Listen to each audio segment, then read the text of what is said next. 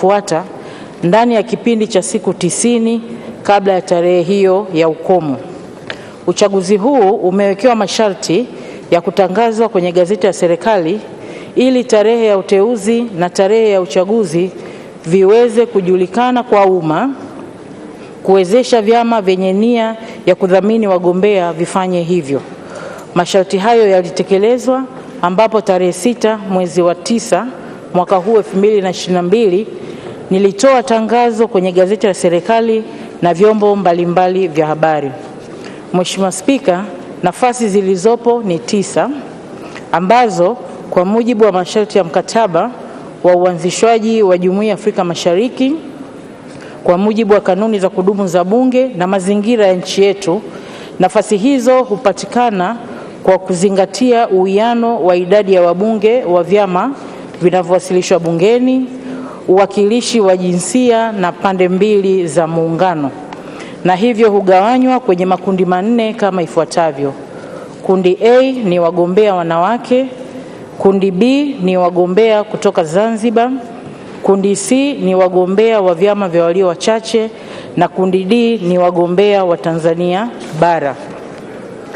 Mheshimiwa Spika, kwa sasa mchanganuo wa idadi ya wabunge wa bunge hili la Jamhuri ya Muungano wa Tanzania kivyama na asilimia stahiki ya viti 9 vinavyohitajika ni kama ifuatavyo. Wabunge wa Chama cha Mapinduzi wapo 365 ambayo ni sawa na asilimia 93 ya wabunge wote, na hivyo wanastahili kupata viti 8. Na wabunge wa vyama vya walio wachache bungeni wapo 27 ambayo ni sawa na asilimia 7 ya wabunge wote, na hivyo wanastahili kupata kiti kimoja. Mheshimiwa Spika, kanuni ndogo ya 5 ya nyongeza ya 3 inaelekeza kwamba kila chama cha siasa chenye sifa ya kuweka wagombea kinaweza kuwasilisha majina matatu kwa kila nafasi iliyo wazi. Hadi kufikia saa 10 kamili jioni tarehe 20 Septemba, ambayo ndio ilikuwa siku ya uteuzi, nilikuwa nimepokea jumla ya majina 21 ya wagombea kutoka vyama vya ACT Wazalendo, mgombea mmoja, Chama cha Mapinduzi wagombea 8, na Chama cha Wananchi CUF wagombea 12. Hata hivyo, mgombea mmoja wa CUF aliwasilisha taarifa ya kujitoa, na hivyo tumebaki na wagombea 20. Mheshimiwa Spika, baada ya uchambuzi uliozingatia nafasi ya viti vilivyopo, sifa za wagombea waliopendekezwa na vyama na matakwa mengine ya kisheria na kanuni, tarehe 20 Septemba ambayo ndio ilikuwa siku ya uteuzi, niliwateua na kuidhinisha wagombea 20 kwenye makundi manne ya uchaguzi kama ifuatavyo. Kundi A, wagombea wanawake wapo 6. Anaitwa wa kwanza ndugu Angela Charles Kiziga wa Chama cha Mapinduzi. Wa pili ni ndugu Nadra Juma Mohamed wa CCM pia. Watatu ni ndugu Shogo Richard Mlozi pia wa Chama cha Mapinduzi. Wa 4 ni ndugu Sonia Juma Magogo wa Chama cha Wananchi CUF. Wa 5 ni ndugu Queen Juliet Lugembe wa CUF, na wa 6 ni ndugu Zainab Ham Abdu pia wa CUF. Kundi B, wagombea kutoka Zanzibar wako 5. Wa kwanza ni Dr. Abdullah Hasnu Makame wa Chama cha Mapinduzi. Wa pili ni ndugu Machano Ali Machano wa Chama cha Mapinduzi. Wa 3 ni ndugu Anderson Ndambo wa CUF. Wa 4 ni ndugu Husna Muhammad Abdalla wa CUF, na wa 5 ni Engineer Muhammad Habibu Mnyaa wa CUF. Kundi C, wagombea wa vyama vya walio wachache bungeni wako 3. Wa kwanza ni ndugu Ado Shaibu Ado wa ACT Wazalendo. Wa pili ni ndugu Jafar Saidi Mneke wa CUF, na wa 3 ni ndugu Mashaka Halfani Ngole wa CUF.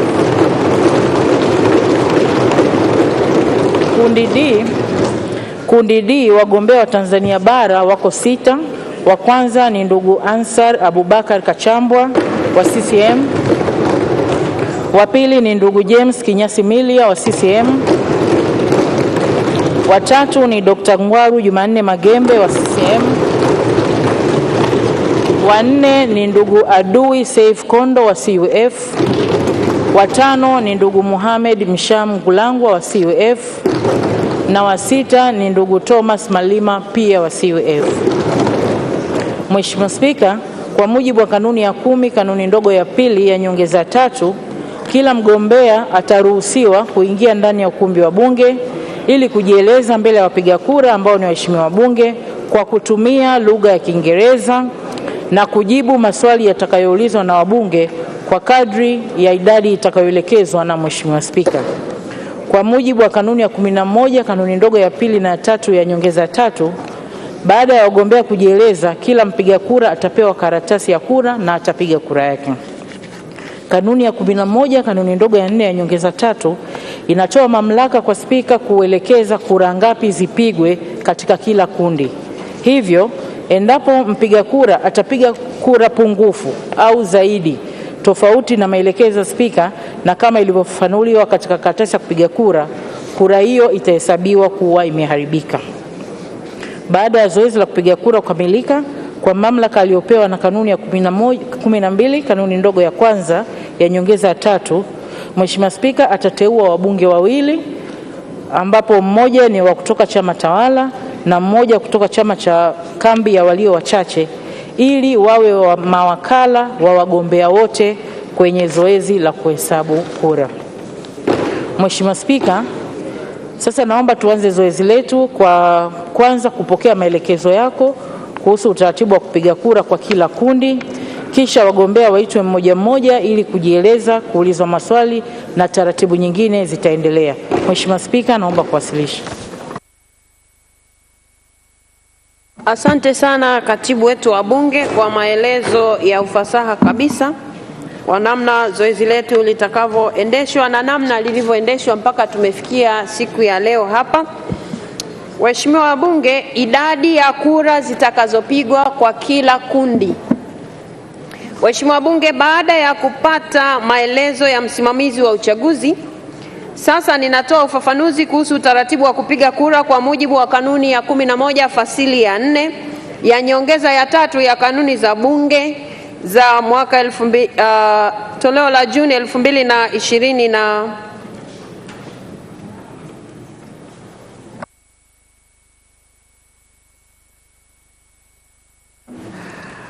nyongeza ya 3 ya kanuni za Bunge za mwaka 2020. Kanuni hii inaelekeza kwamba Spika pamoja na mambo mengine atatoa maelezo kuhusu idadi ya kura zitakazopigwa kwa makundi yote ya uchaguzi kama yalivyotajwa na msimamizi wa uchaguzi. Kwa kuzingatia majina ya wagombea yaliyowasilishwa na kila chama kwenye makundi husika na ili kupata uwakilishi uliowekwa, kila mpiga kura atatakiwa kupiga kura ya siri kwa kuchagua majina 9 tu ya wagombea anaopenda kuwachagua kwa utaratibu ufuatao. Kundi A, wagombea wanawake wapo 6. Kila mbunge atawapigia watatu. Katika wagombea 6 unapiga kura 3. Kundi la pili B, wagombea wa Zanzibar wapo 5. Kila mbunge atawapigia 2. Kura 2 kati ya hizo 5. Kundi C, wagombea kutoka vyama vya walio wachache bungeni wapo 3. Kila mbunge atampigia 1 kura. Kwa hiyo utapiga kura 1 kwenye kundi C. Kundi D, wagombea wa Tanzania bara wapo 6. Kila mbunge atapiga kura 3, yani atawapigia wabunge 3 au wagombea 3. Aidha, idadi ya kura zitakazopigwa kwa kila kundi na namna ya kupiga kura hizo zitaoneshwa kwenye karatasi ya kura chini ya kundi husika. Esther Matiko, Mheshimiwa Hawa Bananga, msikilize maelekezo. Mpiga kura ambaye kwa bahati mbaya ataharibu karatasi yake ya kupigia kura wakati zoezi la kupiga kura likiwa linaendelea, anaweza kuirejesha karatasi hiyo iliyoharibika kwa msimamizi wa uchaguzi na kupewa nyingine badala ya hiyo iliyoharibika. Waheshimiwa wabunge, baada ya maelezo haya, sasa tuanze zoezi letu la kuwaita wagombea ili waweze kujieleza na kuomba kura, na waheshimiwa wabunge kupata fursa ya kuwauliza maswali kama yapo ama kama yatakuwepo. Waheshimiwa wabunge, sasa tutaendelea. Katibu. Ndugu Angela Charles Kiziga.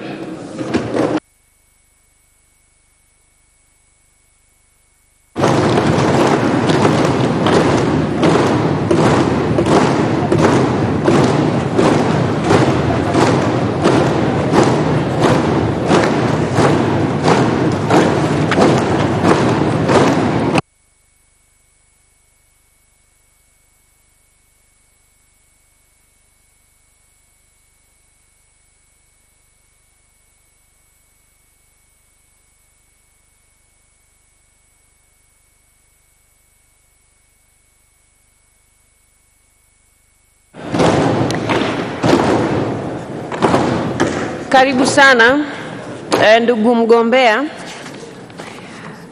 Angela Charles Kiziga.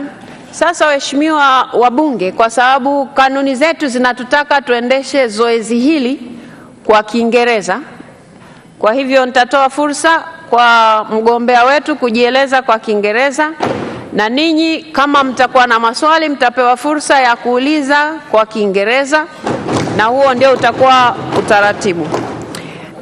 So I will take this opportunity to welcome you to the Parliament of Tanzania. And now you're given an opportunity to talk to the House, because these are the voters for the position that you're vying. Please close to the podium and ask for the votes for 3 minutes. And then members will be given a chance to ask you questions if they will have some. Please. Thank you very much, Honorable Speaker, for giving me this opportunity to stand before you and to stand before this House of Assembly. Madam Speaker, before I proceed, allow me to salute you as the Speaker of this Assembly. Allow me also to salute Honorable Prime Minister, who is the government leader of this Assembly.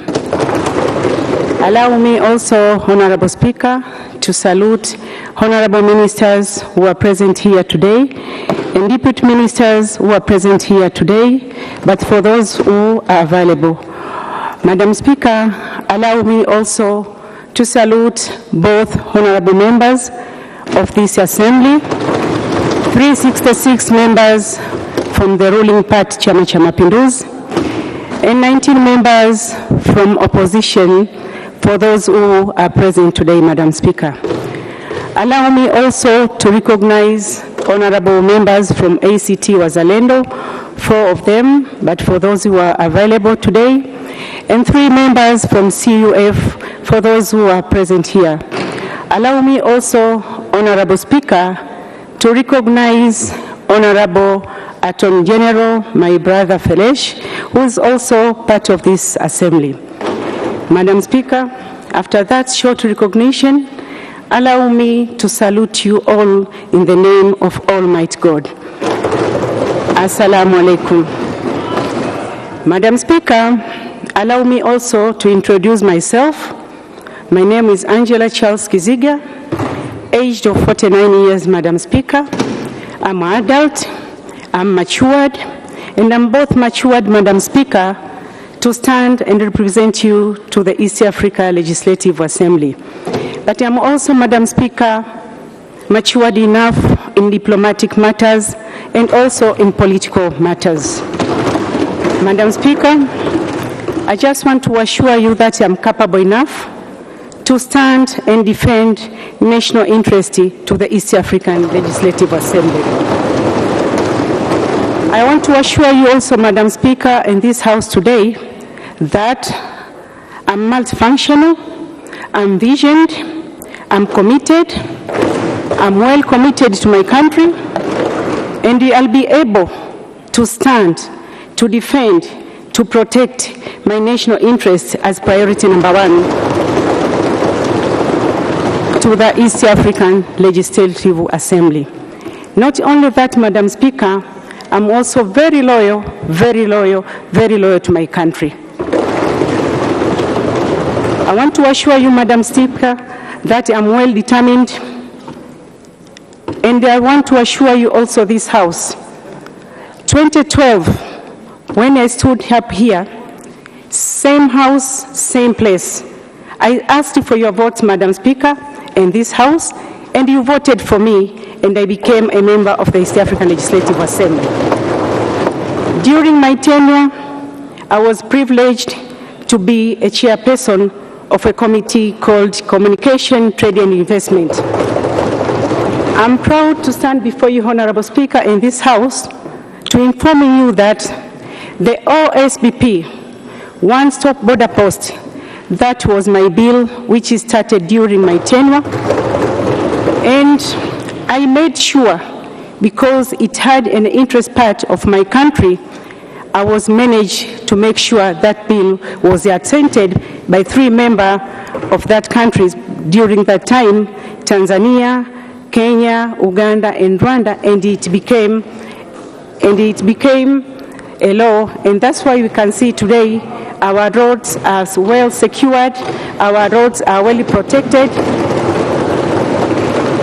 Thank you so much. Thank you so much. Having said that, Madam Speaker, thank you so much. Thank you so much for your explanation, and I think the members of parliament have already heard you and they have understood you. Now I will ask them if they have any questions for you. I will be recognizing the members who will be standing if there are any questions. I don't see any question. Okay. So, Angela Charles Kiziga, thank you so much for coming. The members have heard you. Madam Speaker. You got a last word, 30 seconds. Madam Speaker, I thank you once again, and I humbly ask for your votes. I humbly ask for both members from opposition side and from the ruling part, and honorable ministers, and my brother, Honorable Felesh, to vote for me so that I can represent you to the East African Legislative Assembly. Thank you so much. I beg Thank you. You can now go. Thank you so much.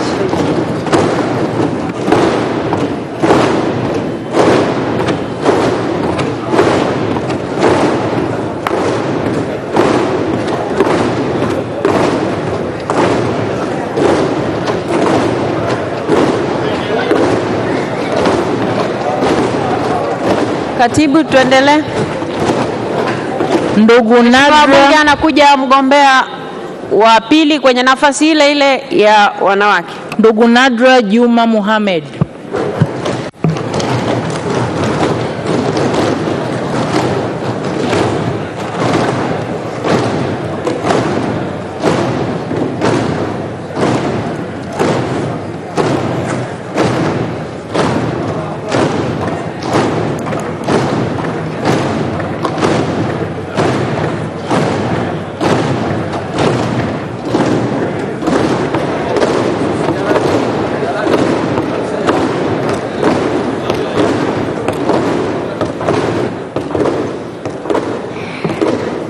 Nadra Juma Mohammed, you're welcome to the House.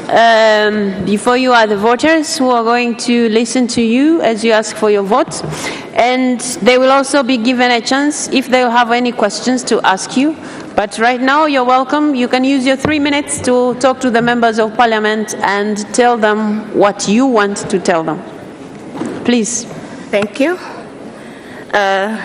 Honorable Speaker, Honorable Prime Minister, Honorable Members of Parliament, na wasalimu kwa jina la Jamhuri ya Muungano wa Tanzania. As introduced before, my name is Nadra Juma Mohammed.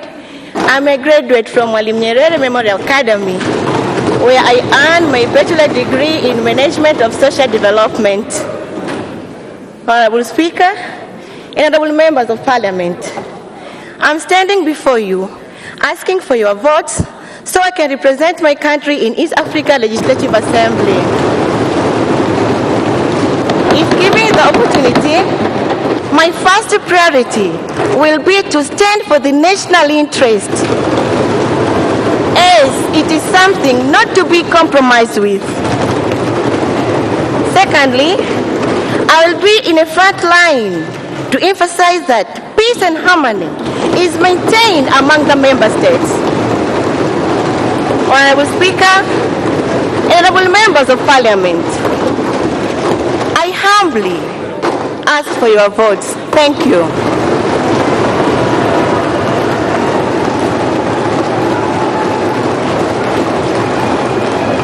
All right, the members of Parliament who are the voters have heard you.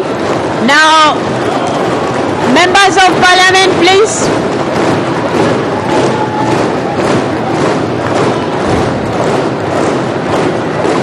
Thank you so much. Thank you so much. Thank you. So I'll give the members an opportunity if they have any questions. Thank you very much. There is none? Okay. Thank you so much. You can use 30 seconds to wind up. Okay.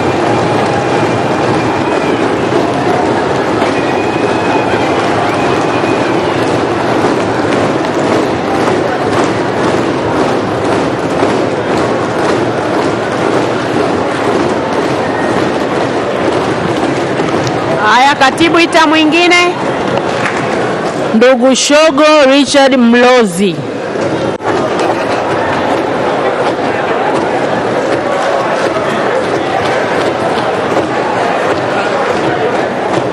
Naomba aingize ndani ndugu Shogo Richard Mlozi. Waheshimiwa wabunge, niwaombe jambo moja. Waheshimiwa wabunge, niwaombe jambo moja. Mgombea akishatoka, tukishamaliza kushangilia tutulie ili mwingine aweze kusikia kuingia ndani. Haya, katibu, mgombea anayefuata. Ndugu Shogo Richard Mlozi.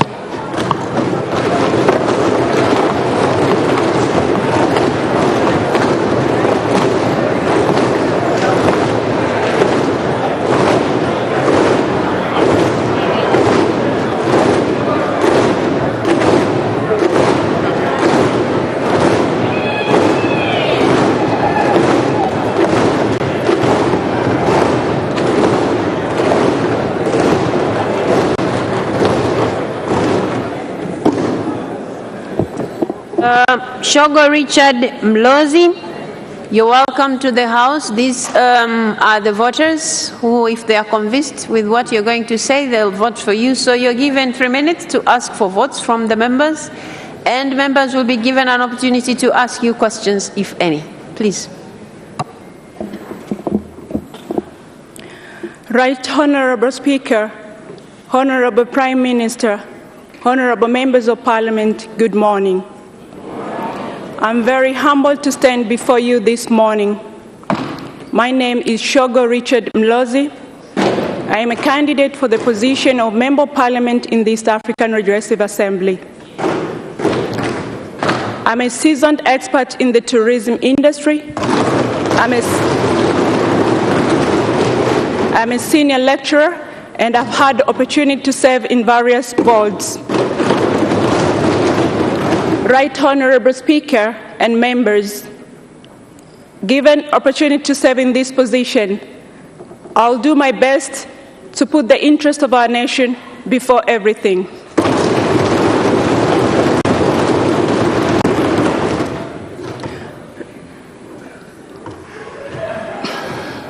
Right Honorable Speaker and members, I'd like to talk to you about a number of areas that I'd like to put my interest in. The first area is business opportunities and investment. The existence of East African community has posed a very competitive environment for doing business. East Africa has a lot of potential from agriculture, mining, energy, infrastructure, and tourism investment opportunities. The focus here is on the areas where other partner states have direct stake. From a business perspective, all businesses are linked to tourism industry, foreign direct investment, and shared trading and services. Right Honorable Speaker and members, I am very inspired and moved by Her Excellency Samia Suluhu Hassan, our President's noble work in reviving our economy and opening up our economy to foreign and local direct investment through the Royal Tour program. These initiatives have had a very huge impact to our economy and has positioned Tanzania as a very competitive destination. The question is, how do we make that competitiveness sustainable? Also, the question is, how do people of Tanzania take advantage of those opportunities within the East African region? Honorable Speaker, given an opportunity to serve in this position, I will make sure we work on complementarity, cooperation, and protection of our national interest. Another area that I would like to champion is the area of women empowerment. Honorable Speaker and members. Dr. Shogo, your time is up, and I think the members have already heard you. Are there any questions to the contestant? Okay, there is a hand from Honorable Kingu. Thank you so much, Madam Speaker, to give me this opportunity to ask just one question to my sister Shogo. Honorable Speaker, I'm a little bit curious that Madam Candidate is one of the CEO of one of the most competent institutions in our country. I'm just asking, what value will she add when we endorse her today to become the representative of Tanzania to the East African Legislative Assembly? Thank you so much. You got 1 minute to respond to the question. Right, Honorable Speaker, I'd like to thank you, Honorable Kingu, for a very good question. First of all, I'm very grateful to have served as the CEO for 5 years. 5 years is a good number. This is the time for me to grow, and this is the direction I've chosen to grow. But as a CEO also, have been exposed to a number of opportunities that have given me different leadership skills. The first one, as a CEO, you have a vision that you need to share with your colleagues. In sharing your vision, you need to have different techniques on how they're going to understand and also support you in the implementation of that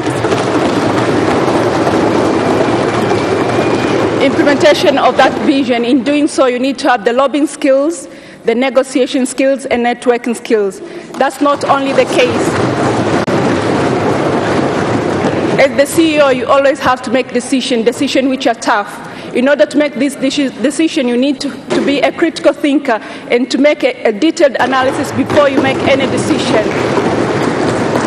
Thank you so much. As a CEO, I've had an opportunity to be in different platforms with different executives and diplomats. That has given me a sense of deep self-awareness to know what to say, when to say, and how to say it. Dr. Shogo, that's enough. Thank you so much.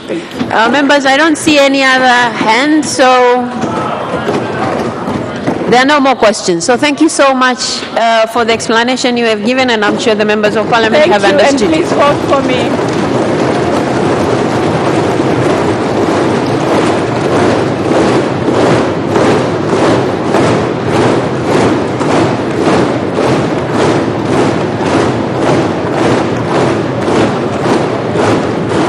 Asanteni sana waheshimiwa. Katibu mwingine. Ndugu Sonia Juma Magogo.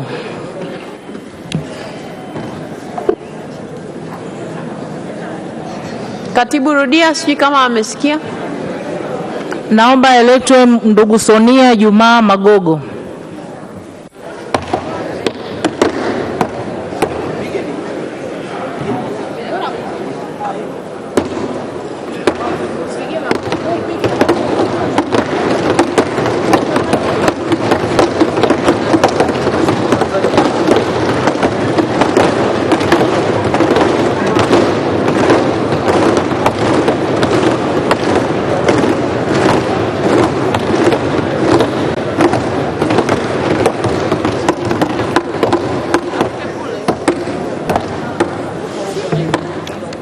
Sonia Juma Magogo, you're welcome to the Parliament of Tanzania, who the voters in this case that you're a candidate for the IALA membership.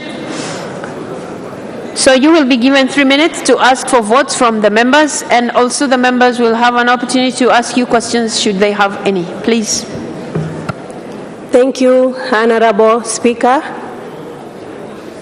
Honorable Deputy Speaker, Honorable Prime Minister,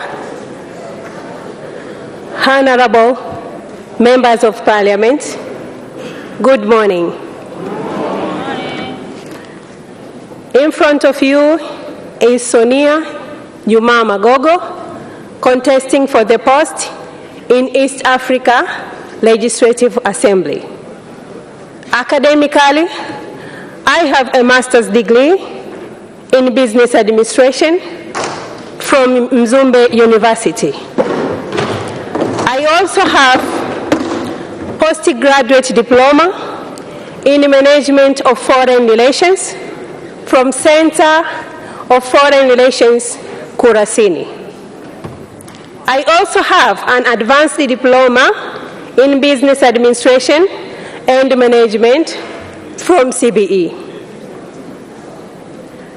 I was a member of Parliament, special seats, from 2015 up to 2020. And currently, I am a Principal Compliance Officer from NSSF. With that short introduction, honorable members of Parliament, I stand in front of you to ask for your vote, to ask for your permission. I am capable and I'm ready to represent my country in that regional integration. I am a trained diplomat. I will bring back positive results to our country. Thank you very much.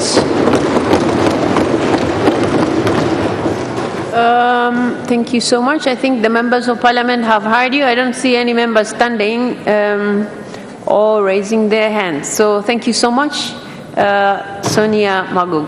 Thank you. Thank you, Honorable Speaker. You're free to leave now. Thank you. Thank you.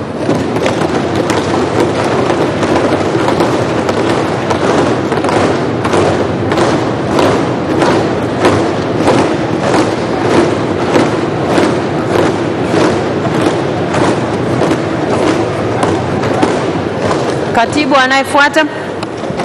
Ndugu Queen Juliet Lugembe.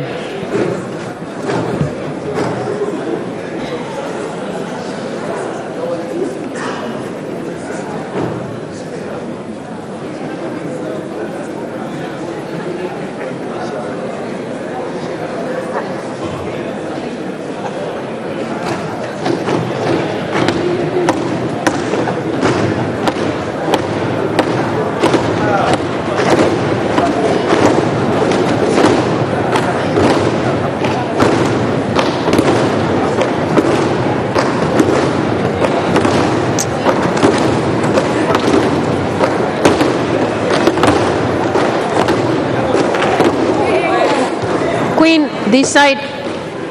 Yes, please. Okay. Queen Juliet Lugembe, you're welcome to the House, and before you are the members of Parliament who are likely to vote for you if they are convinced with what you're going to tell them. So you have 3 minutes to convince them to vote for you. Why do you want to become a member of the East Africa Legislative Assembly? Please. Honorable Speaker, Honorable Prime Minister, Honorable Member of the Parliament, greetings of the day. My name is Queen Juliet William Lugembe, a Tanzanian who is ready and willingly to represent the country in East Africa Legislative Assembly. And hopefully my CV is already circulated to you all. And I'm a degree holder of ethics and development studies. Working with the community, it's my ambition that I want to look forward to. Coming to this task is to work together with all the Tanzanian communicate and having one team that can represent the country in East Africa Legislative Assembly. As a Tanzanian with thirsty of progress and development, I would like to represent my country to the East Africa Legislative Assembly as a true member of Tanzania with a spirit to work with the nation and my country, to go together with all what is said for our country and start together as one for the progress of our country. But also my vision is to work in both aspects, economically, politically, socially, and even in cultural integration, so that we can widen and go deep into the same issues, along with to improve the life of our citizen in different aspects, having the peace, securing the freedom of our country, and also work in terms of agriculture and trading in our country to improve in all aspects, and if possible to have a tax exemption of all the cities, the members of the East African Community countries that are in the East Africa Legislative Assembly, to work together and have the same team for the growth of all together, and having that wide and probably to go further for our nation and fight together for all the benefits of our country without caring where we are from or which part that we are coming from, but we are all having to stand as one for the betterness of our country, our future, and the next generation that we are fighting for, to go together and having one team and one force for the development of our country. Thank you. Thank you so much. And I believe the members have had you. I don't see any member raising to ask you questions, so I think they are all comfortable and they have heard you. So thank you so much. Thank you so much. And lastly, I humbly request for your votes, all the members who are in here together, and you should use me well for the development of our country, so that we can reach further and further in this unity that we are going to participate all together. Thank you. Thank you so much. You may now go. Thank you.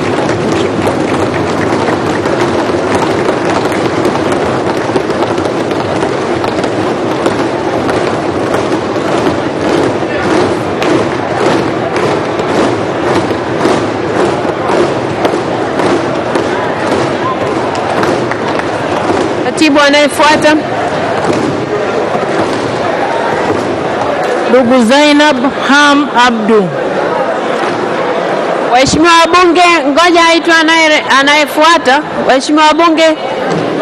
Ndugu Zainab Ham Abdu. Kwa nini anasindikiza?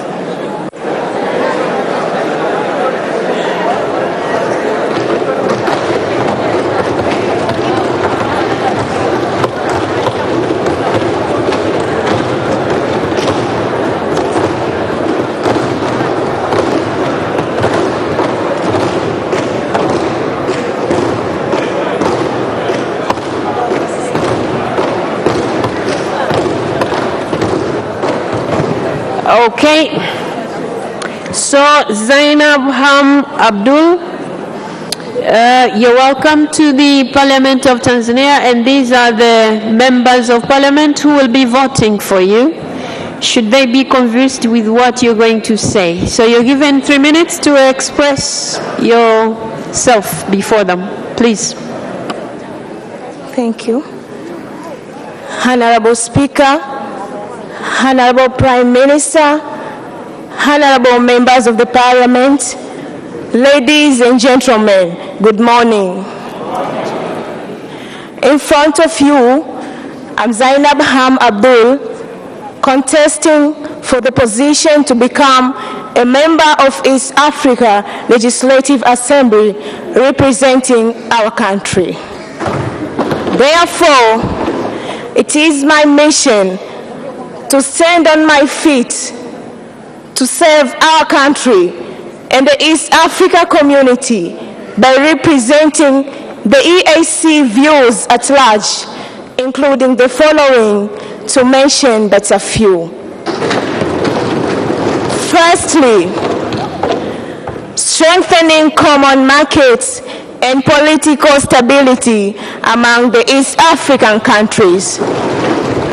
Secondly, stabilization of single customs administration system, for example, harbors, ports, industries. All of these should be put together so that to remove the separation or segregation between one country and another. Although I have 28 years old, a person with disability, yet I believe that I am the right person to fit to this position. Dear honorable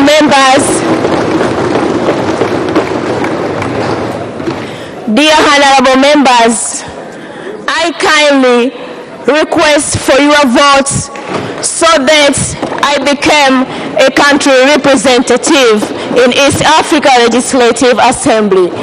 Thank you so much. May God be with us always.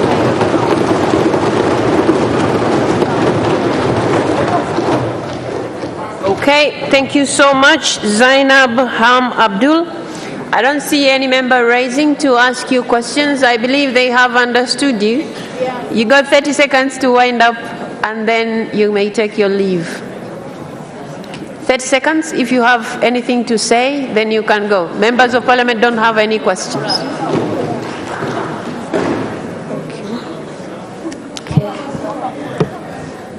I again requesting humbling for your votes, honorable members. All right. Thank you so much. Thank you so much. You may now go. You may take your leave. Thank you. Thank you.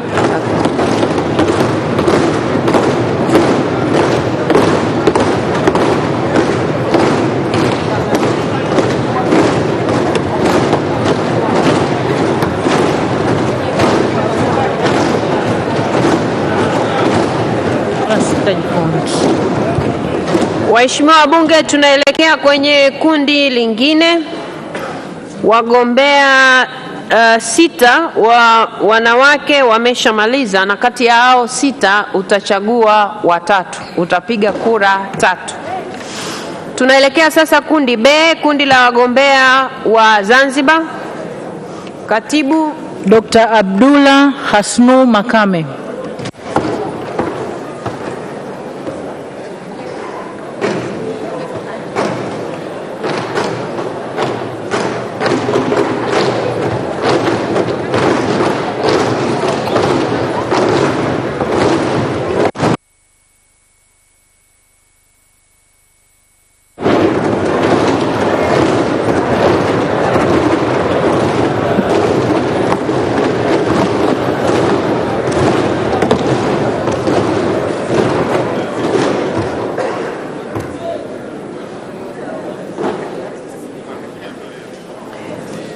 Dr. Makame, you're welcome to the Parliament of Tanzania. And before you are the voters, in the event they are convinced with what you're going to say, which you have only 3 minutes to express yourself, but yeah, ask for the votes from them since you have indicated interest in going to represent Tanzania to the East Africa Legislative Assembly. Please. Thank you very much, Right Honorable Speaker, for giving me the opportunity to address this August House and request for my votes. Right Honorable Speaker, I'd like to request your indulgence just for a few seconds to greet the August House in Kiswahili. And the greeting is to greet the honorable members of this August House. Shikamoni, waheshimiwa wabunge. Shikamoni. Mheshimiwa Waziri Mkuu, shikamoo. Thank you very much, Right Honorable Speaker. Having said that, Madam Speaker, I am a member of the East African Legislative Assembly who was very fortunate to be elected by this August House in 2017. So coming here for the second time is an opportunity to me, a privilege which many people did not receive, Madam Speaker. So I'm very thankful to your House. I'm thankful to my party, Chama cha Mapinduzi, for endorsing me with majority votes. Madam Speaker, during my tenure as a member of the East African Legislative Assembly, I served as the chairperson of the Tanzanian chapter for the first 2.5 years, and subsequently I served as the, which I'm continuing to serve, as the chairperson of the Committee on Agriculture, Tourism and Environment and Natural Resources. These tasks are additional assignments that were given to me by my colleagues because they thought I could deliver some more work, additional work on behalf of them. So I did that work, and I'm quite sure, Madam Speaker, you never received any complaints. But also, during the tenure in the East African Legislative Assembly, we did some work. We did pass some bills. We did pass some, make some resolutions. But more also, we have some social activities, maybe in terms of games. And you know that, Madam Speaker, we participate. Thank you so much. They have heard you. They have heard you. And I'm not seeing any member raising up to ask questions, so I believe they have understood you. 30 seconds. Where? I don't see any hand. Okay, Honorable Abdallah Mwinyi. Thank you very much, Honorable Speaker. As Dr. Makame is a second termer, I didn't want to leave him, let him leave before he can answer a few questions. Dr. Makame, could you please explain to this August Assembly, what would you say are the fundamental challenges that you have faced during your first term of office, and what needs to be done to ensure that those challenges are alleviated? I thank you. Thank you very much, Honorable. Wait a second. You have to be called before you start speaking. Dr. Makame, please respond to the question. Thank you very much, Madam Speaker. This is a question asked to me by a member emeritus of the East African Legislative Assembly. He served for 10 years there. And it's a very good question, I would say, because in life, you don't live without challenges. So we have some challenges, and specifically, we had some challenges with regards to the integration of EAC, and we are looking at creating an environment that would enable the participation and the functioning of the private sector. That is a general issue, because we are seeing the challenges in business, much as the business people are doing business, but there are issues of non-tariff barriers. That's a general issue in the EAC.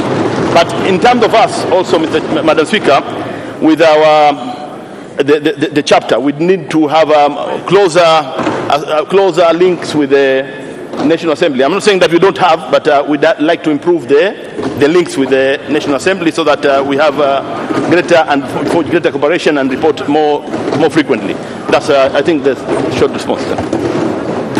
Thank you so much. And the members, I think they have understood you. 30 seconds to wind up. Thank you much, Madam Speaker. Now, having said what I have said, the only thing which is remaining is to request your August House through you, Madam Speaker, but the members as well, and your own vote, Madam Speaker, the vote of the Right Honorable Prime Minister and my former Minister of Foreign, Honorable Dr. Ndubaru, and all members, because he groomed us while we were in the EAC. Thank you, Madam Speaker. Thank you. Thank you so much. You may now take your leave. Thank you so much.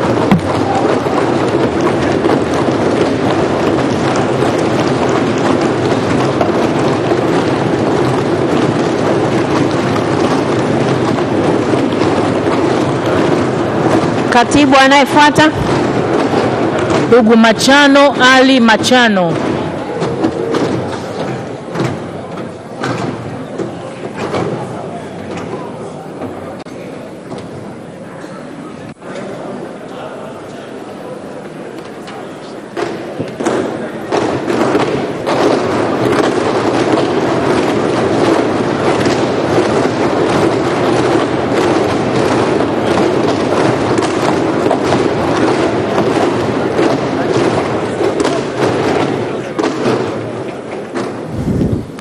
Machano, Ali Machano, before you are the voters, and in the event they are convinced with what you're going to say, they'll vote for you. So you're given 3 minutes to prove yourself to the members why they should vote for you.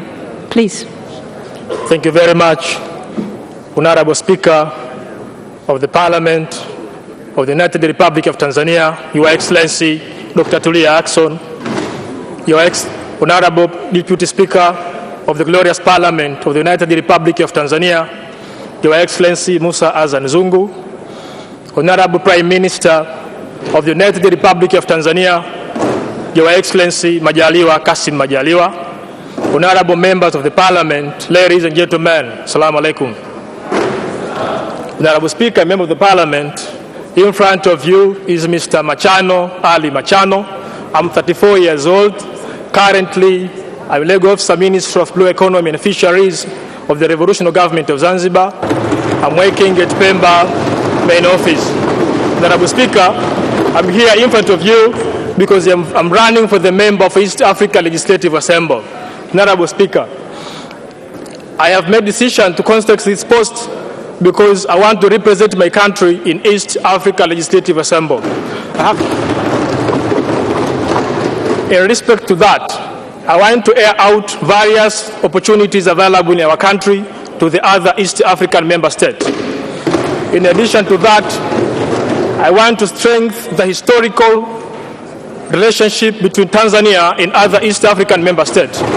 Honorable Speaker and members of the Parliament, I know the respect and position of our country in East Africa, Africa, and the world at large. I also know the respect and seriousness of the post I'm contesting for. And finally, I know the respect of this organ, the glorious Parliament of the United Republic of Tanzania. I humbly and respectively promise you that I will never let you down. Please vote for me. Please invest, Honorable Speaker and dear members of the Parliament, I kindly request you, invest your trust to me. I will never let you down. I will never, ever, forever spoil the image of our country. Honorable Speaker, please, I asking for your vote. Honorable Prime Minister, I honestly asking for your vote. Honorable members from various constituencies, from Zanzibar mainland, Tanzania mainland, and Zanzibar, I'm asking for your vote. Honorable members of this Parliament, from special seats, CCM and others, I kindly request for your vote.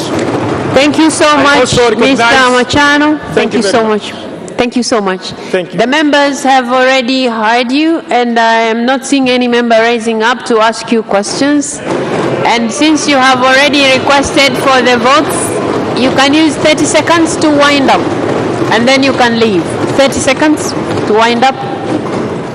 Honorable Speaker, thank you very much. Being back to the respective country, I request for your vote. I confidently promise you that you will never, I confidently promise you that you will never regret your decision you are going to make. Thank you very much. Thank you. Thank you.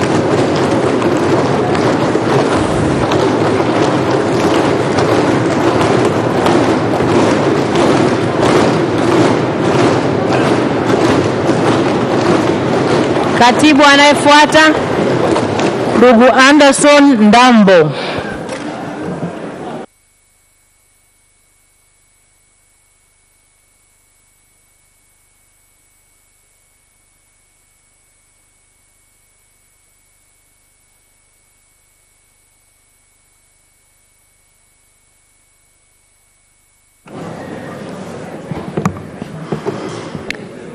Mr. Anderson Emmanuel Ndambo, you're welcome to the Parliament of Tanzania. And before you are the members of Parliament who are going to vote for you when they are convinced that you can represent the country well at the East Africa Legislative Assembly. You have got 3 minutes to prove yourself to the members. Please. Thank you, Honorable Madam Speaker. Thank you, Honorable Prime Minister. And thank you, honorable members of this Parliament. Ladies and gentlemen, good morning. First of all, I would love to express my deep, sincere gratitude for me being part of this election process. As for me, this reflects the ideas of youth empowerment, deepening and widening democracy values in this country. Honorable members, tracing back the history of East African community since 1948 until 2000, when the current East African community was re-established, through its falls and rise, there is one great lesson we got, that economy was the major primary reason for the establishment of East African community, and probably most in the rest of the regional integration around the world. And this is because, members, most countries, especially in Africa, have been struggling to overcome the challenges of small market, lack of technology, scarcity of resources, and probably in the modern world, the new trend of international aid, which prefer mostly the regional development project instead of individual state development projects. Meanwhile, members, East African population has been projected by International Monetary Organization to reach to 592 million of people by 2050. That means 25% of the entire African population will be dwelling in East Africa. On the ground, AEC members are struggling while facing the high increased rate of unemployment, which mostly affecting the young people who are projected to reach to 70% by 2025. The above analysis suggests something very concisely, that if we keep and continue thinking as an individual state rather than a regional bloc on addressing issues affecting our people, then we should be prepared for the wars to come. Honorable members, we have issues in politics. Political intra-conflict between member states, likely Uganda versus Rwanda, Rwanda versus DRC Congo. We have a very huge gap of democracy standard values in East African members that affect their unification and jeopardizing the dream of East African Federation. And that affect the performance and implementation of protocols on place we have currently in pushing trade cooperation between members. Honorable members, I understand Dambo. I have interest to be part. Thank you so much. Thank you so much. Thank you. The members of parliament have heard you, and I'm not seeing anybody raising to ask you questions. Oh, there is a question just behind you. Honorable Nusrat Hanje. Thank you, Madam Speaker. Mr. Henderson, I remember back in high school when you were the Speaker of the student government in Benjamin Mkapa, and I was the Vice President of Benjamin Mkapa student government. What are you telling your fellow youth when you become a member of East African Legislative Assembly? How are they going to benefit from you as a young person being a member of East African Legislative Assembly? Thank you. Okay, you got 1 minute to respond to the question. Thank you, Madam Nusrat Hanje, for the very great question.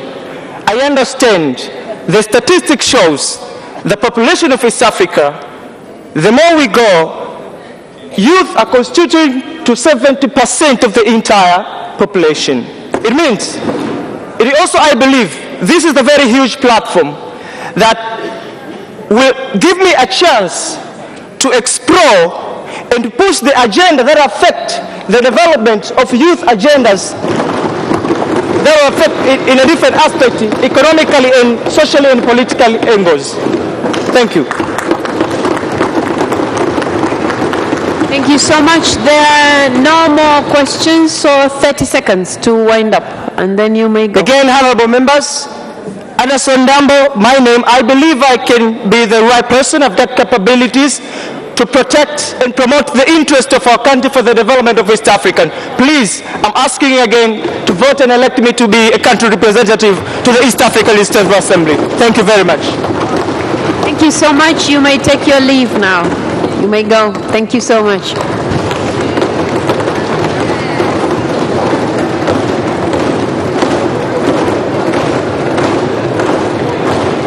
Katibu anayefuata. Ndugu Husna Mohamed Abdalla. Husna Mohamed Abdalla.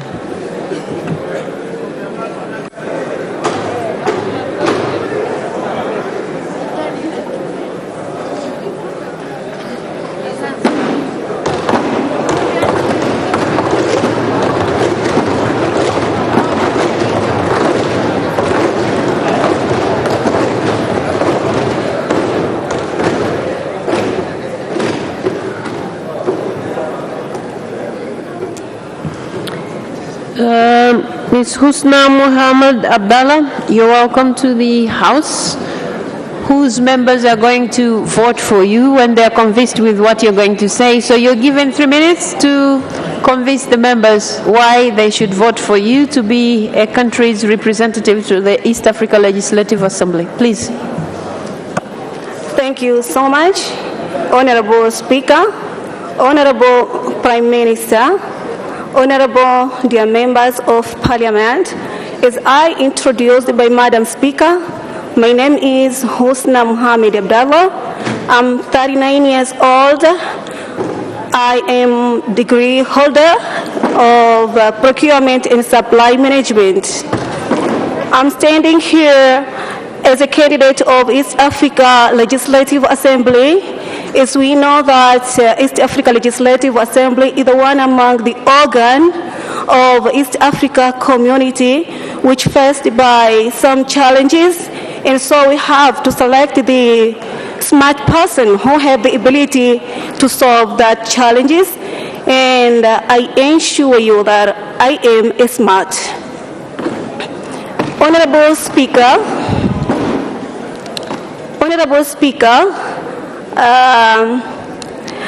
because of the time, I want to explain more about these challenges because I have the great idea that I'm going to establish when you give me the chance to be a member of East Africa Legislative Assembly member. It's about free market.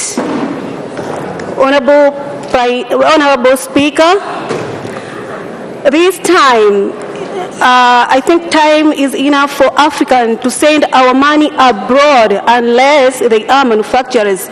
We have to establish our trade center in our zone right now. We have the good location.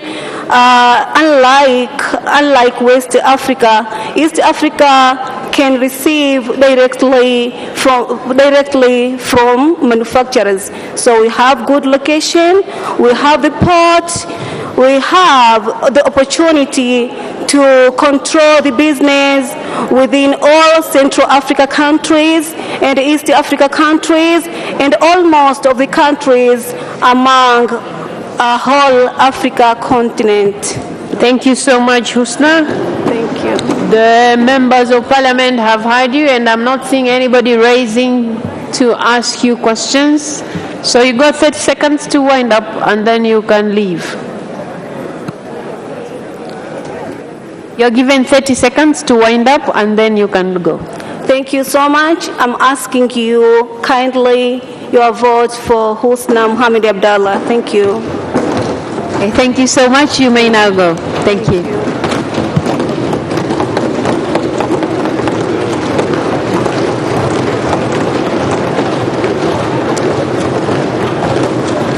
Katibu anayefuata, Engineer Mohamed Habib Mnya.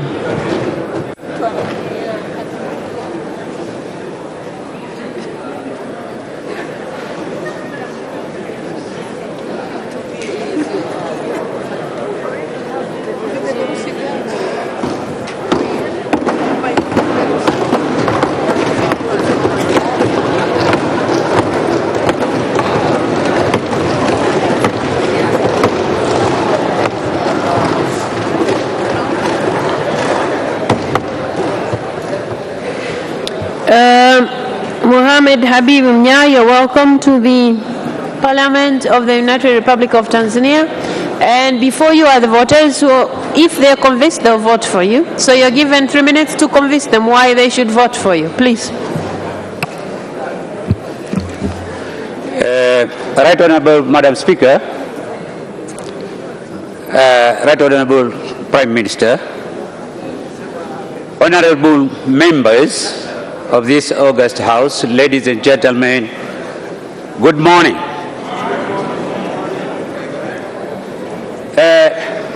My name is Engineer Mnya.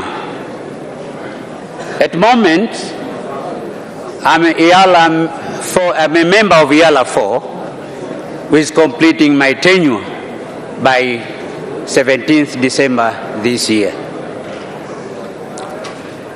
I stand before here humbly to ask for your vote.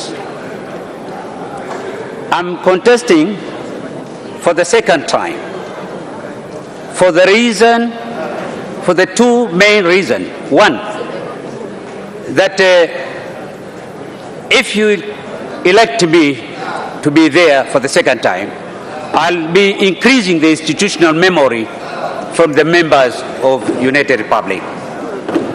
But secondly, in this integration, the two remaining pillars are very tough ones, which are the monetary union and political federation. From my experience, we really need political tolerance and experience for these two remaining pillars. I therefore requesting your vote in order that I can be the one of the members from United Republic. Honorable Madam Speaker, the system which has been introduced this time of being allocated with the group of ruling party somehow is a new one. I would like to declare openly that if the voting arrangement is interfering with my colleague of Zanzibar vote of CCM, don't vote for me. But if the voting arrangement is enabling us or enabling you that the one slot given to the opposition, then please vote for me. Honorable Madam Speaker, I wish to join IALA 5 in order that I'll be among the one who will be helping the United Republic, because really, in order to save the treaty. Thank you so much. The members of Parliament have heard you. Thank you so much. And I'm not seeing any member of Parliament raising up to ask questions. Okay, there's one. There are actually two questions. So we will start with Professor Sospita Mhongo. Good morning, candidate Mnya. You are one of the senior members of Parliament in the community. The world is creeping into recession. How would you use the African community as one of the economic vehicles to take Tanzania out of this untold economic recession? Thank you. Thank you very much, Honorable. Wait a second. You wait until you're called. That's when you start responding. So, Mnya, please respond to the question. Thank you. If I understood very well your question, that in IALA, there is this EPA, we have this tripartite whereby all economic issues are under special discussion in cooperation with all members of partner states. So what we will agree, that will be for the benefit of Tanzania. At the moment, only Rwanda and Kenya have signed, but still there are some problems in order that we can sign all of us, all partner states, and then that we can benefit from EU. Thank you so much. There is a second question from Honorable Emmanuel Mwakasaka. Thank you, Madam Speaker, for giving me this opportunity to ask Honorable Engineer Mohamed Mnya. One of the key elements to convince someone to vote for you is public relations. In this aspect, since you have been elected last time, can you convince any of these public relations concerning how you have achieved in your work, convincing us so that we can give you another chance to present us in EAR. Okay, Mnya, you're given a chance to respond. 1 minute. Yeah, if I understood him very well, the public relations is one of the issue as members of EALA, but also under collaboration of our foreign affairs. So we normally do things in a teamwork. So the whole teamwork of Tanzania, if there is something which needs to be done, we normally convince each other, we discuss together, and then we go for what we have agreed upon. Thank you so much. That was the... There is another question from Honorable Joseph Kashek Msukuma.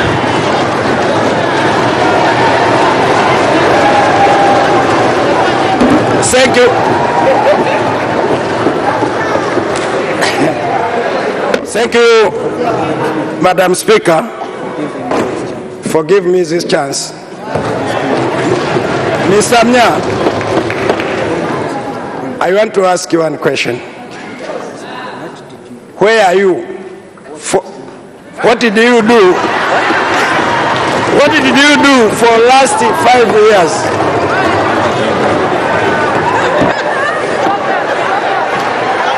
Yeah, I think you have heard his question. Okay, honorable members, please hold on. Mnya, did you hear his question? Did you hear his question? Did you hear his question? No, madam. Okay, members of parliament, please come down. Let's hear Honorable Msukuma. What did you do for last 5 years?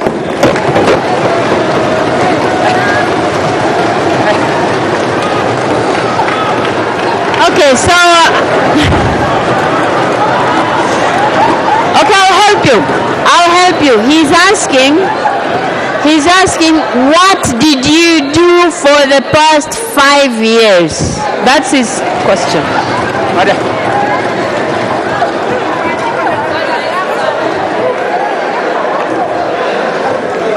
Okay, you're still showing signs that you haven't heard. Did you hear me?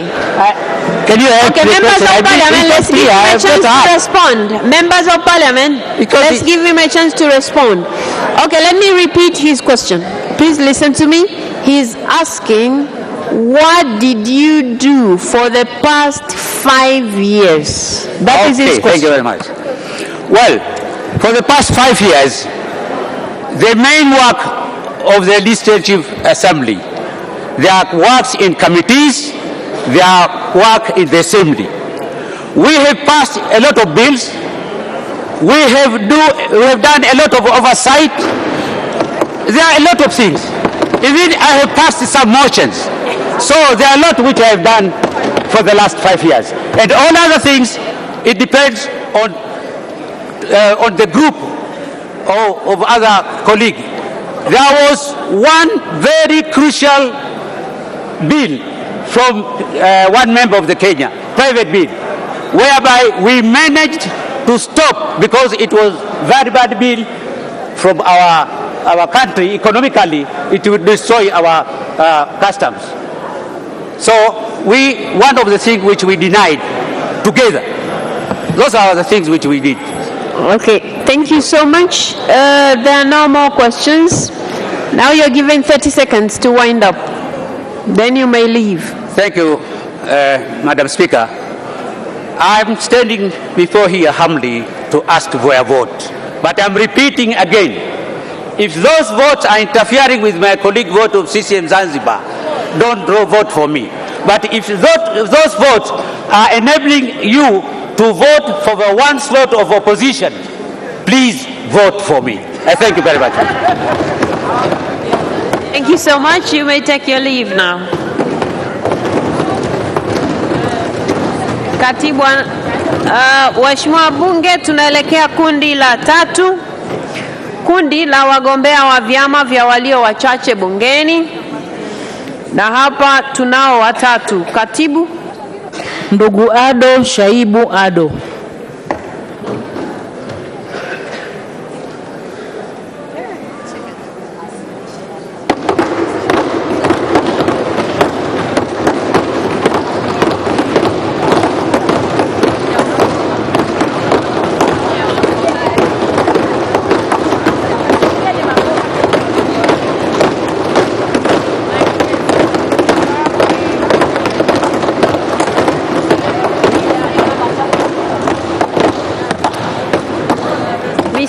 Ado Shaibu Ado, you're welcome to the Parliament of Tanzania, and before you are the members of Parliament who you are standing there to convince them so that they vote for you to represent the country to the East Africa Legislative Assembly.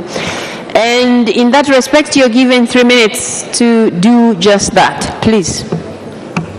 Honorable Speaker and honorable members of the Parliament, I salute you in the name and the spirit of the United Republic of Tanzania. And you know what to respond.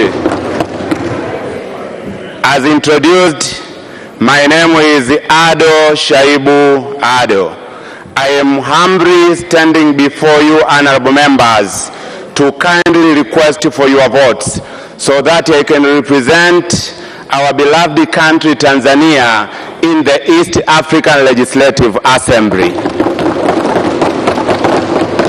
Honorable Speaker, honorable members, before I proceed, please allow me to express my pleasure and delight for stepping foot in this honorable Parliament, whose Speaker, one of the fine legal minds in Tanzania, Honorable Tulia Ackson Mwansasu, was one of my lecturers at the University of Dar es Salaam a decade ago, where I graduated with a Bachelor of Laws. While at the University of Dar es Salaam, I remember Professor Paramagamba Kabudi, who is also a member to this House, together with Dr. Gaston Kennedy, who is serving us at the United Nations, taught us a new course called the East African Community Law. Its main objective was to prepare Tanzanian lawyers like myself to serve competently in the organs of the East African community, such as the East African Legislative Assembly, the East African Court of Justice, and the Secretariat. It therefore follows Ado Shaibu is academically prepared to serve for the role. Apart from my academic background, the Honorable Speaker, Ado Shaibu is a true believer in Pan-Africanism. And I'm very happy that Dr. Bashiru Ali Kakulwa is also a member to this House. He can testify that we worked together, we volunteered together. A decade ago, we volunteered together at the Mwalimu Nyerere Professorial Chair in Pan-African Studies. And we proudly sang, Afrika Moja, Afrika Huru. I volunteered, served and dedicated my time in various Pan-African movements and platforms in East Africa and elsewhere in Africa. Thank you so much, Ado. My promise, if elected, is twofold. One, I promise that I will protect and defend the interests of Tanzania. Ado Shaibu, the Speaker is calling you. Wait a second. Thank you. The members have heard you. Now they'll have a chance to ask you questions if they have any. And I'm seeing 3 members who have just rose up. So I'll start with Constantine John Kanyasu. I thank you, Madam Speaker. Tanzania is the second largest country in East Africa, with the new coming in of DRC Congo. It is strategically located with potential competitive advantages. I want to know what are your agenda to push in East Africa to make Tanzania great? Thank you. Mr. Ado Shaibu Ado, you're given 1 minute to respond to a member's question. Thank you very much, Honorable Speaker. The main sector of economy in Tanzania is agriculture. And therefore, my push will be to provide and to look for market for agriculture products from Tanzania. We have a lot of markets in East Africa. So So my priority will be market for agricultural products. Thank you. Honorable Mwanaisha Ulenge. Thank you, Honorable Speaker. My question to Ado Shaibu is as follows. The legal and institutional framework of EAC is not in line with our national one. Do you agree with that? And if it is yes, as a member of WEALA, how are you coming to make sure Tanzania will harmonize at the same time we benefit with that? Mr. Ado Shaibu, did you understand his question? I have not heard her well. Please repeat yourself. Okay, I have said the legal and institutional framework of EAC is not in line with our national. Do you agree? And if it is yes, as a member of WEALA, how are you going to make sure Tanzania will harmonize and at the same time we benefit? Thank you. Honorable Speaker. Wait, you have to be called before you speak. Now you have a chance to respond to her question. Honorable Speaker, as said before, I've been taught in East African laws. The East African community operates under international law. It has its legal framework and administrative framework. Legally, we have the treaty and we have protocols. Administratively, we have organs. We have organs in the East African community. So, the way I see it, there is a correlation between the legal and administrative framework of the community and the linkedness with the framework of the nation. For instance, one example. There is a direct link between the East African Legislative Assembly and this House. There is a link. Thank you. Thank you so much. Honorable Jessica Kishoa. Thank you, Honorable Speaker. Mr. Candidate, the EU has criticized the construction of Uganda-Tanzania pipeline project. And we know that in East Africa, this is a big project. What is your position on this?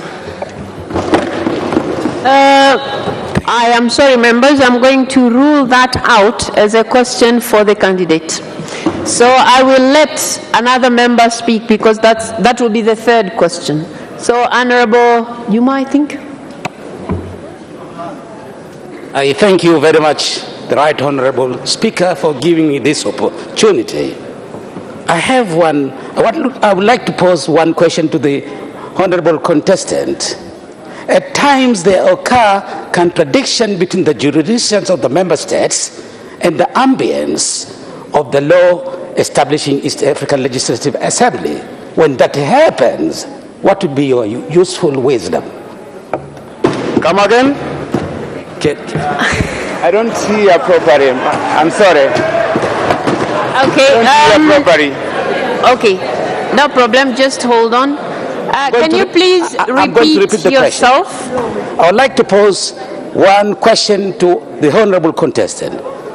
Honorable Speaker, at times there occur contradictions between the jurisdictions of the member states and the ambience of the East African Legislative Assembly law. When that happens, and as a seasoned lawyer, what is your wisdom? When that happens, what is your wisdom? Okay, have you understood it? Have you understood his question? I'm not sure if I got the question properly. Okay, wait a second. Since you said I was your teacher, I'm going to explain what he's asking. Yes. He's asking when there are contradictions, and I think because we are used to teaching by examples, if there are contradictions between what this House wants and what the East Africa Legislative Assembly wants, in your wisdom, what are you going to do? Tanzania is a sovereign state. When the interest of Tanzania conflicts with the issues in the East African community, my duty will be to stand and protect for the interest of Tanzania. That will be my wisdom. That's why in my motto, I said it categorically, our country first. Thank you very much. Thank you so much. So, because you have been asked 3 questions already, I'll give you 30 seconds to wind up, then you can go. Thank you. Honorable Speaker, honorable members of the Parliament, I humbly, with profound humility, request for your votes. Thank you very much. Thank you so much, Adda Shaibu. You may now take your leave. Thank you so much.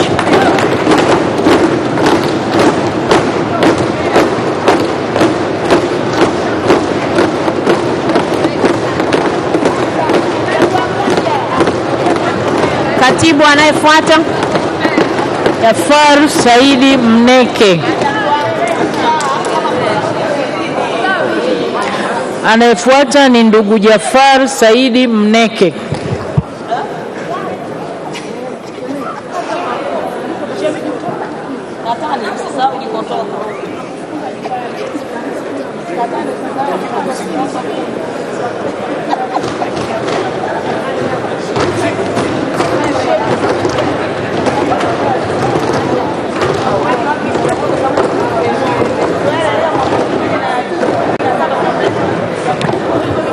Mr. Jafar Said Mneke, you are welcome to the House, and before you are the members of Parliament who are likely to vote for you if they are convinced with what you're going to do for the position that you're vying.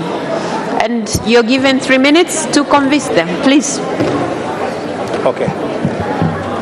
Honorable members, let's listen to the candidate, please.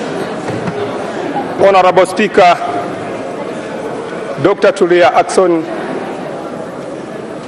the Honorable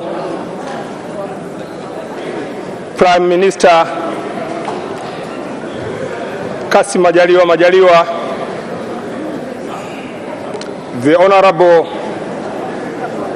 Members of Parliament,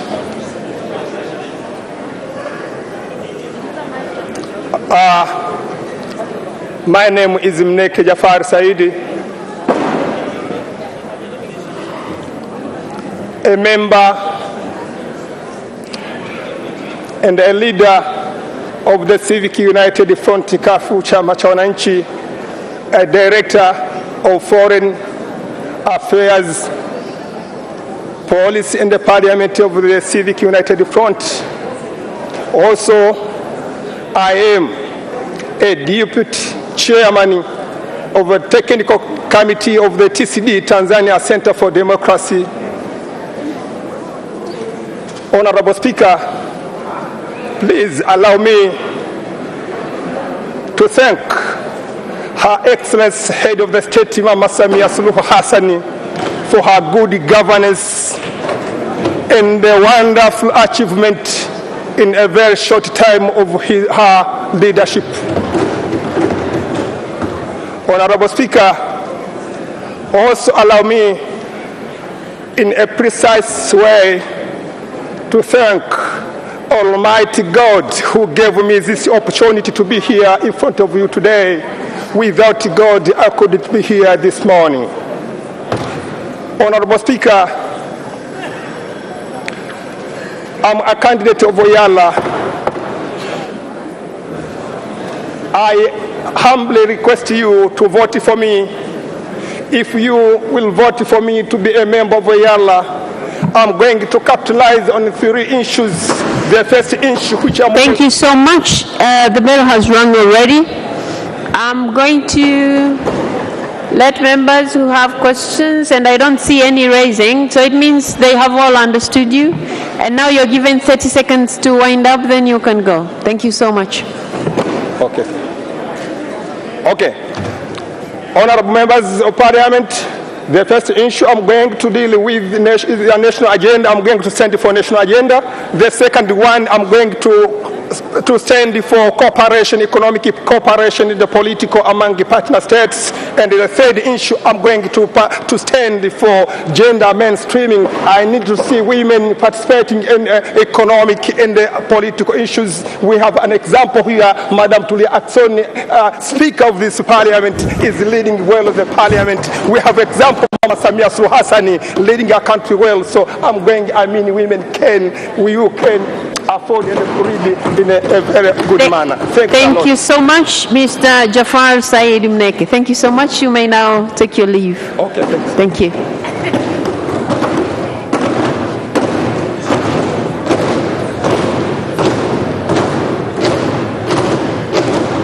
Katibu anayefuata? Anayefuata ni ndugu Mashaka Halfan Ngole.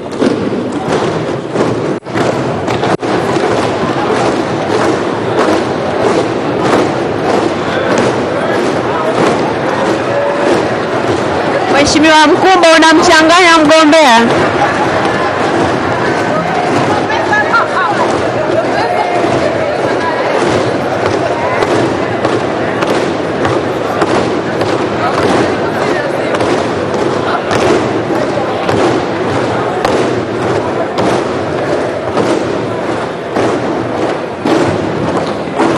Mr. Mashaka Halfan Ngole, you're welcome to the Parliament, and these are the members who are going to vote for you once they are convinced with what you're going to do as a member of the East African Legislative Assembly, should they vote for you.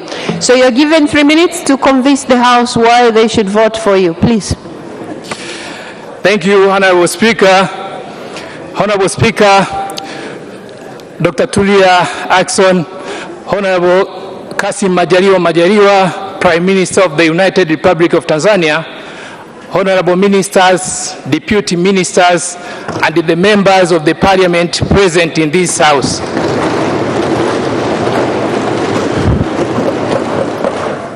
Honorable members of the Parliament, my name is Mashaka Ngole, a holder of a master's degree in business administration from Mzumbe University,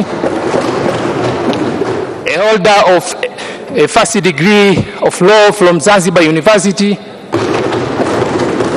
and the holder of a postgraduate diploma in legal practice from the Law School of Tanzania.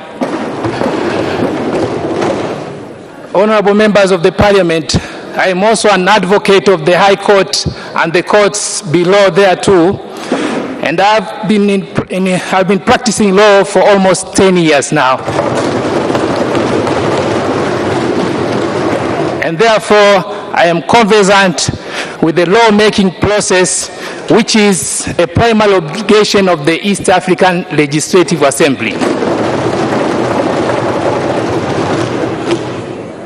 Honorable members of the Parliament, I am standing here before this House contesting for the post of a member of East Africa Legislative Assembly, as I believe to be a competent and a qualified person for that post.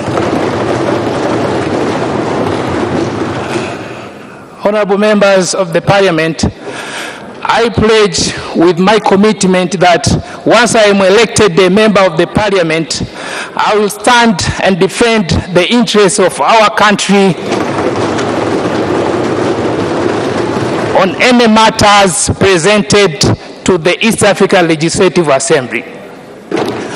Honorable members of the Parliament, I also pledge to fully participate in the legislation of the laws of the East African Legislative Assembly, which are beneficial to our nation and without compromising to the national interests,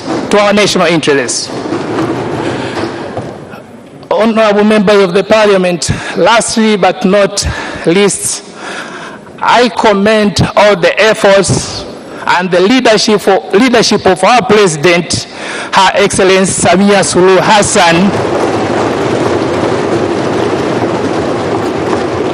towards the achievement of the first milestone of the East Africa Legislative Assembly, which is the Custom Union. Thank you so much. Thank you so much. The members of Parliament have heard you, And I can see a number of them raising up, but there are more than 3. So we will have Honorable Zainab Katimba, we will have Honorable Olele Kaita, and Honorable Musa Sima. Those will be 3. So Honorable Zainab Katimba. Thank you, Honorable Speaker. I just have one very simple question. Advocate Mashaka, can you tell this August House, can you give us an overview of what the East African Legislative Assembly is, when it was inaugurated, and who was the first speaker of the East African Legislative Assembly?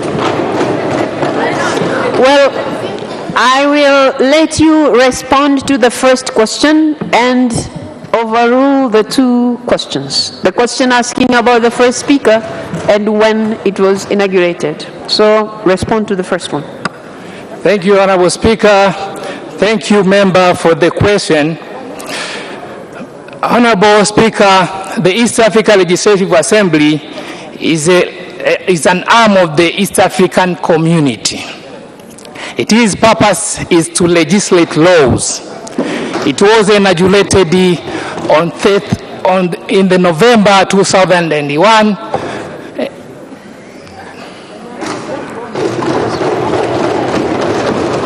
All right, thank you so much. I had mentioned Honorable Olele Kaita. I thank you, Madam Speaker, for the opportunity. My learned friend Mashaka, I'm going to ask you a very legal question. What are the statutory functions of the East Africa Legislative Assembly? I thank you. Mr. Mashaka Ngole. Thank you, Honorable Speaker. The functions of the East Africa Legislative Assembly are in Article 49 of the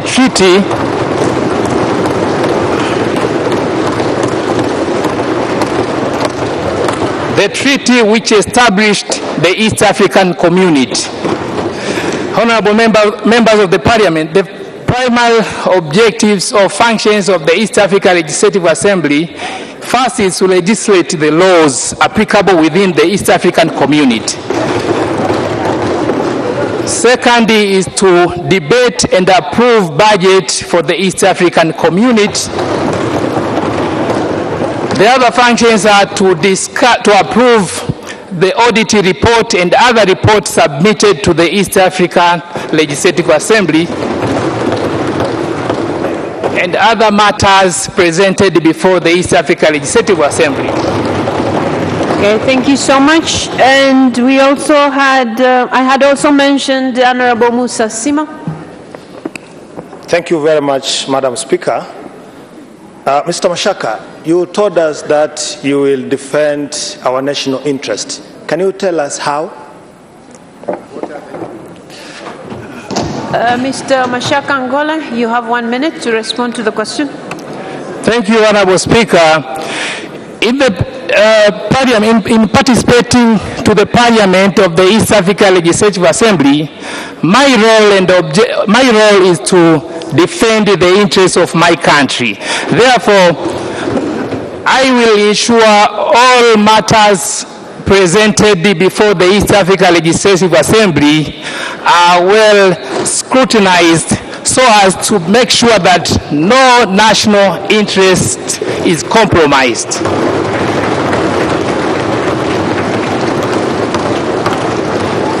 Honorable members, you have already asked 3 questions, so I'm going to give you 30 seconds to wind up and then you can leave.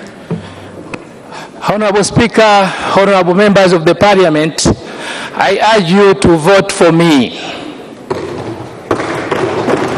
Thank you. Thank you so much. You may now take your leave. Thank you.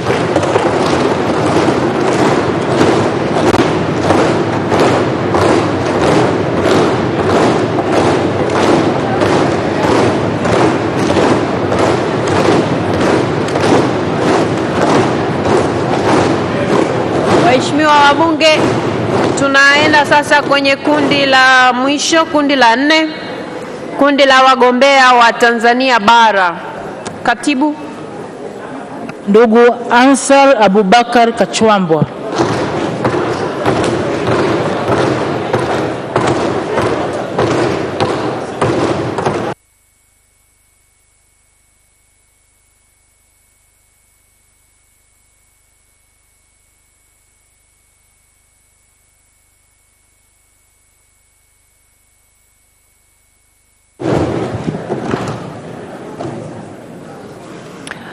Mr. Ansar Abubakar Kachwamba, you're welcome to the Parliament of the United Republic of Tanzania. And before you are the voters who are likely to vote for you, should they be convinced that, you fit to be a member of the East Africa Legislative Assembly? You're given 3 minutes to convince the House, please. Thank you very much. Honorable Speaker of the National Assembly, Honorable the Prime Minister, Honorable Ministers, and honorable members of the Parliament. My name is Kachwamba Ansar Abubakar. Please take note that I'm a zealot, a patriot, and compromising member of Chama cha Mapinduzi. Why am I contesting for this position? First of all, it is my right. Being a Tanzanian, mature, with enough exposure, educated, it's my right to contest for that position. Secondly, we are all aware that the duties and functions of the Member of Parliament are uniform all over the world. They are universal. They are known. You are the lawmakers. You are engaged in debates about national issues. You approve the budget. You supervise the government. You stand as an arm of the state. These duties are uniform all over the world. But purely, personally, the following will be the principles which will guide me in the execution of my duty and functions as a member of the Parliament. These are the principles which will guide me. Principle number 1, the national interest. Principle number 2, security of our region. Principle number 3, business. I would like to explain briefly on principle number 1, on the national interest. The national interest is a dynamic term. It depends on the circumstance. At one time, it could be a surge of refugees, it could be terrorism or anything. But once the event is defined as the national interest, then my duty starts there. What will be that duty? That duty will be with the spirit of the nation, with the patriotism, to make sure that the national interest is protected, safeguarded, entrenched, deep-rooted, and uncompromised. And I'll be accountable for that. Thank you, Madam Speaker. Thank you so much. Okay, I'm only seeing one member who would like to ask you a question. Honorable Hadija Taya. Thank you so much, Honorable Speaker. I would like to ask the question to Mr. Kachwamba. What is your weakness that can be a benefit to our country? I beg your pardon? I'm asking you, what is your weakness that can be a benefit to our country? What is your weakness that can be a benefit to your country? Is that weakness or weakness? I think if I heard her correctly, she's asking about your weakness. Weakness. So, yeah, that's it. Well, okay, you turn this side. She's asking if you have any weakness. That's her question. So you can tell the House if you have any weakness. Enough, I don't have any weakness. Okay, members, that was the only question that a member had risen up to ask. Okay, so you're given 30 seconds to wind up and then you can leave. Naomba kura zenu za ndio. Asanteni sana. You can repeat the same thing in English. Please, I beg for your vote. May God bless you. Thank you so much. You may now leave. Thank you. Thank you so much. And katibu anayefuata. Anayefuata ni ndugu James Kinyasi Milliam. Ndugu James Kinyasi Milliam.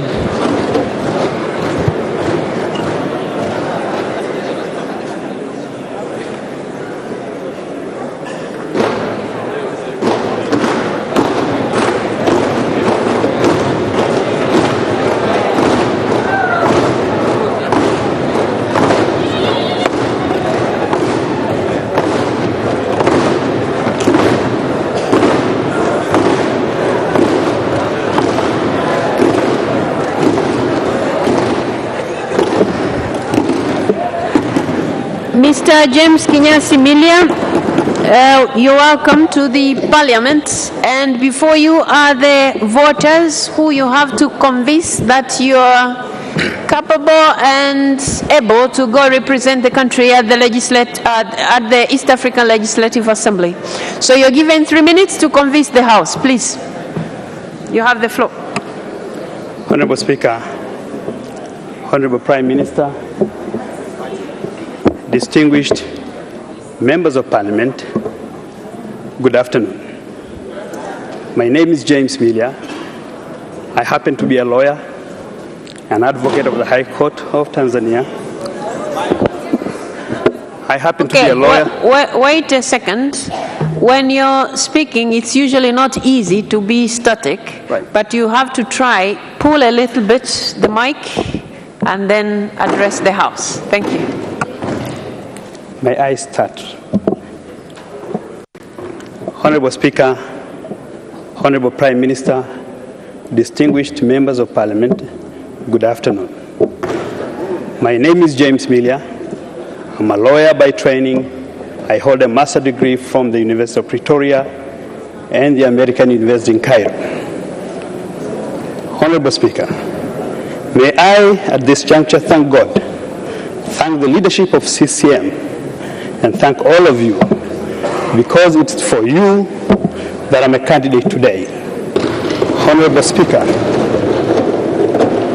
I'm humbled to stand before you with immense humility that you are here for a task to elect members of Parliament to represent our country in the East African Legislative Assembly. I believe in the EAC Assembly for a few reasons. One, it creates diversity, and diversity to me is strength and not a weakness. Two, it strengthens ties of brotherhood among and between member states. But three, it is legislative and oversight mandate. It does create an opportunity in the framework for economic and policy framework which Tanzania will benefit. Honorable Speaker, I'm privy of the role of a member of Parliament within the East African community, and I want to assure Tanzanians that all legislations passed in the EAC Parliament will and should reflect the interests of Tanzania all time. Honorable Speaker, I want to assure Tanzanians through you, Parliament, that at all times and always I will stand up for Tanzania, even if the sky was to fall. Honorable Speaker, I qualify for this position. One, because I'm a lawyer, I'm patriot, and also I got a training through this Parliament for 5 years to legislate. Thank you so much, Mr. Milia. The members of Parliament have heard you. And okay, there is one member of Parliament who has reason to ask you a question. Honorable Judith Kapinga. Thank you, Honorable Speaker. One amongst our interests as a country is to promote Swahili language to be spoken in regional blocks, including East African Community and Southern Africa Development Community and beyond. How are you going to further this interest? Excuse me, Honorable Speaker, I've not heard it well. Can she repeat it again? I'm sorry. No. One amongst Wait a second. Wait a second. Honorable Judith Kapinga, may you repeat yourself, please? Yes, Madam Speaker. One amongst our interests as a country is to promote Swahili language to be used in regional blocks such as East Africa Community and Southern Africa Development Community. So how are you going to further such interests? You have heard, Yana? Honorable Speaker, wait a second. Have you heard the question? Yes. All right, please go ahead.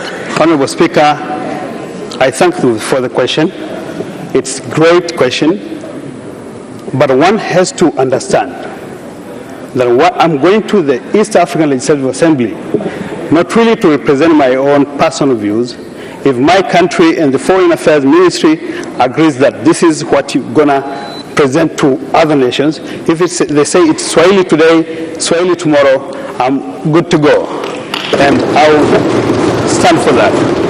But as a member of a member of parliament from Tanzania, I will not take my own personal views, but views of my country. That's my question, if I understood her question well. Thank you so much. There is no other person standing to ask you questions, so I give you 30 seconds to wind up, then you may leave. Thank you. Honorable Speaker, distinguished members of parliament, I'm before you. Please, I was among and in this floor, please give me the chance to serve this nation as an AC member of parliament. Please vote for me. Thank you so much. You may now take your leave. Thank you.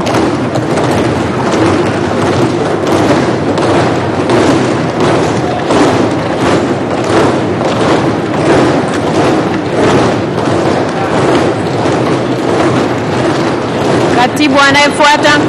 Anayefuata ni Dr. Ngwaru Jumanne Magembe.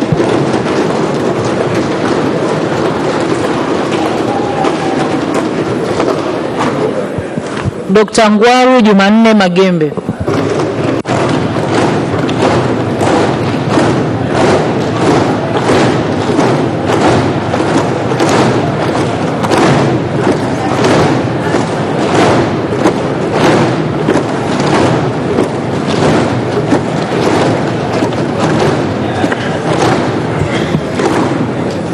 Dr. Ngwaru Jumanne Magembe, you're welcome to this August House, which is going to vote for you. And before you are members who are ready to hear from you, so that you convince them why you are, why they should vote for you. So you're given 3 minutes to convince the House. You have the floor. Thank you, Right Honorable Speaker. Right Honorable Speaker, Honorable Prime Minister, and honorable members, my name is, first of all, good afternoon. My name is Dr. Ngwaru Magembe. I am a member of the East African Legislative Assembly who is completing his first term, which will end in December. Right Honorable Speaker, honorable members, it has been an honor and a privilege beyond any words can possibly convey to represent my country in the East African Legislative Assembly. And I would like to start, Right Honorable Speaker, by thanking this August House from the bottom of my heart,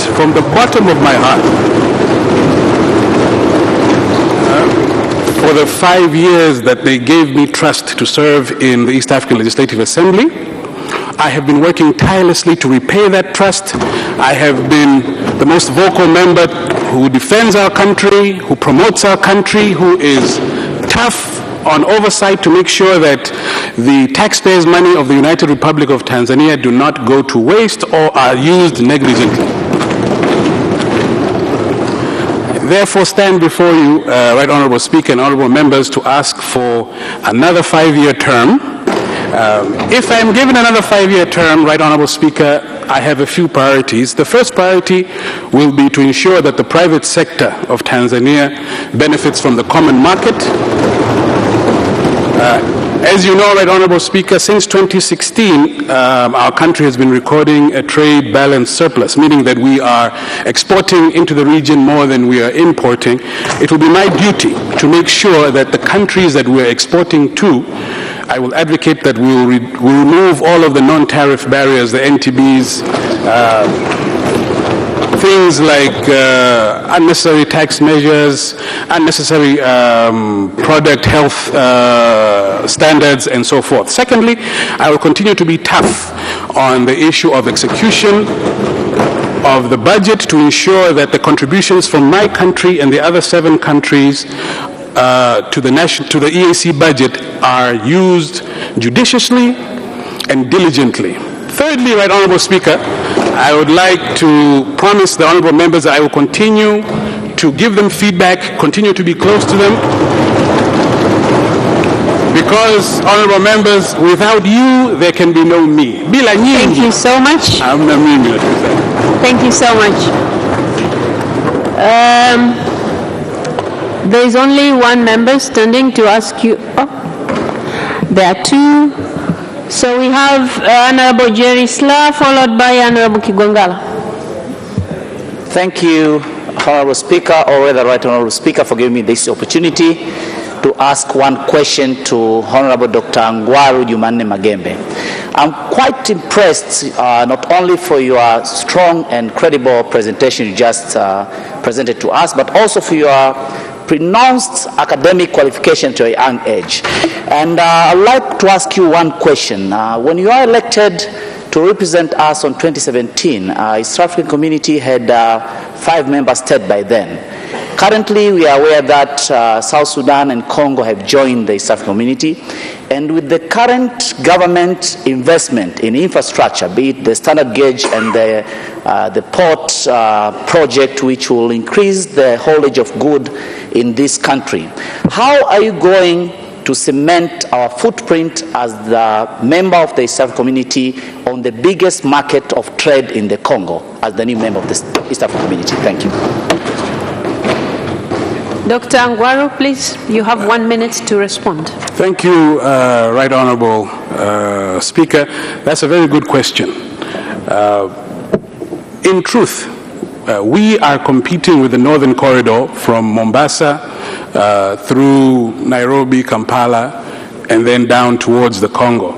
But I would like to tell you, Honorable Jerry Sla, that our Central Corridor has been constructed cheaper. Our SGR railway is cheaper, and we will be very competitive once it's operational. And I don't see how. Thank you. There is no way that the Congolese business people, who we are, of course, wooing to use our Central Corridor. Our Central Corridor is cheaper, it's shorter. We will be very competitive, Honorable Jerry Sla. I don't want to say too much more in case I step on the toes of the Executive, Honorable Prime Minister, and the Minister of Foreign Affairs. But that's a very good question. Thank you so much.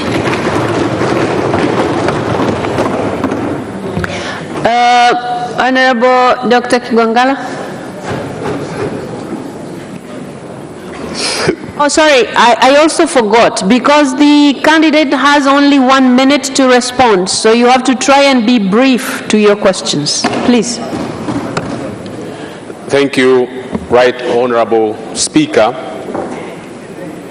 I would like to ask one question to the contestant, Dr. Ngwaru Magembe, and that is, Honorable Ngwaru Magembe, the world today is faced up with 3 most important challenges, which are environmental degradation, the threat to food security that is posed by environmental degradation, and the third one is the high rate of unemployment amongst the youth. I would like to ask you, if you are elected as a member of IALA, how are you going to foster the IALA as a constituent body of the East African community towards finding solutions of these 3 most important challenges? And what is your take? Well, only one, please. Only one.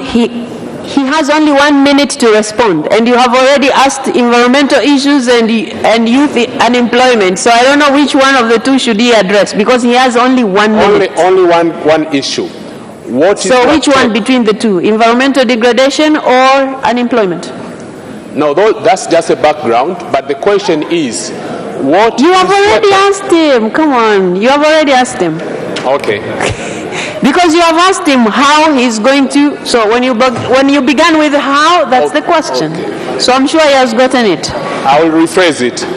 What's your take towards fostering the solutions as an IALA towards solving the challenge of environmental degradation? All right. So, Dr. Ngwaru, you address environmental degradation, and you don't have to look at him because people don't hear you properly. Just look at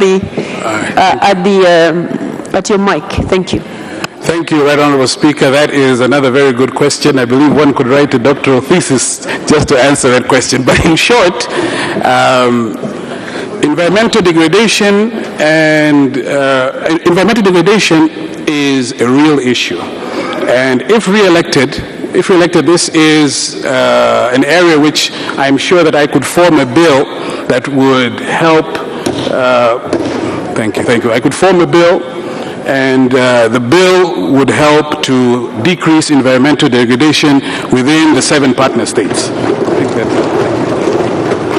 Thank you so much. Those were the 2 members of parliament who had wanted to ask you questions, and you have already responded to them. So I'm giving you 30 seconds to wind up, then you can leave. Thank you. Right Honorable Speaker, I would first like to start by asking you for your vote, and I'd like to ask for a vote of all of the members of Parliament here. There are votes for yes, yes, yes. Let's send Dr. Ngwaru Magembe back to the East African Legislative Assembly. And I love you all, and God bless you. Thank you so much. Thank you so much. Thank you.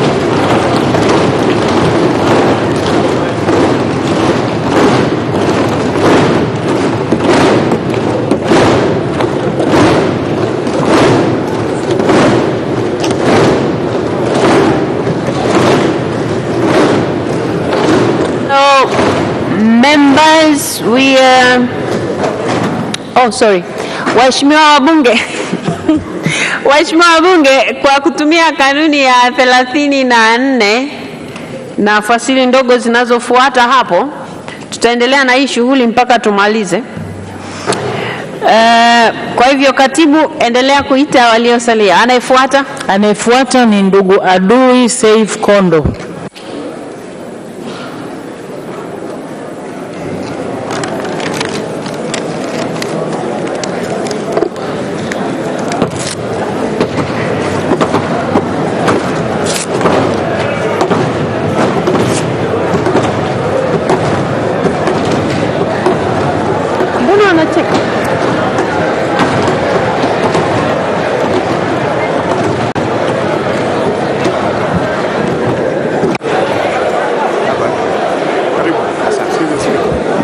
Members, before you is Adui Saif Kondo. Mr. Adui Saif Kondo, these are the members of parliament who are going to vote for you if they are convinced that you're capable of representing the country, meaning Tanzania, to the East Africa Legislative Assembly.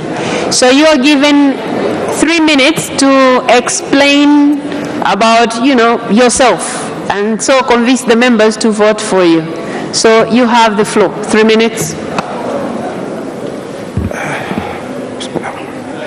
Thank you, Honorable Speaker of this Parliament of the United Republic of Tanzania, Honorable Tulia Ackson, Deputy Speaker, the Prime Minister, distinguished ministers, members of Parliament, ladies and gentlemen, greetings to you all.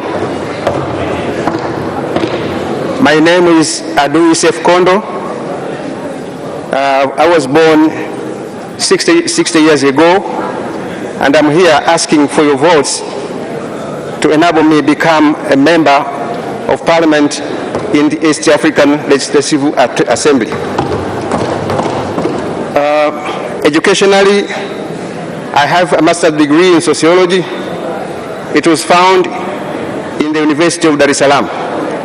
I have also the first degree in the same discipline, same university.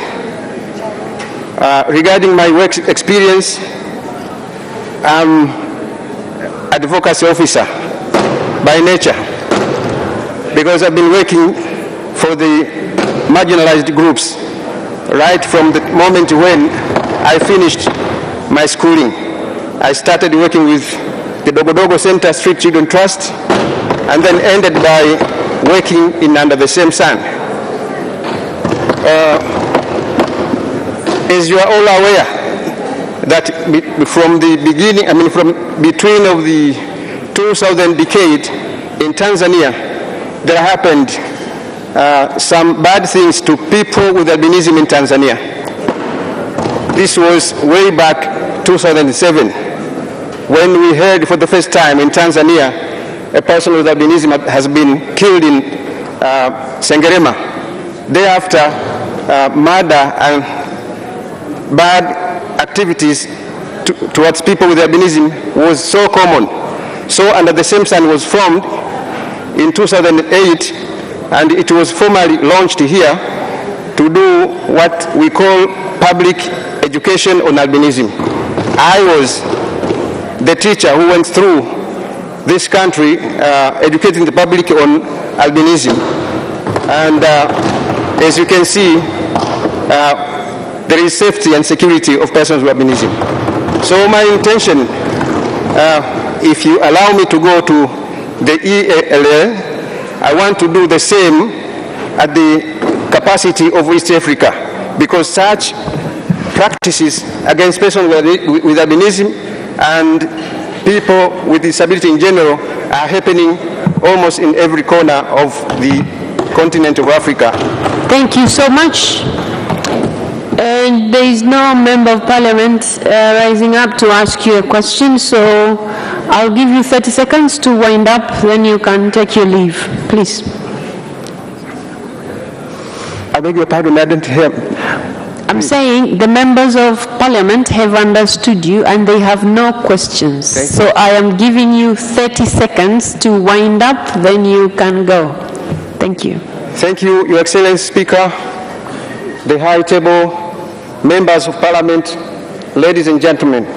Please vote for me to enable me become a ELA member. And thank you very much. Thank you so much. You may now take your leave. Thank you. Thank you so much. Okay. You can go now. Thank you. Wait a second. Somebody is coming to show you the way out. Okay. Katibu anayefuata ni ndugu Mohamed Msham Gulangwa.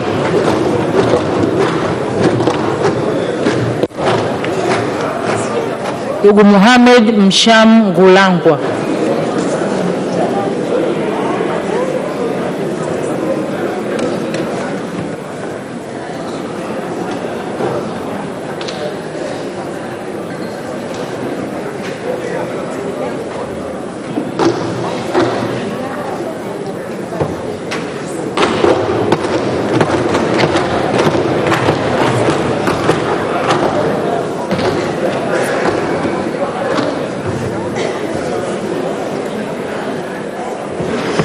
Mr. Mohamed Msham Gulangwa, you're welcome to the House. Before you are the members of parliament who are likely to vote for you when they are convinced about your capabilities of representing the country at the East Africa Legislative Assembly. So you're given 3 minutes to express yourself. Please, you have the floor. Thank you, the Honorable Speaker, the Honorable members of the Parliament.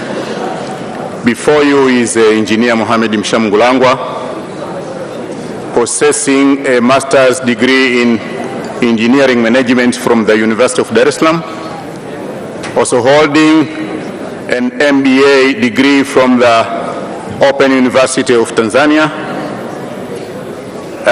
holding a bachelor's degree in civil engineering from the University of Dar es Salaam, and also registered as a professional engineer with the Engineers Registration Board of Tanzania with the registration number PE 3166.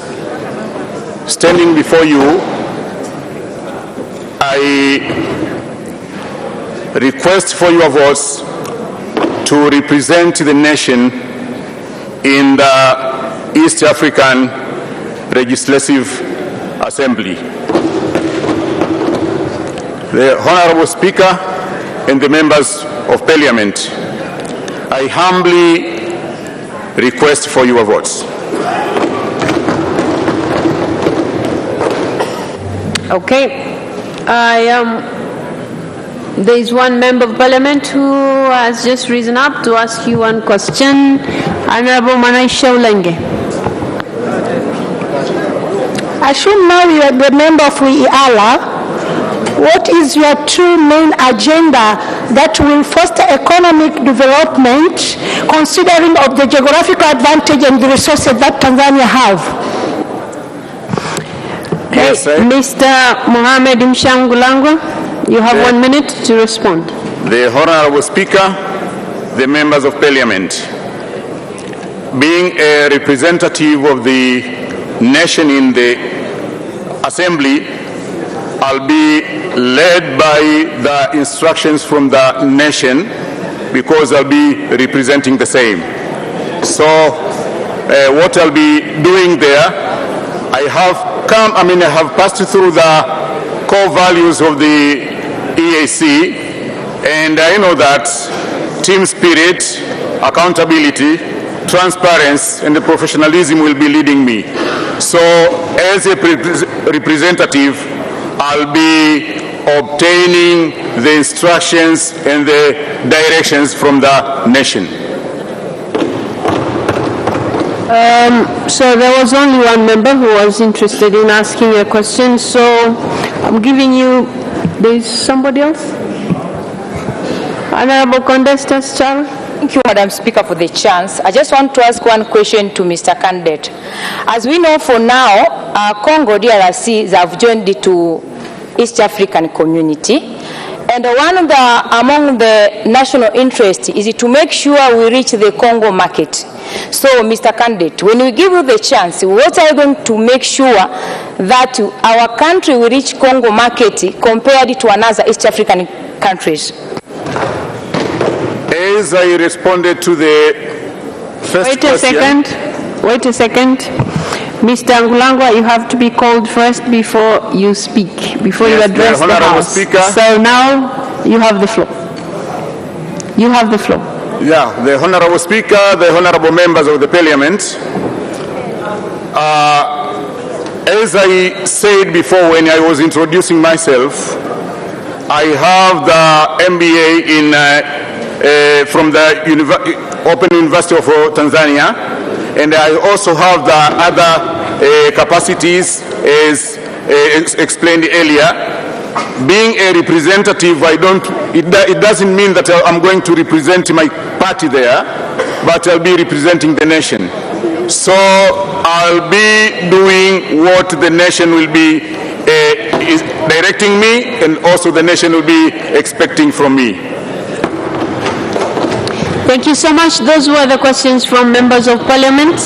And so now I give you 30 seconds to wind up, and then you can take your leave. The Honorable Speaker, the late President of Tanzania, Mr. Magufuli, used to say that maendeleo hayana chama. I stand before you to request for the votes because it is the competence that is required in the East African community. Kindly vote for me. Thank you so much. You may now take your leave.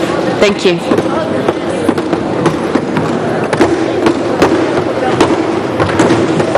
Katibu anayefuata. Anayefuata ni ndugu Thomas Malima.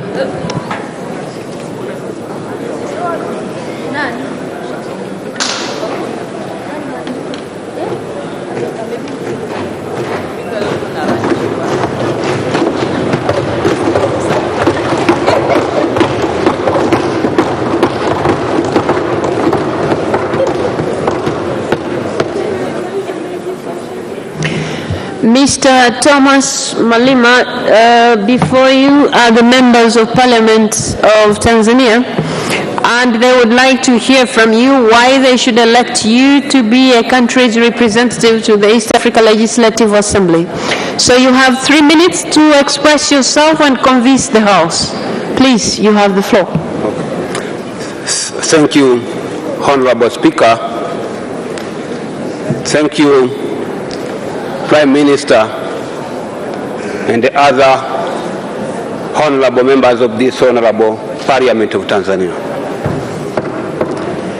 Honorable Speaker, first of all, I have to introduce to you, my name is Thomas DC Malima. I'm a graduate of Bachelor of Arts with Education from the University of Dar es Salaam. And through that education, I'm also a head of school in Kigoma, at Kigoma. I'm here just to vie for the post of representing our nation to the East African Legislative Assembly due to the fact that, first of all, I'm a Tanzanian. I have the right to contest for this, and also I'm capable to contest for this and to represent the nation at the Assembly. I know the function of this Assembly is just to discuss various agendas and motions which are tabled in the Legislative Assembly. Also, the Assembly is responsible to discuss and approve the budget of all organs of the East African community. And so, therefore, as a member of East African Legislative Assembly, if you will elect me to be a member, first of all, I will coordinate and communicate together with other elected members from Tanzania to take the national interest to the Legislative Assembly. Here, we need a person who is loyal to the nation, a person who is cooperative to the government, a person who knows the resources of the nation and how to protect them. I'm the one who am able to cooperate with other members who will be elected and to be a member of this Legislative Assembly for the interest of the nation, so that to make the nation of our nation to grow longer. Also, as a member of this Legislative Assembly, I will make sure that I will take directives from the ministry responsible for East African community affairs in order to make sure that when we are discussing issues in the parliament, we will discuss according to the national privileges and priorities. Thank you so much. I see no member interested in asking any question. Oh, there's one. Yeah, there's only one. Honorable Alim Chungahela. Thank you, Mr. Honorable Speaker. This region has been one of the region has been one among the dumping place of the market. What are the strategies you have to alleviate the problem? Thank you. There was a noise. I did not understand where. Members of Parliament, he's saying he didn't hear you. Mr. Honorable Alim Chungahela, can you repeat yourself, please? Yeah, what I say is this region is among the dumping place of the foreign market. What is your strategy to alleviate the problem of dumping in this region of East Africa community? Okay. Honorable members, I will rule that out as a question to a candidate, and I see no other member of Parliament rising up to ask a question, so I give you 30 seconds to wind up, and then you may take your leave. Thank you, Madam Speaker. As I've introduced to you, I'm vying for this post because I know there are some issues which we are going to discuss, not for my own views, but the national views to the community. Even the issue of markets, together with other elected members, with the government of Tanzania, will make the strategy to make sure that this will be our strategy to the East African Legislative Assembly. So through that strategy, we'll make sure that our nation benefit from the community, and also the East African community benefits, and will prohibit Thank you so much.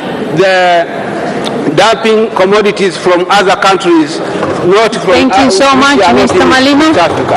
Thank you. Thank you so much. You may now, thank you so much. You may now take your leave. Thank you. Thank you.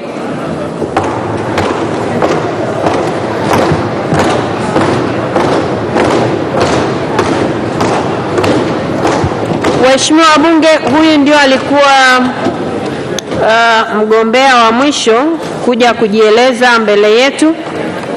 Sasa tunaelekea kwenye zoezi la kupiga kura, na kwa hivyo niwaombe wabunge wote walioko nje waingie ndani ili tuhesabiane. Na tukishamaliza hesabu, mbunge aliyeko nje, kwa sababu tunataka kutenda haki, hataruhusiwa kuingia tukishamaliza hesabu, ili tusisumbuke kwenye kuhesabu kura. Wabunge wote walioko nje waingie ndani. Zoezi la kuwahesabu linaanza mara moja.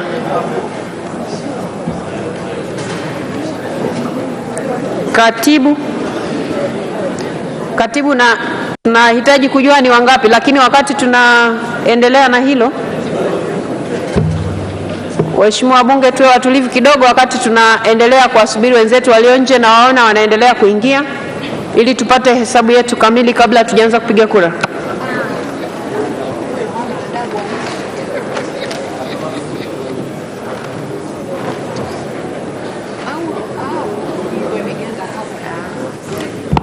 Haya, wakati hesabu inaendelea kupigwa hapa, katibu na timu yake waendelee kujiandaa, kwa sababu zoezi la kupiga kura linapoanza karatasi zitagawiwa. Kwa hiyo maandalizi yaendelee wakati nasubiri hesabu hapa mbele.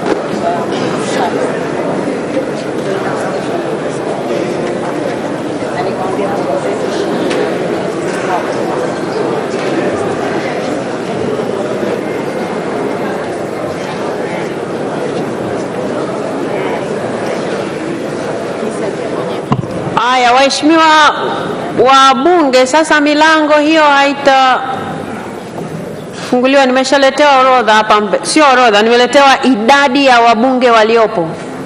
Kwa hiyo wasaidizi, milango iko mitatu ya kutoka na kuingia hapa ndani. Mjipange vizuri ili kama mtu yuko nje, maana yake niletewe kwanza taarifa hapa ndo aingie humu ndani, ili tusije tukapata changamoto kwenye kuhesabu kura.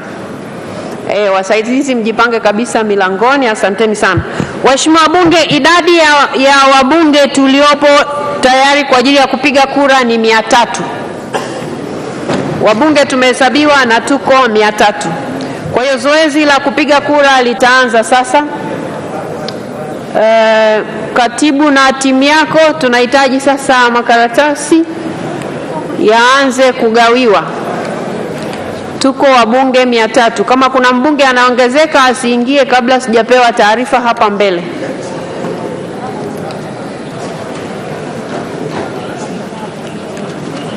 Waheshimiwa wabunge, wakati wanawaletea hizo karatasi, mtapewa karatasi za kupigia kura 4 kulingana na makundi yale 4, na kila karatasi imeandikwa upige kura ngapi. Kundi la kwanza unapiga kura 3 kati ya majina 6 na mtayaona hapo. Kundi la pili mnapiga kura 2 kati ya hawa 5 walioko kwenye hiyo karatasi ya kura. Lakini kundi la 3 mtaona majina yako 3, mnatakiwa kupiga kura 1 na kwenye karatasi pia imeandikwa. Na pia kwenye kundi la 4 mnatakiwa kupiga kura 3 kati ya wagombea 6 waliopo. Na niwakumbushe, kwenye sehemu ya kupiga kura 3 ukipiga 4 kura imeharibika. Nadhani hilo limeeleweka. Na kwenye kura 1 ukipiga 2 imeharibika. Kwenye kura 2 ukipiga 3 imeharibika, vivyo hivyo na nyingine zote.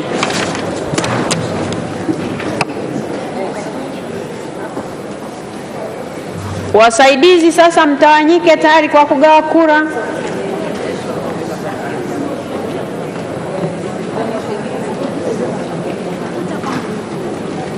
Sasa ngoja tuelewane. Nyinyi mlioshika karatasi mmeshika za kundi moja moja? Mmeshika karatasi za kundi moja moja au makundi yote? Kundi moja moja. Wewe umeshika makundi mangapi? Kundi moja. Kundi A. Yule kule nyuma. Sasa kama hivyo ndivyo katibu. Ngoja njoo. Kama ndivyo, kama mnagawa moja moja, nendeni kwa pamoja. Kama mnagawa moja moja, nendeni kwa pamoja ili mnampa huyu 4 mpaka tutakaposema nani hajapata, tutajua hajapata karatasi ipi, kwa sababu la sivyo tutachanganya mambo.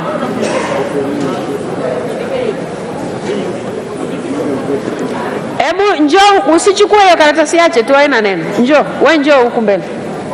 Wale walioshika kundi A ni wepi? Walioshika kundi A? Haya, kundi la kwanza.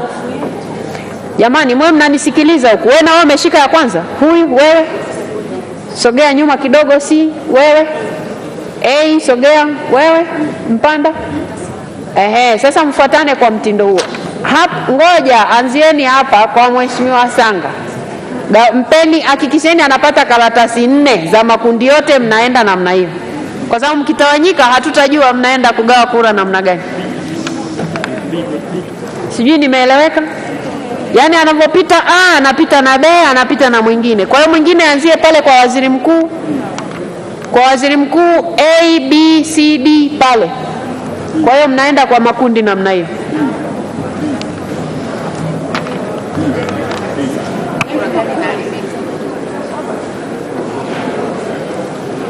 Haya, Mheshimiwa Sanga una karatasi ngapi? 4. Profesa, hapa ameongozana na profesa. Daktari 4. Haya, sawa. Mheshimiwa Spika, kuhusu ufafanuzi kidogo. Ufafanuzi wa jinsi ya kupiga kura. Ufafanuzi, karibu. Mheshimiwa Spika, ulikuwa unatangaza ufafanuzi wa kupiga kura. Nitaka kufahamu. Katika ballot paper imeonyesha kwamba kuna sehemu unapiga watu 3. Umesema mkipiga watu 4 kura imeharibika. Je, katika 3 nikiamua kumpigia mmoja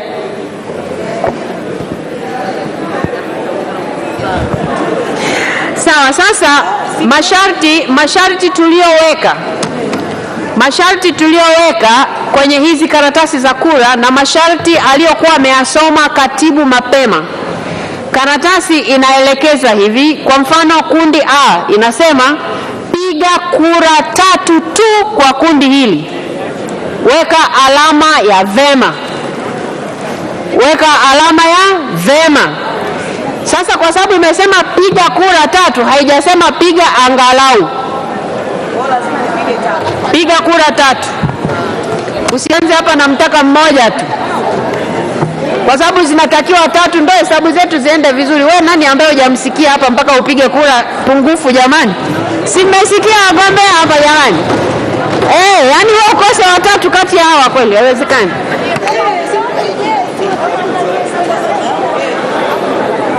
Haya, waheshimiwa wabunge, zoezi la kugawa makaratasi limeshaanza, na sasa naambiwa wako wabunge nje wanasubiri kuingia. Sasa kama nilivyosema, zoezi letu ni la wazi.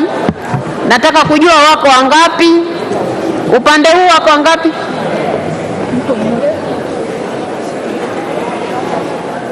Mheshimiwa, ngoja. Mheshimiwa Mariam Kisangi, na kuona unaingia. Ulikuwa umeshahesabiwa au hapana? Kwa sababu wewe msaidizi hapo mlangoni ndio unataka kunichanganya. Lazima nipewe taarifa, au ametoka upande huu anahamia huko. Asante sana mheshimiwa. Shukrani. Haya, huku Mheshimiwa Mwakagenda anaingia na anatakiwa nipate taarifa kama alishahesabiwa au hapana. Mheshimiwa Mwakagenda, wakati tunahesabu ulikuwepo ama hukuwepo? Kwa hiyo waheshimiwa wabunge, ile 300 inakuwa 301. Tumeshasikilizana eh? Mbunge mmoja ameongezeka. Mheshimiwa Kamwale, naona umesimama. Sema na kisemeo. Mheshimiwa Spika, wakati wajumbe wanahesabiwa nilikuwa nje. Mheshimiwa, umepita mlango upi?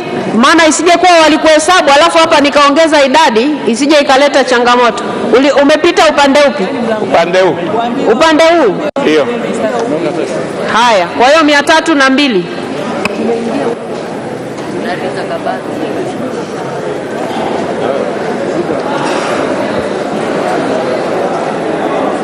Taarifa Mheshimiwa Spika. Waheshimiwa wabunge, asiingie, hata nyinyi wasaidizi huko milangoni, asiingie mtu kabla sijaambiwa. Taarifa Mheshimiwa Spika. Mheshimiwa Joseph Mwagama. Mlango mkubwa kuna Mheshimiwa Zaitun Swai alikuwa hajahesabiwa. Mheshimiwa Zaitun Swai, tunakuwa na 303. Mheshimiwa Zaitun Swai. Kwa hiyo hapo wanakuwa wameongezeka wabunge 3 zaidi. Kwa hiyo 303 jumla. Waheshimiwa wabunge, narejea tena kwa sababu la sivyo mtakuwa hampigi kura na ni haki yenu ya msingi. Kama hukuwepo wakati wa kuhesabiwa, wasaidizi wa milangoni mnaniangusha. Asiingie mtu bungeni kabla sijapewa taarifa. Haya, wabunge ambao walikuwa hawajahesabiwa.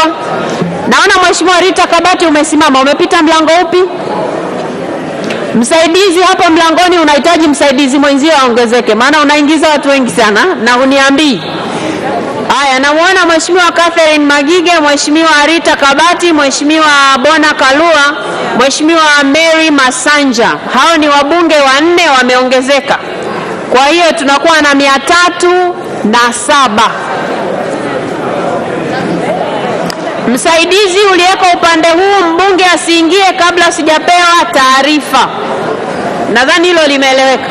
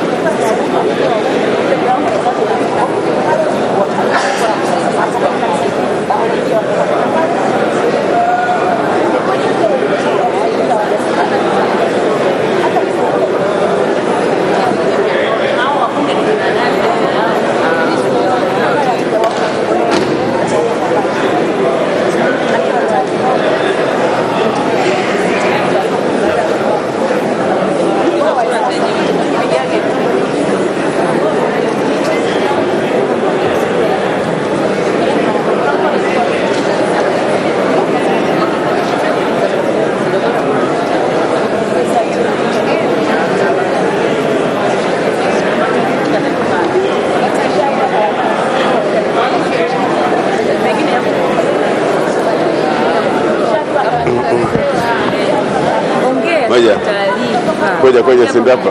Singoja kwanza. Ongea kwenye mic. Mheshimiwa Spika, taarifa Mheshimiwa Spika. Mheshimiwa Charles Kajegi. Mheshimiwa Spika, mimi sina okay kama na mimi nimehesabiwa.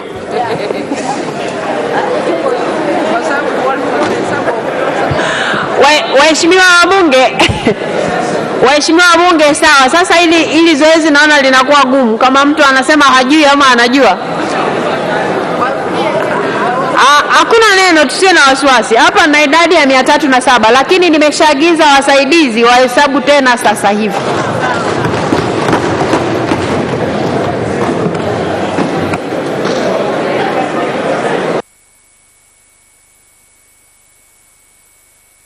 Wa Bunge TV, hayo ndio yanaendelea ndani ya ukumbi wa bunge. Na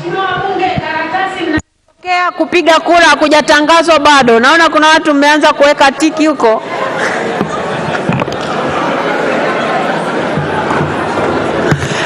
Subirini wote tupate karatasi, kwa sababu kama zitakuwa karatasi zimepelea, zoezi litakuwa litatusumbua kidogo. Kwa subirini kidogo. Subirini kidogo.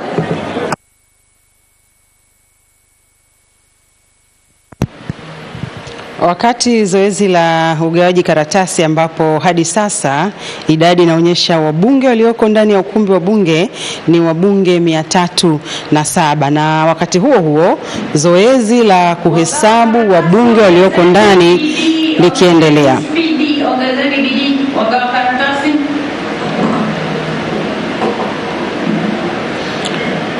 Tungali karatasi karibu mmoja zote hazipo hapa. Mheshimiwa Getere, maana yake umeingia baadaye. Jirani yako mbona anazo? Hapana, ni hizo tumepewa 2 tu mheshimiwa. Hakuna karatasi nyingine ya 3. Umepewa ngapi? 2 tu. Na wasi wameshaondoka, wameenda upande wa pili. Haya, ngoja nisaidie. Mheshimiwa Getere, nisomee za kwako, ni kundi gani na kundi gani? Kundi B na kundi A. Bado C na D. Jamani, makaratasi C na D upande huu bado hayajafika. Mheshimiwa Spika, hata huko bado. Hata huko mheshimiwa. Mheshimiwa Spika, hata huko bado. 2 au 3? Hata huko bado tumepata 2 tu.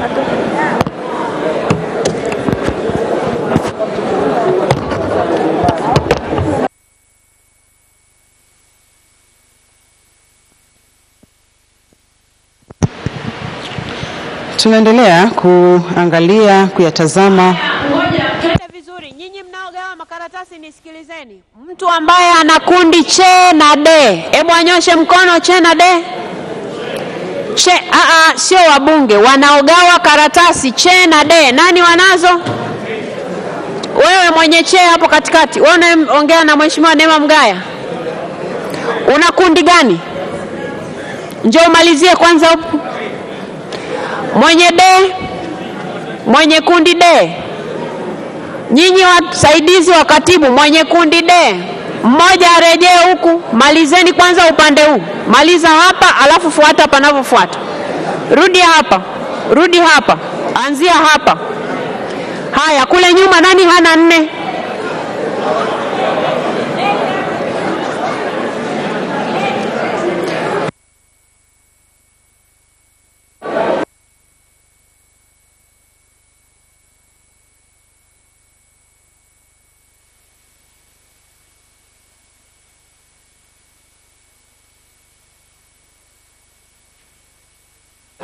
Haya, upande wangu wa kulia hapa kuna mtu hana karatasi na ni ya kundi gani?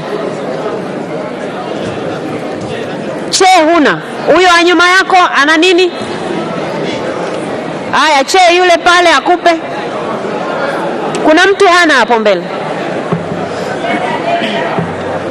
Zinakuja.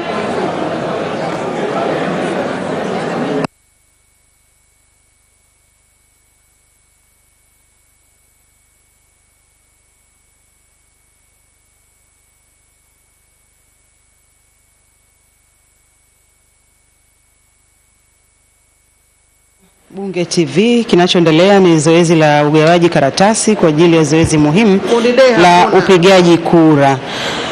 na huku wasaidizi wa katibu wakihakikisha kila mbunge basi anapata karatasi kutoka kwa makundi manne, makundi ambayo yamegombewa katika nafasi hizo za wabunge. Wanaohitajika ni 9 na 9 ni kila nchi wanachama wa Jumuiya ya Afrika Mashariki wanakuja na wabunge 9, wabunge ambao kwa pamoja wataliunda bunge la Jumuiya ya Afrika Mashariki. Kule nyuma kuna mtu hana karatasi yoyote hapa? Wote mnazo 4. Mheshimiwa Matei, wote mnazo 4 sasa. Bado ipi? Nini? Aya, kundi D mpelekee karatasi Mheshimiwa Juliet Masaburi.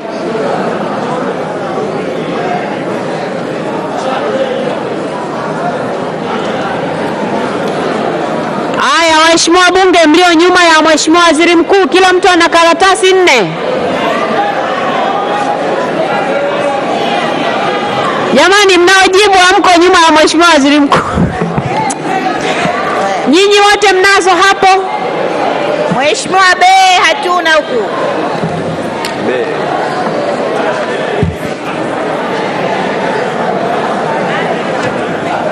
Mheshimiwa Rita Kabati, huna karatasi gani? Aya, A huku mbele, mpelekeni karatasi Mheshimiwa Rita Kabati. Yule anayegawa A ampelekee karatasi Mheshimiwa Rita Kabati.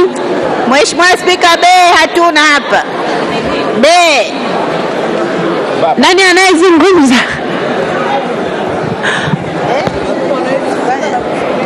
Aya, Mheshimiwa Juliet Masaburi umeshapata? Mheshimiwa Juliana umeshapata? Umeshapata?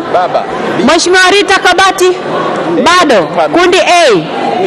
Jamani, kundi A mtafutieni karatasi Mheshimiwa Rita Kabati. Kundi A. B. Kundi A Mheshimiwa Rita Kabati. Mheshimiwa Spika, kundi B. Yuko Spika, hatujapata A, B wala C hatujapata. Sijui ni nani anazungumza? Nani anayezungumza? Mheshimiwa Ridhiwani Kikwete, huna karatasi gani? Naona umenyosha. Okay. Upande wangu Mheshimiwa mwana, huna karatasi gani Mheshimiwa Naibu Waziri? B. Yeah. Aya. Modesta, karatasi B kwa Mheshimiwa Naibu Waziri. Karatasi B kwa Mheshimiwa Naibu Waziri hana, mtafutie.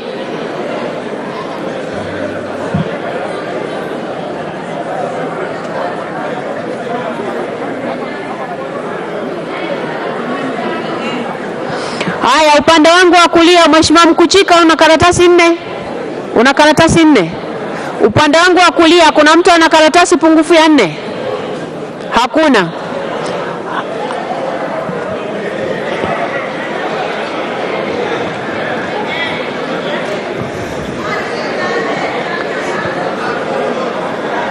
Mheshimiwa Neema Mgaya, huna karatasi namba ngapi? Namba 4 Mheshimiwa Spika, namba 4. Namba D. D, mwenye karatasi D awape Mheshimiwa Neema, Mheshimiwa Lusinde, Mheshimiwa Hussein.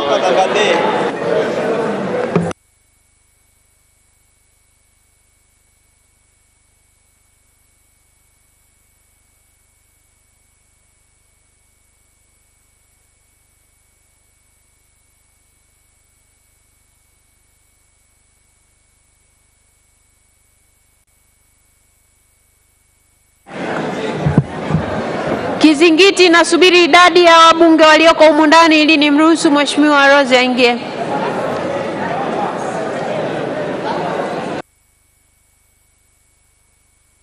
Mgombea Ado Shaibu Ado, Jafari Saidi Mneke na Mashaka Halfani Ngole. Hili ni kundi la vyama vya walio wachache bungeni na hili limetambuliwa kama kundi C. Na kundi D ni wagombea kutoka Tanzania bara. Hili lina mgombea Hansari Abubakari Kachwamba na lina James Kinyasi Milia, Dr. Ngwalu Jumanne Magembe, wa 4 Adui Seifu Kondo, wa 5 Mohamedi Mshamu Bulangwa na wa 6 ni Thomas Malimba. Hili ni kundi D.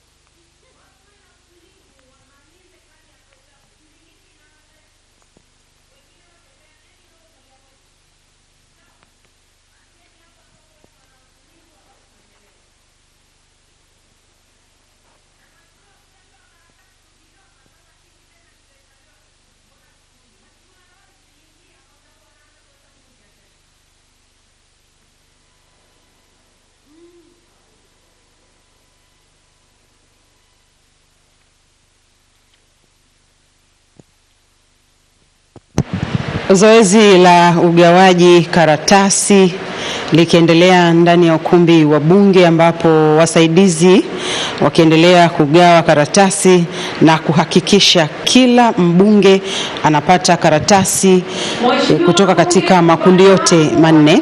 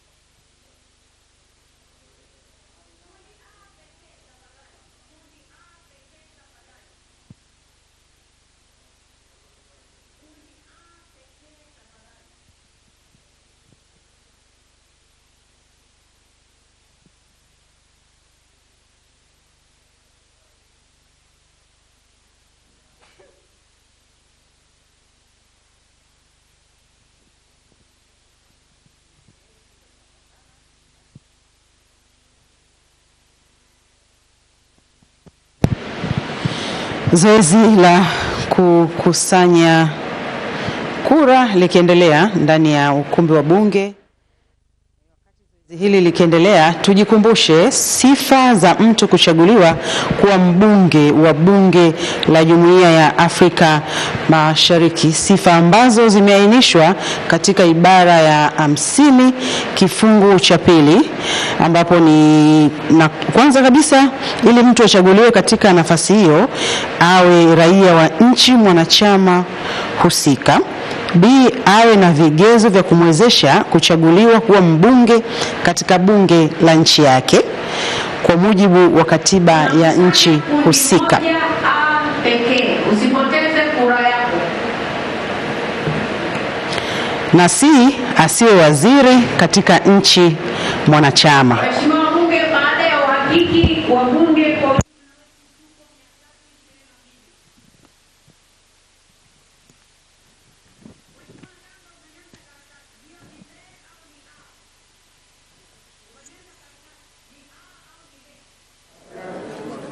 tayari, asante sana. Waheshimiwa wabunge ambaye bado ana karatasi A mkononi anyoshe juu.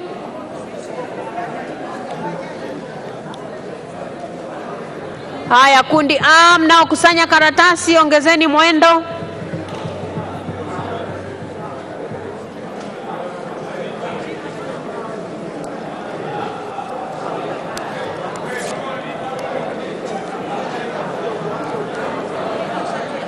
Sanywa kutoka kundi A. Kumbuka kuna makundi manne. Kuna kundi A, B, C na D. Na wabunge ambao wako ndani ya ukumbi wa bunge kwa ajili ya kutekeleza zoezi hili muhimu ni wabunge 322.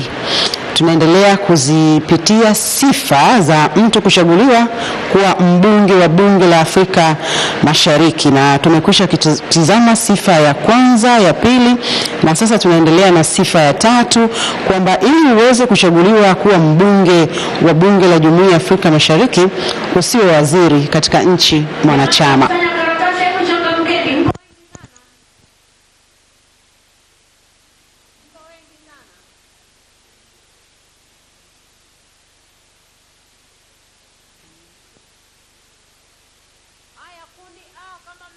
Kukusanya, rejeni huko mbele. Nani ana karatasi ya kundi A bado, waheshimiwa bunge? Kundi A, rejeni huko mbele na mabox.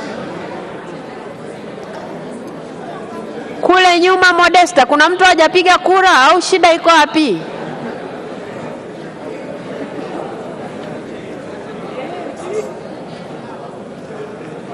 Waheshimiwa wabunge, tunawatangazia ili muandae karatasi zenu mapema. La sivyo hili zoezi litakuwa gumu sana. Humu ndani si tunajua jamani kusoma na kuandika au? Kuna mtu haioni A?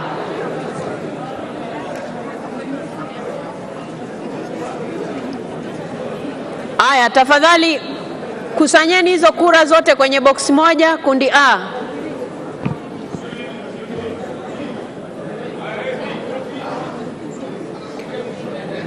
Iko hapa. Aya, funika hizo kura tafadhali. Aya, kundi B sasa. Kundi B, nyinyi mko wengi, anzia upande huu wawili, anzia upande huu wawili. Kundi B, Modesta huku, wawili huku. Haya, anzia hapa, ndio maana mnachanganya mambo, au zimejikusanya pembeni? Haya, tunaanza kukusanya kundi B sasa.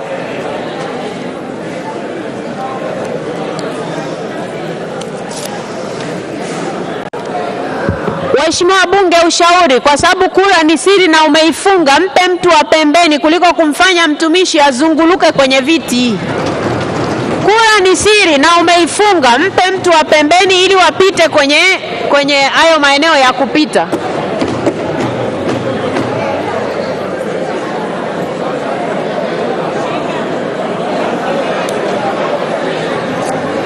Kunja kura yako, mpe mtu wa pembeni, hatoifungua.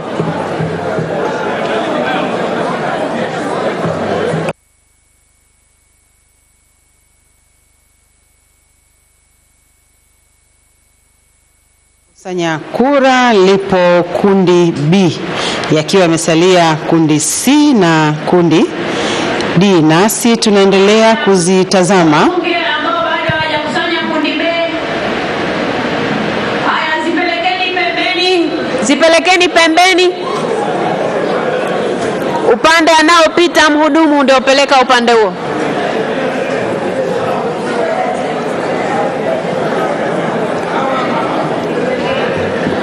Mheshimiwa Kitila ndio uko pembeni, tukusanyie kura. Naona majirani zako bado wanapeperusha hapo.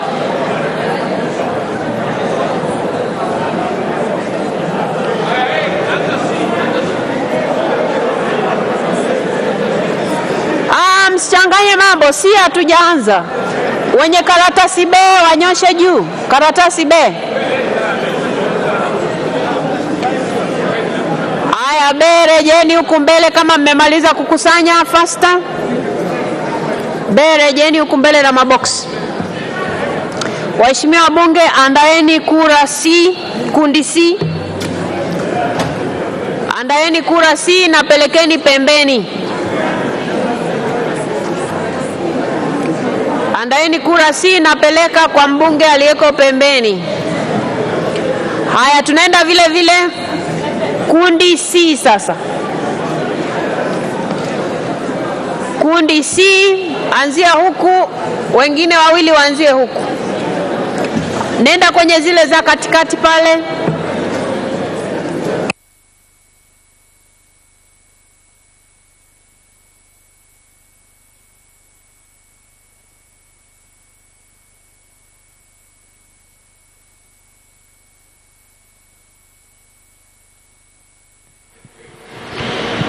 Sifa ya 4 ya mtu kuchaguliwa kuwa mbunge wa Bunge la Jumuiya ya Afrika Mashariki ni kwamba asiwe mtumishi wa Jumuiya ya Afrika Mashariki, na sifa ya 5 awe na uzoefu na nia ya kuendeleza malengo na madhumuni ya Jumuiya ya Afrika Mashariki.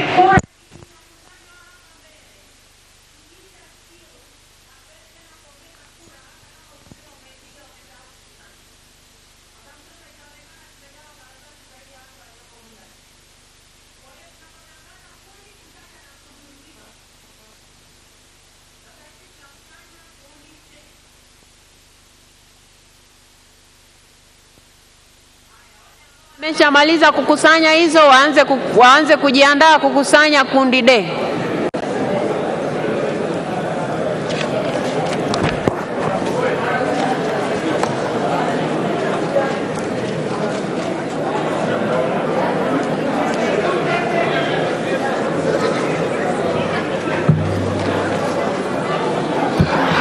Haya, kundi C, rejeni mbele haraka. Wekeni kwenye boksi ambalo limeandikwa kundi C.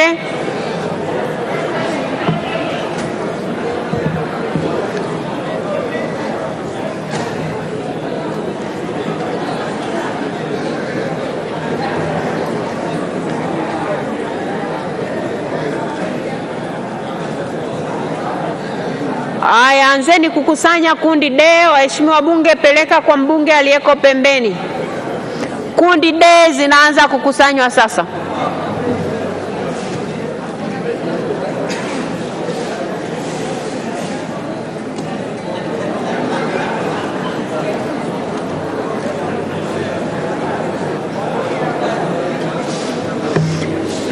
Katibu.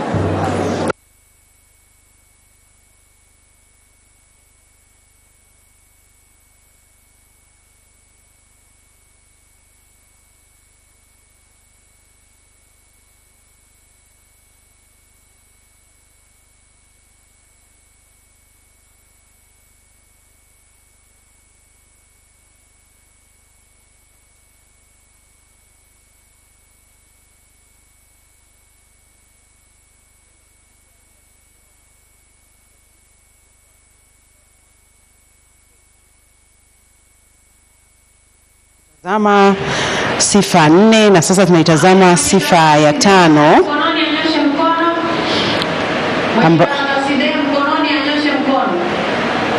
Haya, zinakusanywa hapo. Mwenye karatasi D ainyoshe juu ili ikusanywe. Haya, D mlioenda kukusanya rudini huku mbele. Rudini huku mbele muweke kwenye boksi lililoandikwa.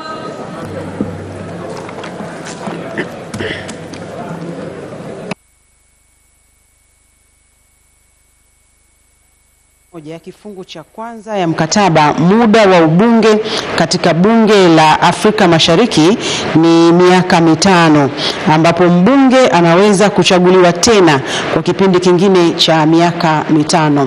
Na kama ambavyo umeshuhudia wakati wagombea wakijinadi kuomba kuchaguliwa katika nafasi hizi, wapo ambao wamesema tayari. Naam, tumsikilize Spika wa Bunge. Sasa linalofuata ni la kuhesabu hizi kura, na kanuni zinanipa mimi mamlaka ya kuchagua watu ambao nataka wakanisaidie kusimamia hili zoezi la kuhesabu kura, pamoja na wasaidizi kutoka ofisi ya katibu. Kwa hivyo nimewateua waheshimiwa wabunge wawili, Mheshimiwa Dr. Joseph Kizito Mhagama na Mheshimiwa Grace Tendega.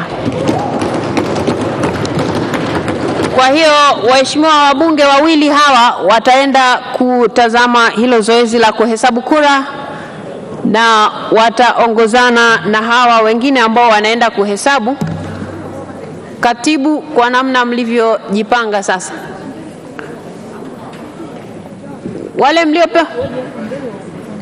wale mlioteuliwa kwenda kuhesabu kura, muongozane na.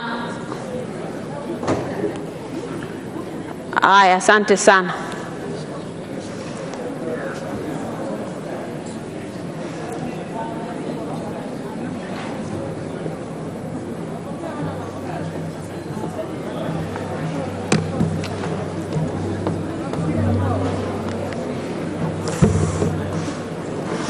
Naona kuna wabunge wanajiuliza tatizo, ndio maana wanasema nikisimama hapa mwe mnanisikiliza, kwa sababu kuna maswali mnauliza ambayo yameshasomwa utaratibu hapa. Wagombea wako 20, mnataka kila mgombea akawe na wakala. Kanuni yetu ya 11 inaeleza utaratibu. Kwa hiyo na mmesomewa humu ndani, na ndio maana wameteuliwa hao wawili kwa ajili ya kwenda kufanya kazi hiyo. Kwa hiyo msiwe na wasiwasi. Waheshimiwa bunge, sasa kura zimeenda kuhesabiwa kwa kutumia kanuni ya 5. Kwa kutumia kanuni ya 5 ambayo inanipa mamlaka ya kutazama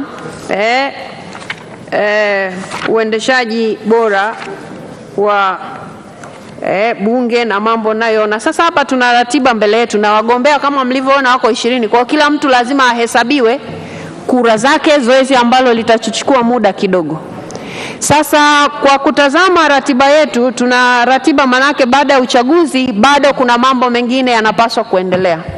Sasa kwa kutumia mamlaka nilionayo chini ya kanuni ya 5, pamoja na kwamba nayo yote naweza kufanya maamuzi, lakini nimeamua kufanya maamuzi leo ya kidemokrasia. Kuna namna mbili, either tuendelee na ratiba iliyoko hapa tukisubiri matokeo, au turudi saa 11 tupewe matokeo na tuendelee na ratiba. Sasa demokrasia, tuendelee na ratiba ama turudi saa 11? Tuendelee na ratiba. Tuendelee na ratiba. Katibu.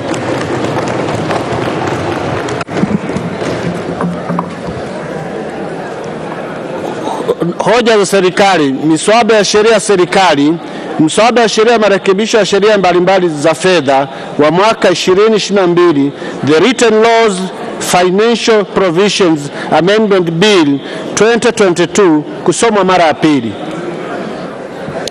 Waheshimiwa wabunge, hoja hii ilikuwa imeshawekwa mezani asubuhi, na hivyo nimuite Mheshimiwa Waziri wa Fedha na Mipango, Mheshimiwa Mwigulu Lameck Nchemba aje atoe hoja yake.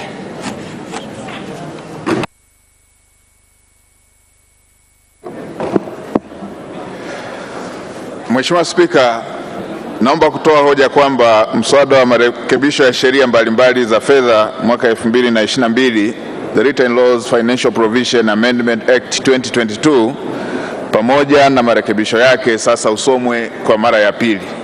Mheshimiwa Spika, awali ya yote napenda kutoa shukrani za dhati kwa kamati ya Bunge ya Bajeti chini ya mwenyekiti wake Mheshimiwa Silo Daniel Baran, mbunge wa Babati Vijijini, kwa kujadili kwa kina mswada huu na kutoa ushauri mbalimbali ili kuboresha. Mheshimiwa Spika, napenda kuhakikishia bunge lako tukufu kwamba mswada huu umezingatia kwa kiasi kikubwa ushauri na mapendekezo ya kamati ya Bunge ya Bajeti. Aidha, namshukuru pia mwanasheria mkuu wa serikali kwa kuandaa mswada huu pamoja na marekebisho yake. Lengo la mswada huu ni kufanya marekebisho kwenye sheria zinazosimamia kodi na mrabaha kwa kubadili viwango vya kodi pamoja na mrabaha na kuweka taratibu za utoaji vivutio kwa wawekezaji ili kuhamasisha uzalishaji kwa viwanda vya ndani ya nchi pamoja vya mbolea pamoja na magunia ya mkonge, pamoja na kuondoa changamoto zilizopo hivi sasa katika utekelezaji wa sheria ya uwekezaji Tanzania sura namba 38. Mheshimiwa Spika, sheria zinazopendekezwa kufanyiwa marekebisho ni sheria zifuatazo. Moja, ushuru wa bidhaa sura namba 147. 2, sheria ya kodi ya mapato sura namba 332. 3, sheria ya madini sura namba 123. 4, sheria ya ushuru wa barabara na mafuta sura namba 220. Na 5, sheria ya kodi ya ongezeko la thamani sura namba 148. Maudhui ya mswada. Mheshimiwa Spika, mswada huu umegawanyika katika sehemu 6, ambapo sehemu ya kwanza inahusu masharti ya utangulizi ambayo yanajumuisha jina la mswada na namna ya ambavyo sheria mbalimbali zinazopendekezwa kurekebishwa. Mheshimiwa Spika, sehemu ya pili ya mswada yenye ibara ya 3 hadi ya 5 inapendekeza kurekebisha sheria ya ushuru wa bidhaa sura namba 147 ambayo kifungu cha 128 kinapendekezwa kurekebishwa ili kumpa mamlaka waziri mwenye dhamana ya masuala ya fedha baada ya kupata idhini ya baraza la mawaziri kusamehe ushuru kwenye bidhaa zitakazotumika katika utekelezaji wa miradi ya uwekezaji mahiri na mahiri maalum idhinishwa na Kamati ya Taifa ya Uwekezaji yani NISCI. Hata hivyo, iwapo itabainika kwamba msamaha uliotolewa kwa mwekezaji umetumika tofauti na malengo yaliyokusudiwa, msamaha huo husika utafutwa na mwekezaji atalazimika kulipa kodi iliyosamehewa. Marekebisho hayo yanapendekezwa yanalenga kuianisha masharti ya sheria hii na masharti ya sheria ya uwekezaji Tanzania ili kuboresha utekelezaji wa vivutio vinavyotolewa kwa wawekezaji. Vile vile sehemu hii inapendekeza kurekebisha jedwali la 4 la sheria hii kwa kuongeza ushuru wa bidhaa kwenye mvinyo unaotokana na zao la zabibu unaoingizwa kutoka nje ya nchi kutoka shilingi 2466.45 kwa lita hadi shilingi 5600 kwa lita. Lengo la marekebisho haya yanayopendekezwa ni kuwezesha mvinyo unaozalishwa na zabibu zinazolimwa hapa nchini kuweza kushindana kwenye soko la ndani na mvinyo unaotoka nje ya nchi. Hii itasaidia kuhakikisha upatikanaji wa soko la zabibu zinazolimwa hapa nchini. Mheshimiwa Spika, hivi sasa wakulima wa zabibu nchini, hususan wakulima wa mkoa wa Dodoma, wanashindwa kupata soko la uhakika kwa mazao kwa kuwa viwanda vya ndani vinazalisha mvinyo ambavyo ndio wanunuzi wakuu wa zabibu yao vinakosa soko la kuuza mvinyo wanaozalisha kutokana na ushindani wa mvinyo unaotoka nje ambao unauzwa kwa bei rahisi ikilinganishwa na mvinyo unaozalishwa hapa ndani ya nchi. Mheshimiwa Spika, sehemu ya 3 ya mswada kama ilivyorekebishwa inapendekeza kurekebisha sheria ya kodi ya mapato sura namba 332 ambayo kifungu cha 10 kinarekebishwa ili kujumuisha wawekezaji mahiri ulioidhinishwa na Kamati ya Taifa ya Uwekezaji katika wigo wa maeneo ambayo waziri mwenye dhamana ya masuala ya fedha anaweza kutoa msamaha wa kodi ya mapato. Lengo la marekebisho haya yanayopendekezwa ni kuianisha masharti ya sheria hii na masharti ya sheria ya uwekezaji Tanzania ili kuboresha utekelezaji wa vivutio vinavyotolewa kwa wawekezaji. Hata hivyo, marekebisho yamefanyika katika mswada ili kubainisha kwamba serikali inafuta msamaha husika pindi itakapojiridhisha kwamba msamaha husika haukutumika kama ilivyokusudiwa. Mheshimiwa Spika, Sehemu ya 4 ya mswada kama ilivyorekebishwa inapendekeza kufanyia marekebisho katika kifungu namba 87 kifungu kidogo cha kwanza cha sheria ya madini sura namba 123 ili kupunguza kiwango cha mraba kwa malighafi za mbolea zinazochimbwa hapa nchini ambazo ni phosphate ore na limestone kutoka 3% hadi 1%. Lengo la marekebisho haya ni kutoa nafuu kwa gharama za malighafi za wazalishaji wa ndani wa bidhaa za mbolea. Serikali ina imani kwamba unafuu huu unaotolewa kwa wazalishaji wa mbolea utaleta matokeo chanya kwenye upunguaji wa bei ya mbolea kwa wakulima na hivyo kupunguza mzigo kwa serikali katika utoaji wa fedha za ruzuku kwenye mbolea. Mheshimiwa Spika, sehemu ya 5 ya mswada kama ilivyofanywa marekebisho inapendekeza kufanya marekebisho katika kifungu cha 8 cha sheria ya ushuru wa bidhaa na mafuta sura namba 220 ili kumpa waziri mamlaka ya kusamehe ushuru wa mafuta kwa miradi ya uwekezaji mahiri na mahiri maalum itakayoidhinishwa na Kamati ya Taifa ya Uwekezaji. Lengo la marekebisho haya ni kuianisha masharti ya sheria hii na masharti ya sheria ya uwekezaji Tanzania ili kuwezesha utekelezaji wa vivutio vinavyotolewa kwa wawekezaji. Ili kuhakikisha kwamba mafuta yanayopewa msamaha hayatumiki vibaya, hati za msamaha wa kodi zinazotolewa pamoja na mambo mengine zitabainisha muda wa kuanza na kumalizika kwa msamaha husika, kiwango cha mafuta kinachopewa msamaha pamoja na mradi unaonufaika na msamaha. Vile vile serikali kupitia Wizara ya Fedha na Mipango itaweka utaratibu wa kufanya ukaguzi wa mara kwa mara kwenye miradi husika kwa kushirikiana na Mamlaka ya Mapato Tanzania, Wizara ya Viwanda na Biashara na Uwekezaji, Kituo cha Uwekezaji Tanzania na wadau wengine wa serikali ili kuhakikisha kwamba mafuta husika yanatumika kama yalivyokusudiwa. Sehemu ya 6 ya mswada kama ilivyorekebishwa inapendekeza kurekebisha sheria ya kodi ya ongezeko la thamani sura namba 148 kama ifuatavyo. Kwanza, kifungu cha 6 kinafanywa marekebisho ili kujumuisha uwekezaji mahiri ulioidhinishwa na Kamati ya Taifa ya Uwekezaji katika wigo na maeneo ambayo waziri mwenye dhamana ya masuala ya fedha anaweza kutoa msamaha wa kodi ya ongezeko la thamani. Lengo la marekebisho haya ni kuianisha masharti ya sheria hii na masharti ya sheria ya uwekezaji Tanzania kuhusu utoaji wa vivutio vya kodi kwa wawekezaji. Pili ni kuongeza kifungu cha 55A kwa kutoza kodi ya ongezeko la thamani kwa kiwango cha 0 kwa mbolea inayozalishwa ndani ya nchi ili kuleta unafuu kwa wakulima na watumiaji wa mbolea kwa kupunguza gharama za uzalishaji wa mbolea wa viwanda vinazozalisha bidhaa hii hapa nchini. Hata hivyo, unafuu unaotolewa kwa kipindi cha mwaka mmoja tu ili kutoa nafasi serikali kufanya tathmini na kujiridhisha iwapo unafuu uliotolewa utawanufaisha wakulima hususan kwa kupungua kwa bei ya mbolea inayozalishwa hapa nchini. Tatu, inapendekezwa kurekebisha jedwali la kusamehe kodi ya ongezeko la thamani kwa magunia ya mkonge yanayotengenezwa nchini na yanayotambulika kwa HS code 6305-9000. Lengo la marekebisho haya ni kuwezesha magunia ya mkonge yanayozalishwa na viwanda vya ndani kushindana na magunia yanayoagizwa kutoka nje ya nchi. Hatua hii itasaidia kuchochea kilimo cha mkonge hapa nchini, ajira kwa wananchi na kuongeza mapato ya serikali. Vile vile, kufuatia majadiliano ya kina baina ya serikali na kamati ya bajeti, inapendekezwa kupitia jedwali la marekebisho kuondoa pendekezo la kutoa msamaha kwa malighafi ya kutengeneza mitungi ya gesi inayotambulika kwa HS code 7229-9000 na kutoa nafasi ya serikali kufanyia kazi zaidi mapendekezo husika ili kujiridhisha kwamba malighafi husika haiwezi kutumika kwenye matumizi mengine na hivyo kupoteza mapato ya serikali. Hitimisho. Mheshimiwa Spika, kufuatia maelezo haya, naomba waheshimiwa wabunge mujadili mswada huu na hatimaye mkubali kupitishwa kuwa sheria. Mheshimiwa Spika, naomba kutoa hoja. Waheshimiwa wabunge, hoja imeungwa mkono. Asanteni sana. Kabla sijamuita mwenyekiti wetu wa kamati kuja kuwasilisha, tunaye mgeni ambaye aliingia baada ya matangazo ya wageni kuwa yameshafanyika ama yameshatangazwa, na huyu ni mgeni wa bunge ambaye ni mbunge mstaafu na kiongozi mkuu wa ACT Wazalendo, Mheshimiwa Zitto Zuberi Kabwe.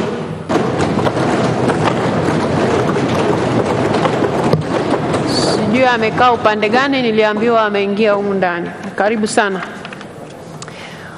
Waheshimiwa wabunge, sasa nimwite mwenyekiti wa kamati yetu ya kudumu ya bunge ya budget, Mheshimiwa Daniel Siro Baran. Karibu sana.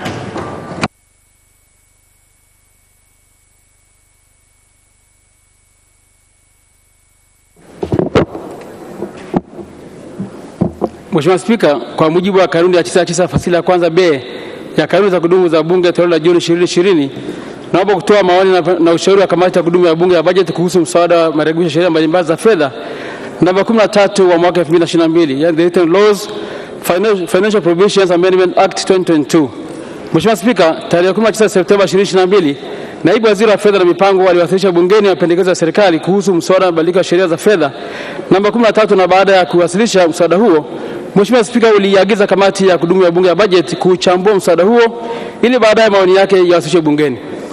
Uchambuzi wa mswada. Mheshimiwa Spika, kamati imefanya uchambuzi wa mswada huu kwa kupitia kifungu kwa kifungu kwa madhumuni ya kujielimisha maudhui ya kila kifungu na kupendekeza marekebisho katika maeneo ambayo yanahitaji maboresho.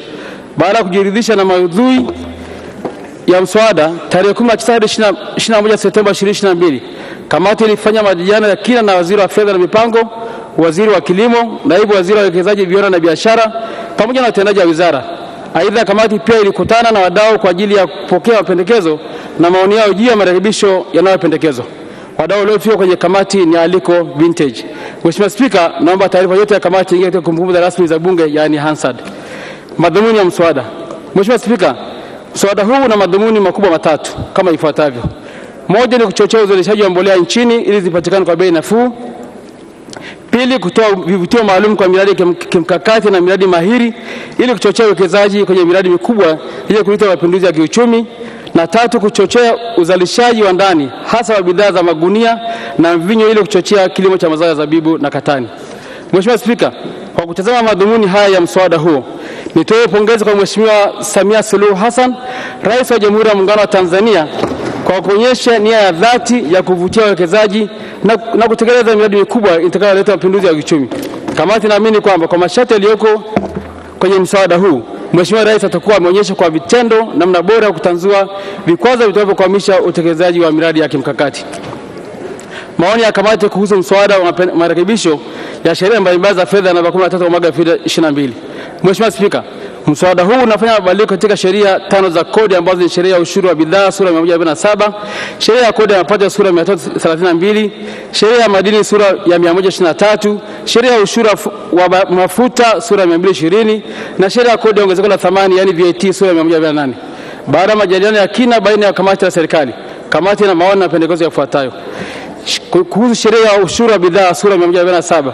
Mheshimiwa Spika, serikali inapendekeza kurekebisha kifungu cha 128 ili kumpa mamlaka waziri mwenye dhamana na masuala ya fedha baada ya kupata idhini ya baraza la mawaziri kusamia ushuru kwenye bidhaa zitakazotumika katika utekelezaji wa miradi ya uwekezaji mahiri na ya kimkakati itakayoidhinishwa na Kamati ya Taifa ya Uwekezaji yani NISC, pamoja na kupandisha ushuru wa bidhaa za mvinyo kutoka nje kutoka shilingi 2460 hadi shilingi 5600 kwa lita ili kulinda wakulima wa ndani wa zao la zabibu.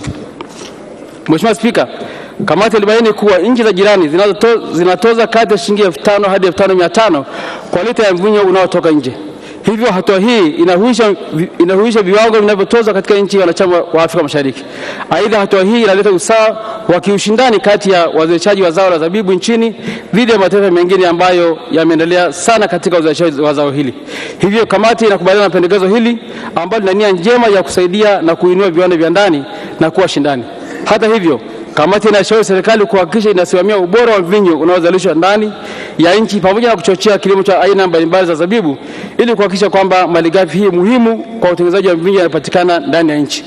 Aidha, kamati ilishauri serikali na serikali ilikubali kuweka sharti kwamba endapo msamaha utatumika kwa namna ambayo haijakusudiwa, msamaha huo utaondolewa na mhusika atalazimika kulipa ushuru stahiki. Marekebisho haya yanaonekana kupitia jalada la marekebisho ya serikali. Sheria ya kodi ya mapato sura 332. Mheshimiwa Spika, kifungu cha 10 kinarekebishwa ili kujumuisha uwekezaji mahiri ulioidhinishwa na Kamati ya Taifa ya Uwekezaji katika wigo wa maeneo ambayo waziri mwenye dhamana ya masuala ya fedha anaweza kutoa msamaha wa kodi ya mapato. Aidha, mapendekezo haya yanabainisha kwamba misamaha ya kodi ya mapato itakayokuwa inatolewa kupitia mikataba ambayo serikali inaingia na ndio itatumika wakati wa kukotoa kodi ya mapato. Mheshimiwa Spika, hatua hii ina nia njema ya kutanzua mkwamo wa miradi kimkakati ya wawekezaji mahiri. Uzoefu unaonyesha kuwa kuna baadhi ya wawekezaji mahiri wametumia mikataba yao vibaya na kuhakikisha kwamba serikali haipati mapato yake inayostahili. Aidha, kamati inashauri serikali na serikali likubali kuweka sharti la kwamba endapo msamaha utatumika kwa namna ambayo haijakusudiwa, msamaha huo utaondolewa. Marekebisho haya yanaonekana kupitia jedwali la marekebisho la serikali. Sheria ya madini sura 123. Mheshimiwa Spika, kifungu cha 87 kifungu cha kwanza kinarekebishwa ili kupunguza kiwango cha mrabaha kwa malighafi za mbolea zinazochimbwa hapa nchini kutoka 3% hadi 1%. Kamati imekubaliana na mapendekezo ya serikali.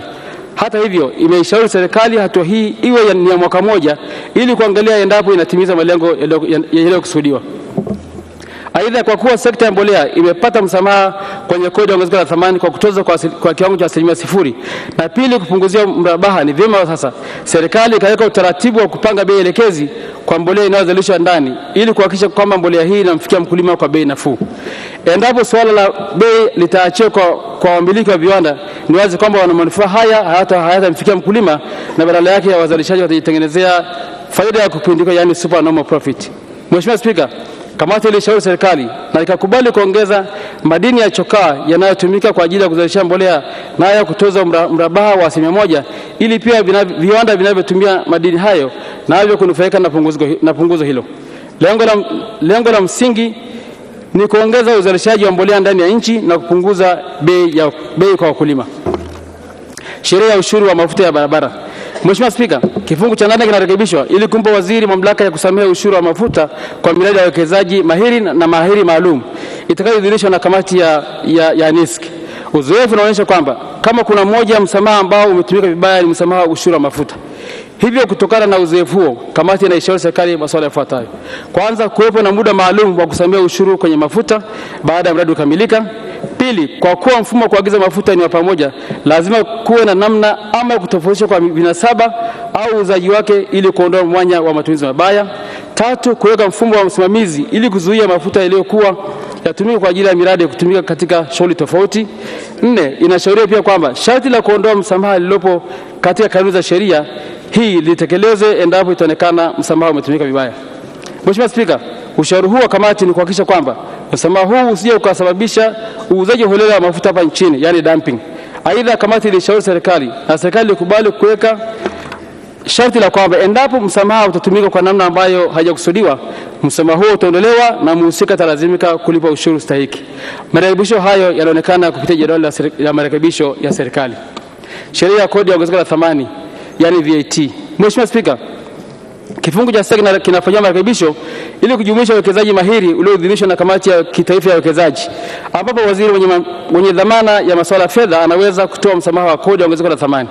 Aidha, kuongeza kifungu kipya cha 55A kwa kutoza kodi ya ongezeko la thamani kwa kiwango cha 0 kwa mbolea inayozalishwa ndani ya nchi ili kuleta unafuu kwa wakulima na utumiaji wa mbolea. Vile vile kurekebisha jedwali ili kusamehe kodi ya ongezeko la thamani kwa magunia ya mkonge yanayotengenezwa hapa nchini inayotambulika kwa HS code 6305.90.00 na malighafi yanayotambulika chini ya HS code 7229.9000 ambayo hutumika kutengenezea mitungi ya gesi. Mheshimiwa Spika, kamati inakubaliana na serikali kwa mabadiliko ya sheria katika sheria hii kwa lengo la kupunguza bei ya magunia yanayozalishwa ndani. Hata hivyo, ilishauri serikali na serikali ikakubali kuweka ukomo wa mwaka moja ili kuangalia endapo msamaha huo unaleta manufaa yanayokusudiwa. Aidha, kamati ilishauri kwamba kuhusu msamaha wa malighafi za kuzalisha mitungi ya gesi usitolewe katika kipindi hiki kwa sababu utaathiri mapato ya serikali. Serikali ilikubali pendekezo hilo la kamati na ibara ya 15B ya mswada iliondolewa kama inavyoonekana kwenye jedwali la marekebisho la serikali.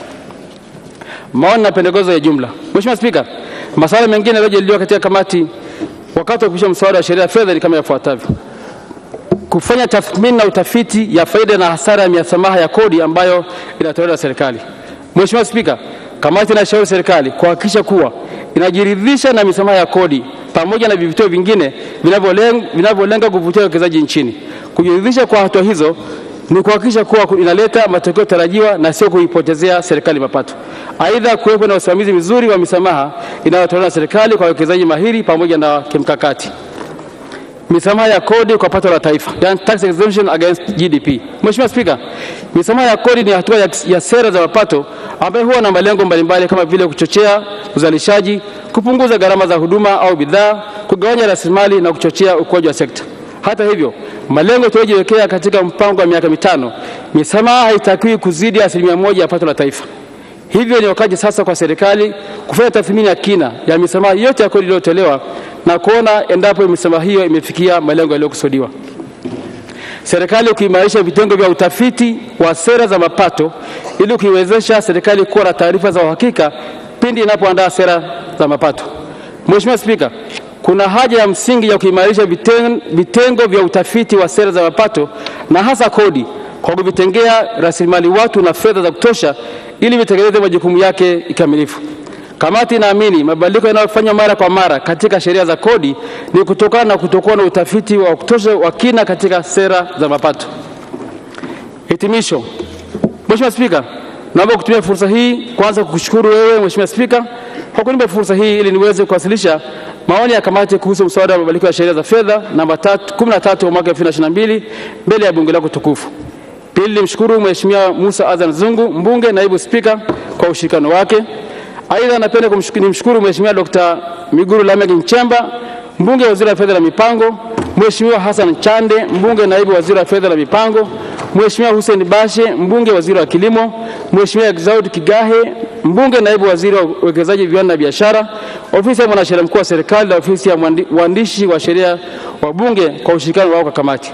Aidha, napenda kuwashukuru watendaji wote wa Wizara ya Fedha na Mipango na ofisi ya mwanasheria mkuu wa serikali kwa maoni na ushauri wao uliowezesha kamati kuchambua mswada huu hadi kufikia hatua hii. Mheshimiwa Spika, napenda kumshukuru Mheshimiwa Omar Kigua, makamu mwenyekiti wa kamati ya budget, na vile vile napenda kuwashukuru wajumbe wa kamati ya budget kwa umakini, umahiri na uvumilivu wao katika kipindi cha uchambuzi wa mswada huu, hasa ukizingatia kwamba muda haukuwa rafiki sana.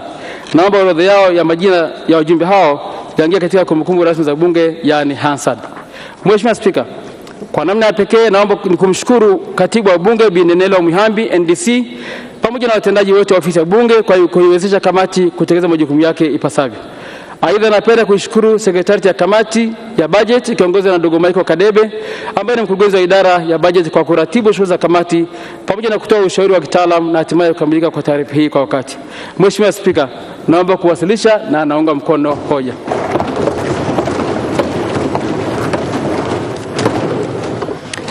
Asante sana mwenyekiti wa kamati ya budget kwa kutupa mwelekeo wa namna kamati ilivyofanya kazi kwenye mswada huu.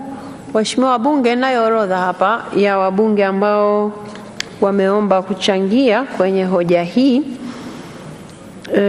Tutaanza na Mheshimiwa Joseph George Kakunda, Mheshimiwa Jonas Mbunda, atafuatiwa na Mheshimiwa Dr. Charles Stephen Kimei. Mheshimiwa Spika, nakushukuru sana kwa nafasi hii ya kuwa mchangiaji wa kwanza kwenye huu mswada. Mimi jambo la kwanza nipongeze sana serikali kwa kuja na mapendekezo ambayo yatakwenda kusaidia sana kuboresha maeneo ambayo kweli yalikuwa na matatizo. Hizi sheria 5 zilizorekebishwa zilikuwa yale maeneo yanayorekebishwa yalikuwa yanaleta matatizo ya kuchelewesha hasa baadhi ya miradi na kuchelewesha uwekezaji na kuathiri hasa eneo la wakulima. Mheshimiwa Spika, tunao miradi mikubwa ya kimkakati ya uwekezaji mahiri imechelewa kwa muda mrefu. Mradi kama Liganga na Mchuchuma na miradi mingine ya aina hiyo, kama hii miradi ambayo tunaendelea kuzungumza kuhusu ujenzi wa bandari ya Bagamoyo ina elements kama hizo. Na hisi kwamba sheria hii, marekebisho haya hasa kwenye eneo hilo yamechelewa sana na yametuchelewesha kweli kupata faida kubwa kutokana na uwekezaji kwenye miradi hii mikubwa. Una sheria ya uwekezaji nzuri, imeweka utaratibu mzuri, tunakwenda kwenye baraza la ushauri ile la uwekezaji chini ya waziri mkuu mwenyewe kabisa, na mawaziri ni wajumbe, lakini wakitoa maamuzi au ushauri au mapendekezo, waziri wa fedha alikuwa anakosa power ya kuweza kutekeleza mapendekezo ambayo yametoka kwenye NISC. Kwa hiyo Mheshimiwa Spika, marekebisho ambayo yanakuja kupitia marekebisho haya yanakwenda kumpa nguvu sasa waziri wa fedha baada ya approval ya baraza, ili aweze kutekeleza mapendekezo ya baraza la uwekezaji chini ya ofisi ya waziri mkuu. Kwa hiyo mimi nilikuwa napenda kuwashawishi wenzangu kwamba tukubali, bunge likubali marekebisho haya ili kuweza kuisaidia nchi kutekeleza miradi mikubwa ambayo ina faida kubwa kwa nchi. Nipongeze sana kile kipengele ambacho kimewekwa cha kuweka angalizo ili hawa watakaopewa misamaha wasitumie vibaya. Hiyo napenda kuiomba serikali iwe macho, ili hawa ndugu zetu ambao watakuwa wamepewa misamaha basi waitumie vizuri misamaha hiyo kwa mujibu wa sheria. Jambo la pili, Mheshimiwa Spika, kumekuwa na kilio cha siku nyingi sana kuhusiana na togwa la zabibu au wengine wanaita mchuzi. Tulikuwa tunabishana ni mchuzi au togwa. Mimi nadhani mchuzi ni ule wa nyama. Sasa hii kuita mchuzi wa zabibu kidogo ilikuwa inaleta shida. Kwa hiyo mimi napenda kutumia neno togwa la zabibu. Wakulima wengi wa Dodoma hapa walikuwa wanalalamika sana kwamba wanakosa soko na mambo kama hiyo. Kwa hiyo hii hatua inaopendekezwa hapa ya kuongeza kodi kwenye uagizaji wa nje wa bidhaa hizi za togwa la zabibu na wines ni hatua ambayo itasaidia wakulima wetu wapate soko. Kwa hiyo ni jambo ambalo sasa na Wagogo nao wataanza kupata uchumi kutoka kwenye kilimo, akina Mheshimiwa Simba Chawene hapo. Kwa hiyo wenzetu hapa sasa Wagogo wataanza kuongeza uzalishaji kwa sababu sasa watakuwa na soko la uhakika. Hii ni hatua ambayo ni muhimu sana, Mheshimiwa Spika. Eneo la tatu ambalo ningependa nilizungumzie kutokana na marekebisho haya, Mheshimiwa Spika, ni eneo la mbolea. Tangu tulipopata janga la uviko 19, viwanda vilifungwa duniani, karibu viwanda 6,000 vilifungwa duniani vya kuzalisha mbolea. Kukawa na uhaba mkubwa sana wa mbolea. Sasa kwa sababu sisi hatuna kiwanda cha mbolea ndani ya nchi, tunategemea kuagiza nje, gharama za usafirishaji na ununuzi zilipandisha bei ya mbolea kwa kiasi kikubwa. Kwa hiyo hatua hapa ambao kwanza naanza kuipongeza serikali kwa hatua ambayo imechukua mwaka huu ya kuweka ruzuku kwenye mbolea ambayo imeshusha bei ya mbolea, ni hatua muhimu sana. Hongera sana Mheshimiwa Rais, hongera sana Waziri wa Kilimo na Waziri wa Fedha. Hiyo ni hatua muhimu sana. Lakini hii hatua ambayo sasa inakuja kutarget kupunguza gharama za uzalishaji kwa kupunguza mrabaha kutoka 3% hadi 1% kwenye phosphate ambayo ni malighafi muhimu kwenye utengenezaji wa mbolea. Hii ni jambo ambalo ni muhimu sana, na kwa kweli limekuja katika wakati mwafaka kwa nchi hii ambayo sasa tunaenda kuwa na kiwanda kitakachozalisha tani 600,000 za mbolea hapa Dodoma, na tuna kiwanda kingine kule Manyara kinazalisha, cha Minjingu kinazalisha nadhani tani karibu 30,000. Sina takwimu sahihi. Kwa hiyo ina maana kwamba katika muda mfupi ujao kupitia kipengele hiki tutaenda kushusha gharama za mbolea inayozalishwa nchini. Kwa hiyo hii nao ni hatua ambayo kwa kweli ni ya kupongeza sana serikali, na tukipitisha hii marekebisho ya sheria, basi tunaenda kumsaidia mkulima wa nchi hii aweze kupata mbolea inayozalishwa ndani ya nchi kwa gharama nafuu. Lakini la pili, ni pongeze serikali, imekuwa sikivu sana kwenye majadiliano, hasa mwanzoni tulipokuwa tunapendekeza kwamba hii madini ya chokaa nao ni muhimu sana katika utengenezaji wa mbolea. Kulikuwa na debate kubwa, kulikuwa na mazungumzo marefu kwamba sasa tutadhibiti namna gani, kwa sababu chokaa ina matumizi mengi kwenye viwanda, kwenye ujenzi na kwenye maeneo mengine. Lakini Mheshimiwa Spika, chokaa yenyewe ukimwaga kwenye ardhi inaongeza rutuba kwenye ardhi. Chokaa yenyewe ni mbolea. Kwa hiyo na vile chokaa yenyewe ni malighafi katika kutengeneza mbolea. Kwa Mheshimiwa Spika, hii hatua ya kukubali chokaa nayo ingizwe Ilichukua waongeze tu usimamizi na udhibiti, ni jambo ambalo la kupongeza sana serikali. Mimi naomba sana Mheshimiwa Spika, bunge lako tukufu likubali marekebisho haya ili kumsaidia Mtanzania. Naomba sana niseme kwamba naunga hoja mkono. Asante sana. Asante sana Mheshimiwa Jonas Mbunda. Atafuatiwa na Mheshimiwa Dr. Charles Stephen Kimei. Mheshimiwa Ali Hassan Omar King ajiandae. Asante Mheshimiwa Spika kunipa nafasi ya kuchangia marekebisho ya sheria mbalimbali. Mheshimiwa Spika, kwanza kabisa naomba nichukue nafasi hii nimpongeze Waziri wa Fedha pamoja na jopo lake kwa kuleta mabadiliko ya sheria hizi ambazo moja kwa moja sehemu kubwa zinalenga kuwasaidia wakulima wa nchi. Lakini la pili, naomba nichukue nafasi hii nimpongeze sana Mheshimiwa Rais wa Jamhuri ya Muungano wa Tanzania, Mheshimiwa Samia Suluhu Hassan, kwa kutenga kiasi cha shilingi bilioni 150 kwa ajili ya kutoa ruzuku ya mbolea. Hilo ni swala la muhimu sana na limeleta faraja kubwa sana kwa wakulima wa nchi.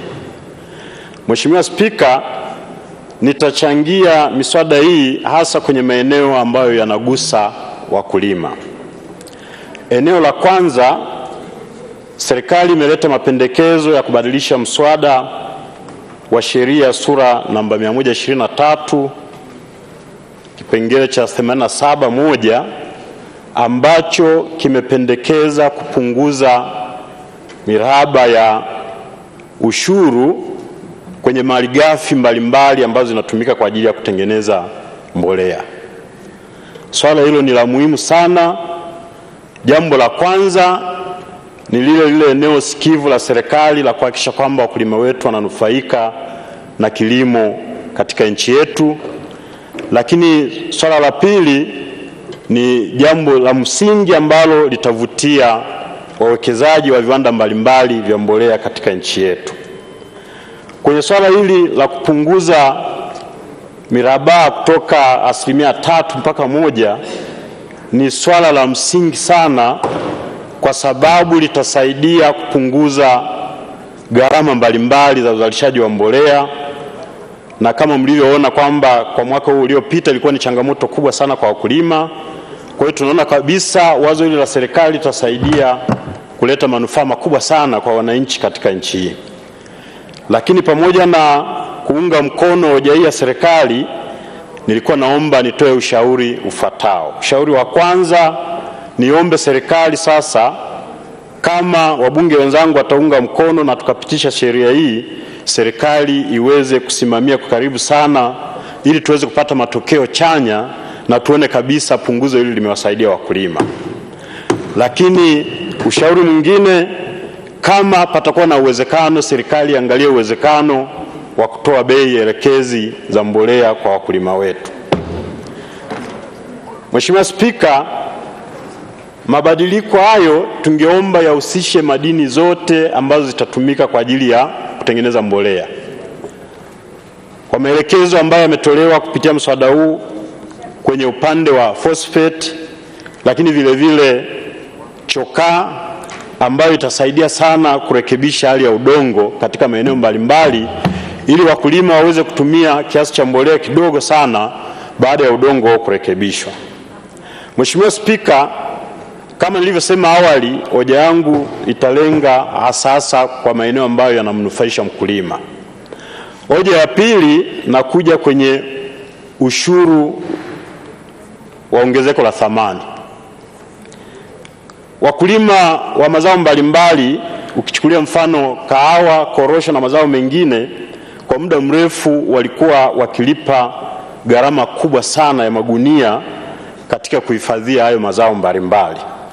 Na gharama hizo zinatokana na uzalishaji, gharama kubwa ya uzalishaji wa hayo magunia ya katani. Tunavyo viwanda zaidi ya 100 ambavyo vinazalisha magunia ya katani, lakini wakulima walikuwa wanalipa bei kubwa sana kwa gunia moja la kuwekea kahawa au korosho kutokana na gharama kubwa ya uzalishaji. Kwa hiyo sheria sura namba 148 ambayo serikali itatoa unafuu, itatoa exemption kwenye uzalishaji wa hayo magunia, itasaidia sana kupunguza bei kubwa ya magunia na itapelekea kuwapa unafuu wakulima wetu kuweza kupata kipato kikubwa, kwa sababu bei ya gunia moja ambalo watakuwa wanatumia kuwekea mazao yao itakuwa imepungua.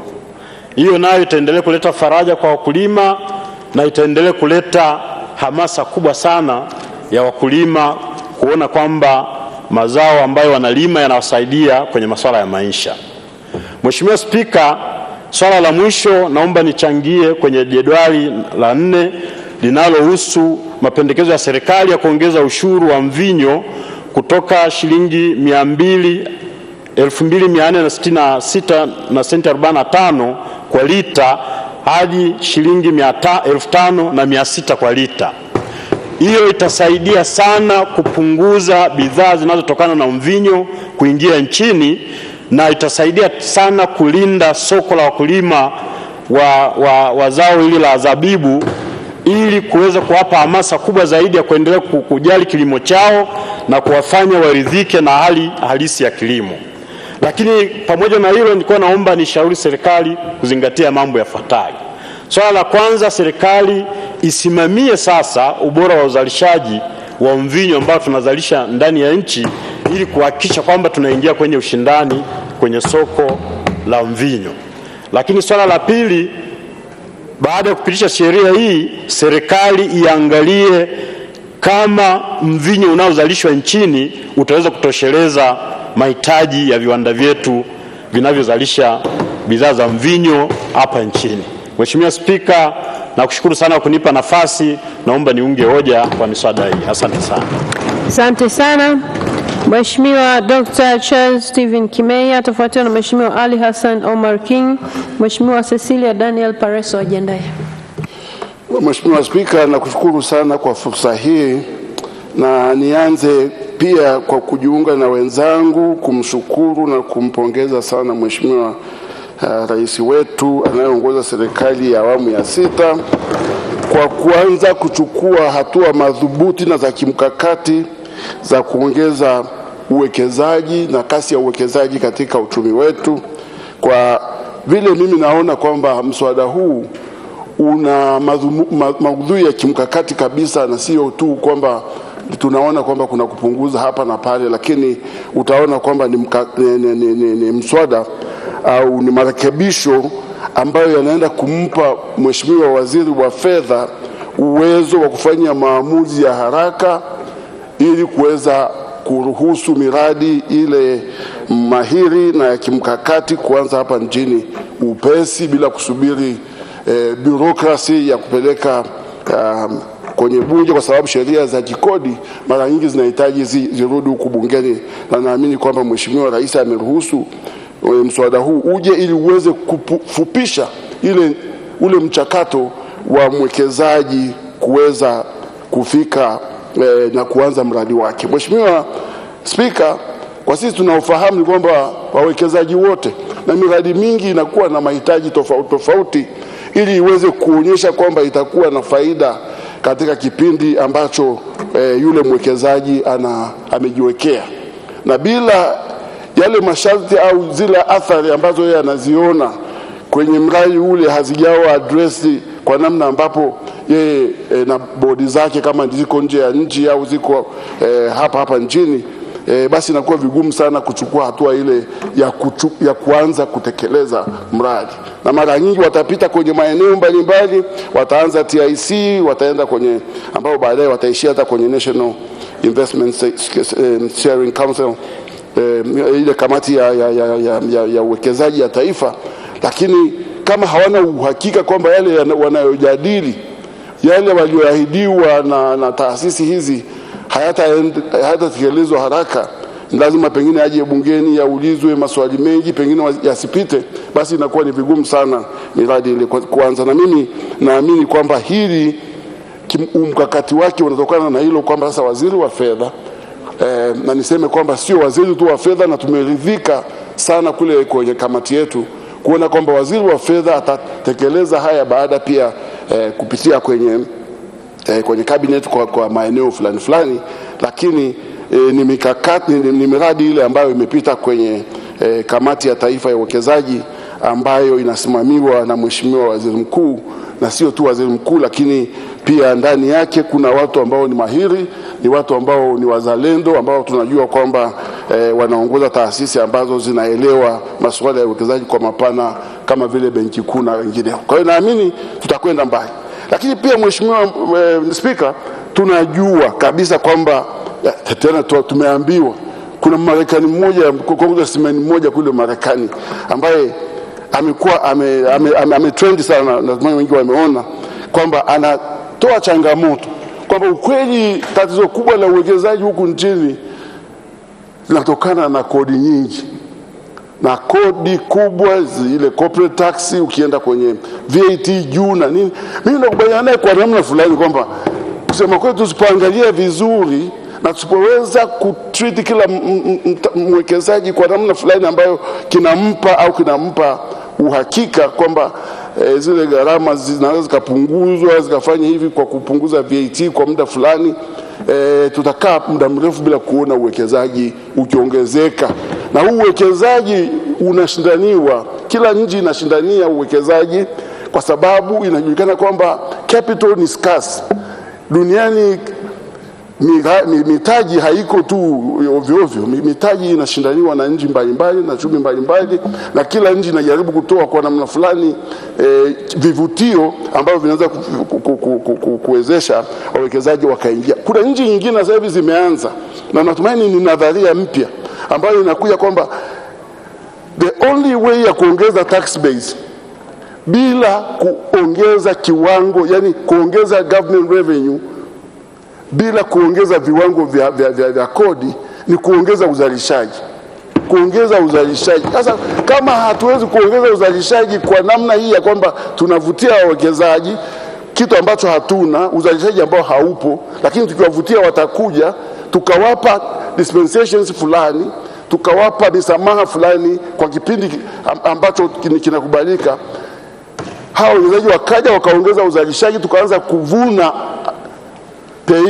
pay as you earn, yani kodi ya wafanyikazi, tukaanza kuvuna zote vile vingine ambavyo vinatokana na uzalishaji kuongezeka katika nchi hii, hatutafika mbali. Kwa hiyo naona kwamba hii nadharia, Mheshimiwa Waziri wa Fedha, nampongeza sana kwamba ameweza kuiona kwamba njia pekee sasa ya kuweza kuongeza tax base yake ni sio kuchukua tu from kilichopo, lakini tuongeze uzalishaji. Na hata kama tusipowakaribisha kwa kuwapa hizi dispensations wanazoomba, hatutakuwa nao, uzalishaji hautakuwepo. Lakini tukifanya vile kwa muda kifupi watakuwepo, tutaona uzalishaji uongezeka na tax base yetu itakuwa ina grow na ni yake itakuwa inaenda vizuri. Lakini Mheshimiwa Spika, naamini kabisa kwamba mswada huu umebuniwa vizuri, na tumeona, kwa mfano nimeona kwamba kuna vingi vinalenga mwenye kiwanda hiki cha kuzalisha mbolea. Utaona kwamba vinalenga kila mtaji ukija utakuwa na hivyo utakuwa na vingine vinahitajika, sio kupunguza bei ya phosphate au kutoa mrahaba kwenye phosphate. Mwingine atakuja na ombi jingine kutokana na jinsi ambavyo wanawekeza. Kwa hiyo ni vizuri tukampa waziri wa fedha, na pia tukahakikishiwa kwamba kwa vile hivi vitu sio yeye anafanya mwenyewe, vitaenda mpaka kwenye cabinet ambayo Mheshimiwa Rais mwenyewe atakuwepo, basi haiwezi kuwa abused, na naamini kwamba tutakwenda vizuri. Na hiyo ndio inaonyesha wazi kwamba miradi mingine hii iweze kwenda fast, iweze kutekelezwa kwa kipindi kifupi, ni lazima tutoe uwezo kwa serikali kuweza kufanya haya mambo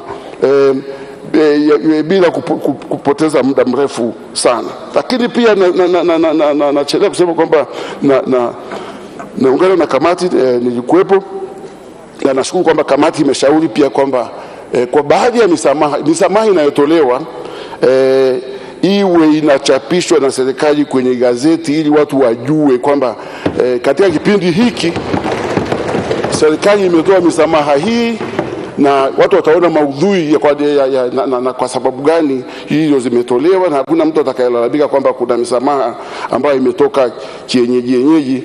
Kwa hiyo naamini ukichapishwa itakuwa imesaidia, lakini pia ni transparency na ndio dhana zima ya uendeshaji wa serikali, good governance sasa hivi. Alafu pia naamini pia kwamba hilo ushauri ambao umetolewa pia kwamba serikali iwe inafanya tafiti za mara kwa mara, kufanya tathmini ya kwamba kweli ile misamaha iliyotolewa au ile punguzo zilizotolewa kwenye maeneo fulani ya kodi kama ni VAT whatever, kwamba imeleta matokeo chanya yanayoendana na maudhui ya marekebisho yaliyofanywa na Mheshimiwa Waziri.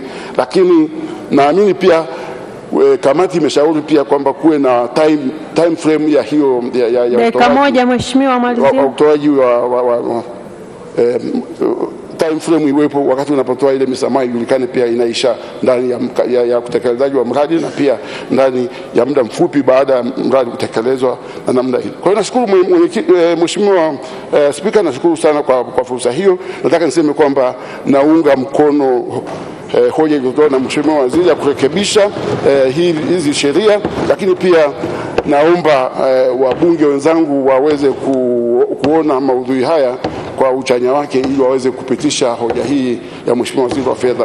Asante sana. Asante sana. Mheshimiwa Ali Hassan Omar King atafuatiwa na Mheshimiwa Cecilia Daniel Pareso. Mheshimiwa Isa Jumanne Mtemvu ajiandae. Asante Mheshimiwa Spika. Awali ya yote nimshukuru Mwenyezi Mungu kwanza kwa kutupa uhai, na cha pili kutujalia tukaja hapa kwa wazima, lakini chengine ni kushukuru nawe kunipa hii nafasi. Mheshimiwa Spika, kwanza nianze na pongezi kwa serikali kwanza kwa kuleta mswada, lakini cha pili ni shukuru serikali kwa kukubali ushauri na kutengeneza shade of amendment baada ya kupata ushauri wa kamati katika masuala ambayo yameletwa mbele ya kamati. Na pia naunga mkono hoja zote ambazo zimewasilishwa na kamati ya budget ambayo zimelenga kuishauri serikali katika maeneo mbalimbali katika mswada huu ambao umeletwa. Mheshimiwa Spika, kiufupi mswada huu ilikuwa una sheria 4 ambazo zinakwenda kubadilishwa ili zende sanjari na ile sheria ambayo tulopitisha ambayo inahusiana na mambo ya strategic investment, ambayo inakwenda sambamba kwenda kurekebisha sheria ya excise duty, road and fuel tolls, sheria ya corporate tax na VAT kwa ajili ya kwenda sanjari ili kupata uwekezaji wa kimkakati uweze kwenda vizuri. Sasa pamoja na hayo kwamba nina ushauri ufuatao. Ushauri wangu wa kwanza kwenye punguzo ambao tumetoa, kuna sheria zimelenga kwenye kupunguza. Kwa mfano kuna sheria inapunguza royalty, lakini kuna sheria pia inaweka zero rate, lakini pia kuna pendekezo la sheria hapa ya VAT ya kuweka exemption. Kwenye sheria hizi ambazo zitapunguza, mimi nilikuwa nataka kusema msemo mmoja. Tunasema aliyeumwa na nyoka akiona unyasi anasituka. Sasa tumewahi kuwa na sheria ambazo tunatoa punguzo, tumewahi kuwa na sheria ambazo tunaweka zero rate, na tumewahi kubadilisha sheria tukaweka exemption kwa ajili ya kuwapa nafuu watumiaji ambao ni wananchi wetu. Lakini sheria hiyo baada ya kupitishwa, ikifika huko katika kutumika, hatuoni ule unafuu unaopatikana. Na najaribu kutoa mfano wa sheria hizo. Tuliweka zero rate katika kwenye VAT kwenye simu zitakazoingizwa smartphone, lakini tuliweka kwenye sanitary pads, lakini baadaye kwamba hatukuona bei iliyopungua, hatukuona unafuu ambao umepatikana. Kwa hiyo ni shauri serikali kwenye kulifanyia kazi hili, serikali at least kwamba iweke mikataba na hawa watu, na wasipokuja na solution ile ambayo tuliokusudia, na maana kwamba lengo la utungaji au kubadilisha sheria hizi hatuwezi kufikia.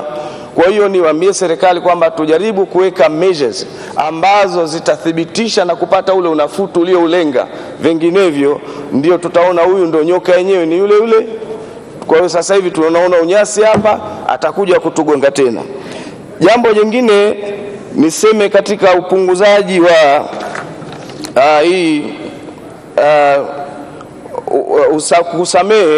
kusamehe excise duty kwa ajili ya miradi ya kimkakati. Ni kweli tumepanga bidhaa zitakazoingizwa nchini kwa ajili ya miradi ya kimkakati tuzipe tutoe msamaha. Sasa alikuwa ni ushauri serikali kabla kupitisha, kwa sababu humu ndani tuna viwanda ambavyo viwanda hivyo vinaweza vikatoa bidhaa ambazo zikawa ni same na zile ambazo tunazotaka kuzipa msamaha. Kwa maana hiyo katika miradi ile kwanza ni tujaribu kuangalia kama baraza la mawaziri au NISC wajaribu kuangalia kabla kukubaliana na hicho kitu kupitishwa, basi at least kwamba ijulikane kwamba hichi kitu kinazalishwa nchini na kipo na kinapatikana nchini, ili at least kwamba na sisi viwanda vyetu viweze kufanya kazi vizuri. Chengine katika excise duty, nazungumzia excise duty ambayo inazungumziwa katika zabibu, mvinyo. Excise duty katika mvinyo naunga mkono wazo la serikali, lakini tumetoa hii excise duty kwa ajili ya kufanya zao la zabibu litumike, ili wazalishaji wa zabibu bidhaa zile zisiweze kuwa zimewekwa tu na hazitumiki. Sasa ni shauri serikali tujaribu kutafuta matumizi pamoja na hii ambayo ni hatua ya kikodi, lakini baada ya hii hatua ya kikodi hebu tukaangalie quality. Wanywaji wa mvinyo wanatazama quality. Kwa hiyo na sisi katika viwanda vyetu hivi hebu tukajaribu kwenda kufanya kitu ambavyo kita improve quality. Tuki-improve quality ya wine ambayo inazalishwa ndani yetu kwa zabibu yetu, basi hapo tunaweza tukapata matumizi ya zabibu. Lakini jengine, serikali ijaribu kufikiria mbali zaidi, kuanzisha bidhaa nyingi ambazo zitakuwa zinatumiwa na zabibu, au kutoa incentives katika viwanda ambavyo vitazalisha bidhaa nyingi ambazo zinatumia zabibu. Hapo tutapata kuzifanya zabibu zetu kuwa zinatumika katika maeneo mingi, na badala yake tutaondosha zile zabibu ambazo ziko kwa wananchi ambazo tunasema kwamba zinaharibika. Lakini chengine, tujaribu kukuza teknolojia juu ya utumiaji huu wa zabibu na bidhaa za zabibu. Pengine inawezekana kwa teknolojia yetu iko chini, kwa hiyo kila tunachokizalisha hapa haizuru kwamba tutaweka excise duty ndogo. Sasa je, kama hakuna teknolojia nzuri, je hichi kitu kitatumika? Lakini chengine ni shauri serikali katika swala hili, tujaribu kuita wawekezaji wakubwa ambao wataweza kutumia zabibu zetu, ili hizi zabibu, kwa kuwa lengo ni kutaka kuwasaidia wauzaji wa zabibu, hizi zabibu ziweze kutumika. Lakini watengenezaji wetu wa mvinyo wa zabibu hapa, huo ambao wengine wanaita mchuzi, wengine wanaita togwa, utakuja ukuta kwamba wanaustore katika maeneo ambayo sio mazuri. Kwa hiyo serikali jaribu kufacilitate ile jambo, ili storage katika masuala haya iweze kwenda vizuri. Jengine ambalo nitoe ushauri wa jumla. Ushauri wa jumla ambao ninaotoa, tumesamehe baadhi ya vitu ambavyo tumesamehe, kama vile ambavyo katika mafuta. Kwenye mafuta, huu msamaha ambao tunaoenda kuutoa kwa ajili ya wawekezaji, tujaribu kuchukua hatua kuhakikisha mafuta haya ambayo yanaingizwa ndani ya nchi hii, ambayo yatakuwa yamesamehewa, basi at least yaweze kutumika kwa lengo hilo tu. Na nashukuru serikali kwa hatua ambazo zipo katika mikataba ambazo zinaonyesha wazi kwamba nini kitafanyika, lakini tuzidi kuwa serious, kwa sababu tuliwahi kusamehe mafuta na kwenda kutumika migodini. Mafuta yaliyokwenda kutumika migodini, badili yake yalikuwa yanarudi tena. Kwa hiyo yanafunguliwa watu wana visima vya mafuta yale hayatumiki tena kule, yanarudi mtaani, yanauzwa katika bei ambayo katika sio fair price, ambayo biashara nyingine zinakuwa zinapata tabu. Kwa hiyo hili tujaribu kuliangalia kwa vizuri zaidi, ili tuweze kulimudu na kwenda nalo vizuri. Mheshimiwa Spika, naipongeza serikali kwa kuja na mabadiliko haya, lakini kila tulicholenga kutoa nafuu, basi kibakie pale pale kwamba kinakwenda kutoa nafuu. Tulicholenga kwenda kuzidisha, kuimprove uwekezaji, basi kirudi pale pale tuone kinafanya hivyo, na sio kuja kushusha biashara nyingine kwa sababu ya fursa hiyo. Nashukuru Mheshimiwa Spika kwa kunipa nafasi, na naunga mkono hoja 100%. Asante sana. Mheshimiwa Cecilia Daniel Pareso atafuatiwa na Mheshimiwa Isa Jumanne Mtemvu. Mheshimiwa Subira Hamis Mgalu ajiandae.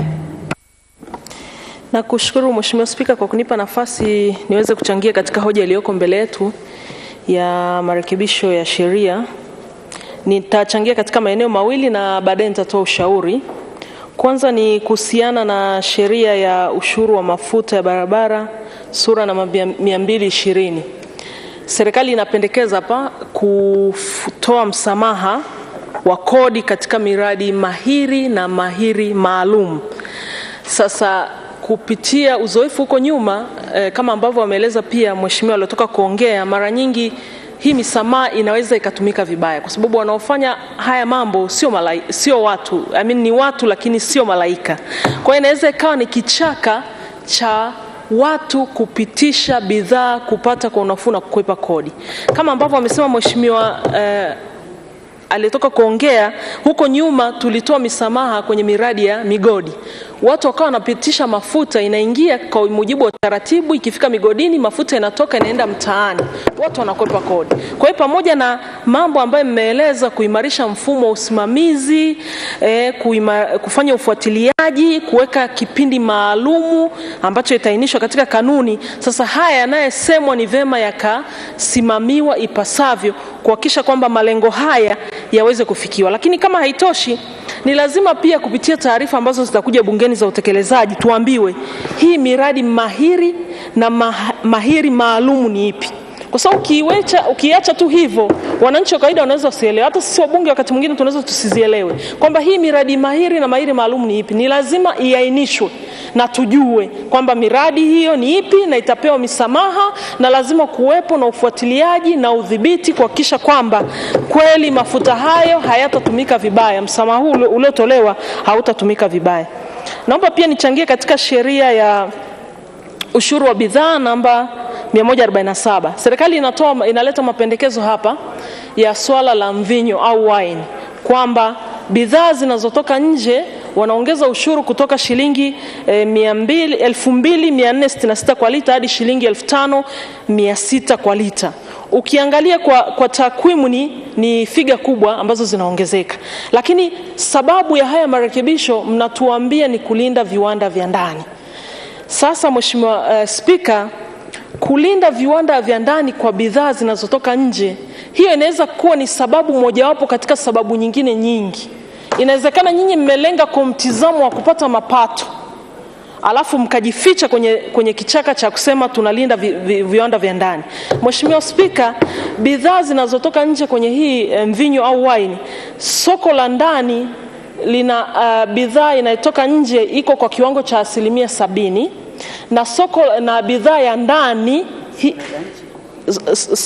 nieleze hivi, bidhaa za nje, wine inayotoka nje ya nchi kwenye soko letu iko kwa 70%. Wine inayozalishwa nchini kwa bidhaa za ndani ziko kwa 30%. Sasa mnasema mtalinda viwanda vya ndani. Sawa, mtalinda viwanda vya ndani. Lakini kwa nini viwanda vya ndani vinaingia sokoni kwa 30%? Maanake kuna changamoto. Moja, ubora wa wine husika. Ni lazima tunapolenga kuhakikisha kwamba kweli tunaongeza ushuru huo ili kulinda bidhaa za ndani, lazima tuangalie wazalishaji wetu wakoje, mazingira yao wa uzalishaji ukoje, bidhaa inayozalishwa hapo ina ubora. Leo hutamlazimisha mtu anunue wine kutoka ndani wakati haina ubora, akinywa labda inakereketa hapa kwenye koo, au akinunua inakuta haina ule ubora unaotakiwa. Ni lazima kuhakikisha kama lengo ni kumsaidia huyu mkulima wa mvinyo hapa nchini, kumtengenezea mazingira na kumwezesha atoe bidhaa ambayo ina quality na ingia sokoni, akihakikisha kwamba anaingia kwenye soko na anashindana.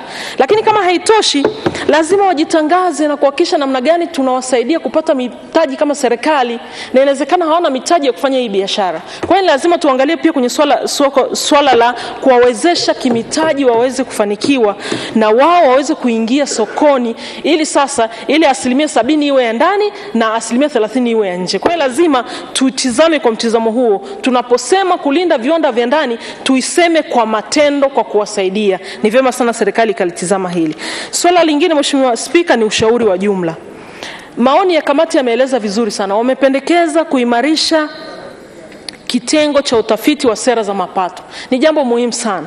Mheshimiwa Spika, kitengo hiki ni lazima kiimarishwe. Kwa nini nasema hivi? Kiimarishwe ama kirasilimali watu au kifedha au kiujuzi.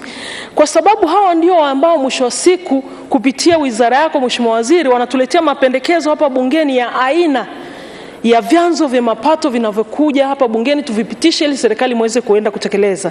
Sasa huko nyuma tumeona mapendekezo ambayo yamekuja na yako mengine ambayo leo ni kelele kwa wananchi.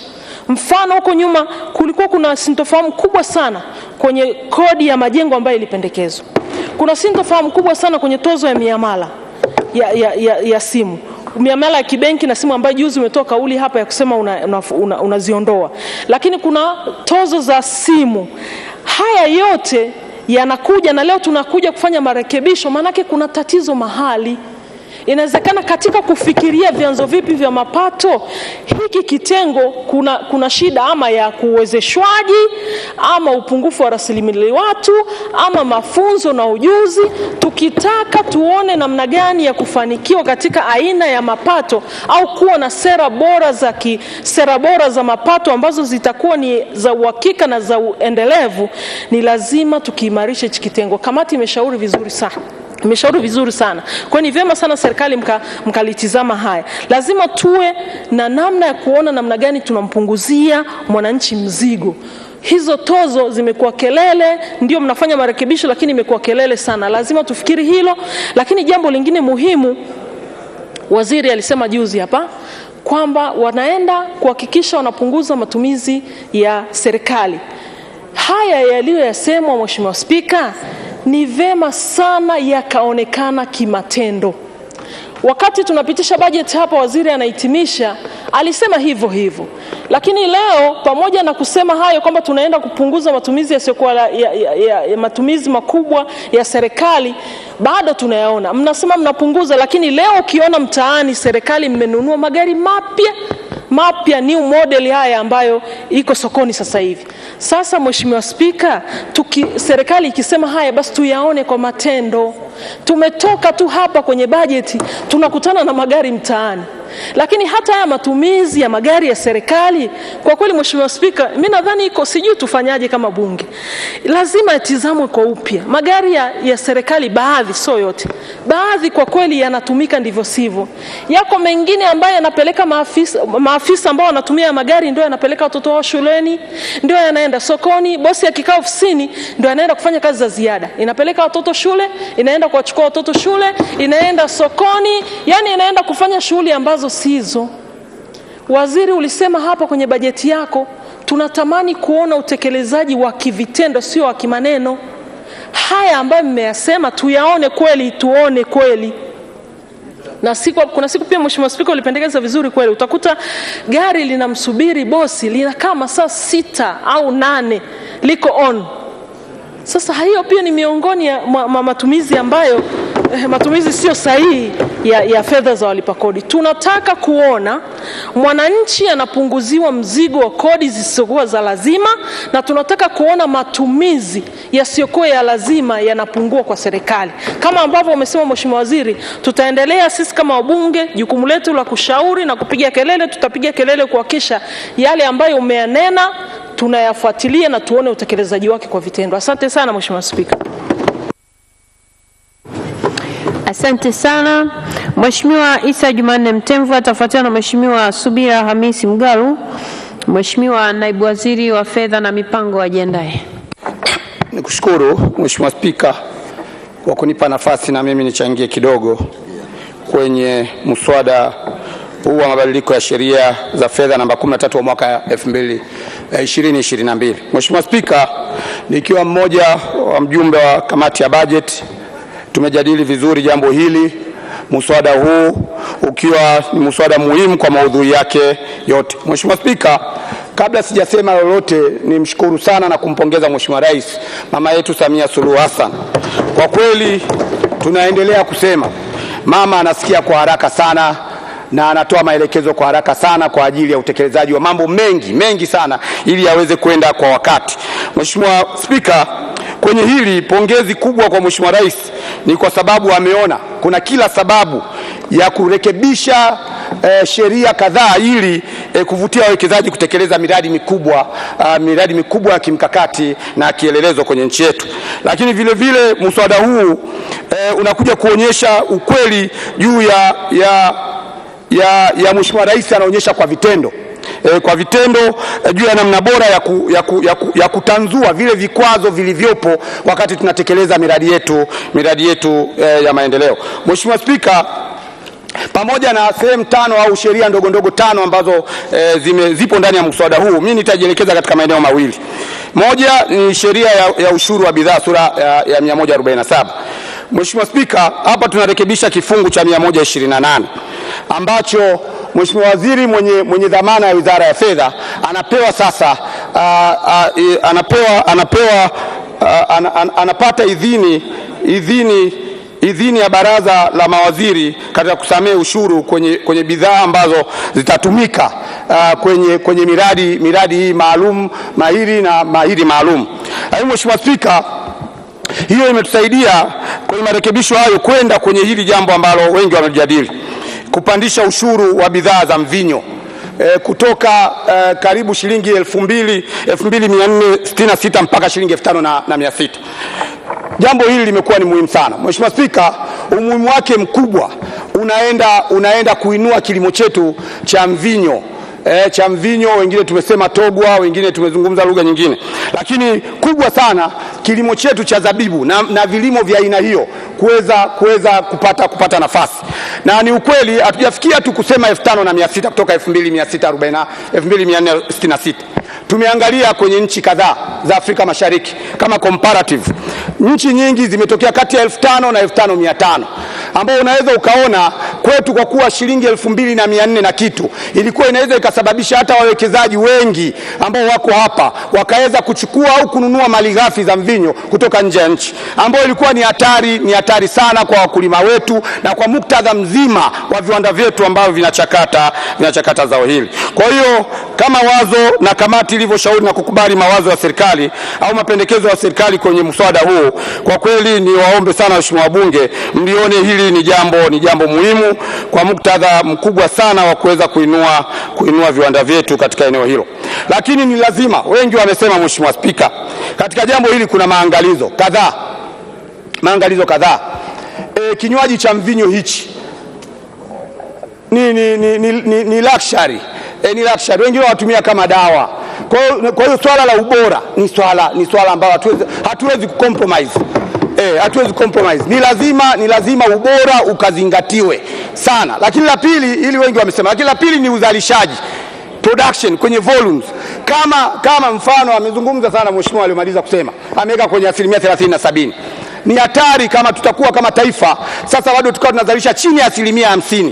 Alafu wakati kabla tujabadilisha sheria hii ilikuwa tunapata kutoka nje zaidi ya 50%, itakuwa ni hatari. Niombe sana Wizara ya Kilimo imepewa bajeti kubwa sana, zaidi ya mara 4 katika miaka miwili hii iliyotoka, toka bilioni 250 na kitu mpaka bilioni 900 na kitu.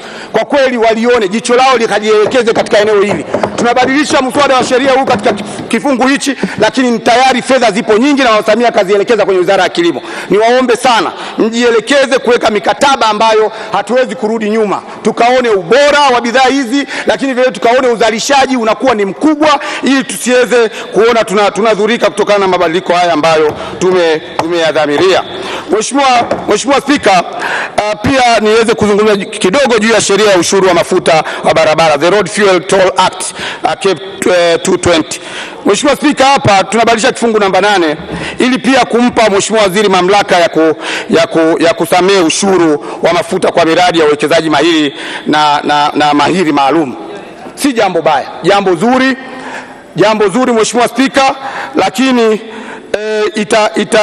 tuendelee kuangalia uzoefu mwingi katika maeneo mengi. Sehemu ambayo tumepata hasara kama taifa ni eneo la msamaha mafuta. Wengi wamesema migodini na kadhalika, lakini shukuru sana kamati ya bajeti imeliona na imetoa mapendekezo kadhaa kwenye eneo hili, na kubwa ni katika mapendekezo kadhaa, na ni vizuri tufahamu. Pendekezo moja, tumeangalia muda, pawepo na muda maalum. Tunajua miradi inaendelea, inatekelezwa. pamoja na kuangaliwa miradi hii, lakini tuweze kujua tukiifuatilia tunajua kabisa ndani ya mwaka mmoja tuweze kuangalia ile tumenufaika jinsi gani katika miradi hii mahiri na mahiri maalum ambayo inatekelezwa. Sio tukiacha wazi, maana yake inawezekana miradi imekamilika alafu watu wakawa wanatupiga kupitia msamaha huu ambao tumeweka. Lakini vile vile tunatambua kama nchi tunatumia mfumo mmoja wa kuagiza mafuta, bulk procurement system. Ni mfumo mzuri, tumewahi kujadili ndani ya kamati vizuri kabisa. Na kama nchi tunaona bado tunafaidika na mfumo huo wa kuagiza pamoja. Sasa tuweze kutofautisha mafuta yapi yanakuja katika mfumo huo wa pamoja na mafuta yapi ambayo yanakuja kwa ajili ya miradi maalum na mahiri maalum. Ni vizuri sana, ni muhimu. Kama tutatumia vinasaba sawa, kama tutatumia utaratibu wa uuzaji sawa, lakini ni jambo muhimu sana ili watu wasije wakapitia kwenye upenyo huo kwenda kutuumiza. Lakini Mheshimiwa Spika, tumeshauri pia kuweka mifumo ya usimamizi ili kuzuia matumizi mabaya ya mafuta ya miradi. Ni vizuri mifumo ikawekwa mapema. Wizara, Mheshimiwa Waziri amesema kwenye taarifa yake wana mpango jinsi ya kufuatilia kwa karibu sana juu ya mafuta haya yanavyoingia. Mimi ninaona kwa umahiri na umakini wa Mheshimiwa Waziri kwenye jambo hili atatia nguvu sana na jicho kubwa na wataalamu wake ili tusiweze kuanguka. Mheshimiwa Spika, pamoja na hayo niseme juu ya maoni ya jumla. Kamati imeshauri sana misamaha ya kodi hii lazima iangaliwe kwa pato la taifa. Ndani ya mpango wetu wa miaka 5 tunaoendelea nao tumejikubalia wenyewe, tumejiwekea wenyewe misamaha ya kodi isizidi 1%. Mheshimiwa Spika, hili ni jambo zuri. Sasa huu ni wakati, kamati inatoa ushauri, ni wakati umefika tuweze kufanya tathmini ya kina, tuweze kuona mpaka sasa kwa misamaha yote ambayo imetolewa nchini imekaa vipi, ina ubora kiasi gani, tumefanikiwa au hatujafanikiwa, na kama haijazidi imezidi 1% au haijazidi 1%. Hili ni jambo muhimu sana. Mheshimiwa Spika, niliona ni muhimu sana nichangie katika maeneo hayo mawili, na nitumie nafasi hii kuwaomba sana waheshimiwa wabunge wenzangu waweze kuridhia mswada huu wa sheria namba 13 wa mwaka 2022 uweze kupita bila kikwazo chochote kwa maslahi mapana ya nchi yetu na wananchi wake. Asante sana Mheshimiwa Spika, naunga mkono hoja. Asante sana. Mheshimiwa Subira Hamisi Mgalo atafuatiwa na Mheshimiwa Naibu Waziri wa Fedha na Mipango. Mheshimiwa Waziri wa Fedha na Mipango ajiandae. Mheshimiwa Spika, nakushukuru kwa kunipa nafasi mchana wa leo na mimi kuweza kuchangia kwenye mswada huu wa sheria ya marekebisho ya sheria mbalimbali za fedha kwa mwaka 2022. Nianze kwanza kwa kuipongeza sana serikali inayoongozwa na Mheshimiwa Rais Mama Samia Suluhu Hassan kwa kuwasilisha marekebisho haya, lakini na kwa kuwa na utaratibu wa kufanya mapitio ya sheria mbalimbali, kwa sababu sheria si msahafu wala Biblia. Kwa hiyo kuna wakati lazima kufanya marekebisho ili kuendana na hali halisi.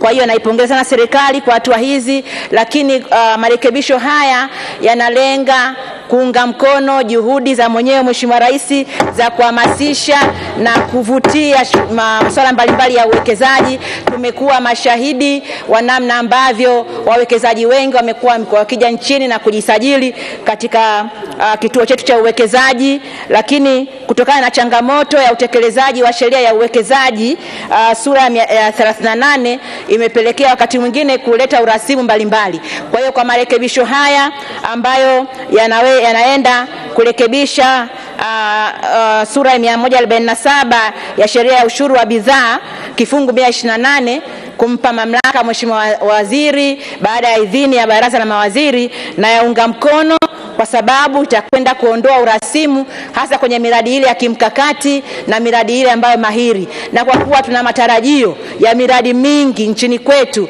ikiwemo mradi wa usindikaji wa gesi asilia, ninaamini marekebisho haya yamekuja kwa wakati mwafaka kwa nia ya kuwezesha sasa mazungumzo yanayoendelea katika mradi huu utakapoanza rasmi. Kwa hiyo vikwazo vilivyokuwa vinajitokeza vitakuwa havipo, na ambao mradi tunautegemea kwa taifa letu. Lakini Mheshimiwa Spika, pia imenipendeza kuunga mkono marekebisho yatakayofanya kwenye jedwali la 4 kwa ajili ya kuongeza ushuru wa bidhaa kwa bidhaa zinazotokana na zao la zabibu hasa mvinyo, kama walivyosema wenzangu kwamba nia hapa ni kulinda viwanda vya ndani, na hii inaendana na utekelezaji wa dhima ya mpango wa miaka 5 wa maendeleo ya taifa ambao unasema kujenga uchumi shindani na viwanda kwa maendeleo ya watu. Kwa hiyo kwa marekebisho haya ambayo yameongeza ushuru wa bidhaa kwa mvinyo unaoingia ndani ya nchi, unawezesha viwanda vyetu vya ndani kuvilinda, lakini ambavyo vitatoa ajira na mwisho wa siku vitachangia kwenye pato la taifa kupitia kodi ambayo itakusanywa kwenye viwanda hivyo. Kwa hiyo naunga mkono hili, lakini sambamba na hilo naunga mkono marekebisho yanayofanya kwenye sheria ya madini sura ya 123 kifungu 87 ambako kinakwenda kupunguza mrahaba kwa malighafi za mbolea zinazochimbwa hapa nchini. Na hii Mheshimiwa Spika, jitihada hizi za kuwezesha kushushwa kwa bei ya mbolea hapa nchini, napenda niipongeze sana serikali. Tumeona kwanza imetenga bilioni 150 kwa ajili ya ruzuku ya mbolea, lakini kwa bajeti iliyoanza kutekelezwa tarehe 1 mwezi wa 7 2022 tumeona hatua za kibajeti za kuweka zero rated katika malighafi zinazoingia nchini kutengeneza mbolea. Kwa hiyo zote zinaainisha serikali na imeweka kwa kweli mkakati makusudi wa kuinua kilimo hapa nchini, na hasa tukizingatia imeongeza bajeti zaidi ya bilioni 700 kwenye sekta ya kilimo ambacho kitatoa malighafi kwa ajili ya viwanda, kilimo kinachoajiri Watanzania wengi, kilimo ambacho kitatufanya tujitosheleze kwa chakula, lakini kilimo ambacho kitatuwezesha pia kupata mapato ambayo yatasaidia kutekeleza shughuli mbalimbali. Kwa hiyo naipongeza sana serikali kwa hatua hii, lakini rai ambayo imetolewa na kamati izingatiwe, kwa sababu zipo hatua za kikodi zenye nia ya kupunguza bei za bidhaa nchini, lakini unapokuja kwenye swala la utekelezaji, unapokuja kwenye kufanya tathmini, lile lengo la kushusha bidhaa kwa ajili ya wananchi linakuwa halifikiwi. Kwa hiyo serikali tunaishauri kwa nia hii njema iliyokuwa nayo, lakini kwenye usimamizi iwe na ukali wa kutosha na kufanya tathmini ya mara kwa mara kwa mwenendo wa soko ili kuona kwamba ile dhamira yake inatimia. Mheshimiwa Spika, pia ninaomba niunge mkono maelezo yote ambayo tumetoa kwenye kamati na taarifa nzuri ambayo imesomwa na Mheshimiwa mwenyekiti wetu, lakini kubwa kwenye swala zima la kuimarisha vitengo vya tafiti vya sera za mapato. Mheshimiwa Spika, sisi ni wabunge. Serikali unapowasilisha bungeni mswada wa sheria ya fedha na vyanzo vya mapato venye kulenga kutatua changamoto za jamii, na sisi tunatumwa kwa ajili ya kuwasemea wananchi. Utakapoleta chanzo cha mapato chenye lengo la kujenga zahanati, kukamilisha maboma ya sekondari, kujenga vituo vya afya kwenye maeneo ambavyo havipo, na ukizingatia takwimu zinazowasilishwa, changamoto hizo bado kwa kiwango kikubwa, na unaiona dhamira ya serikali, ni wazi tutaunga mkono, kwa sababu ndio lengo linalotuleta ndani ya bunge.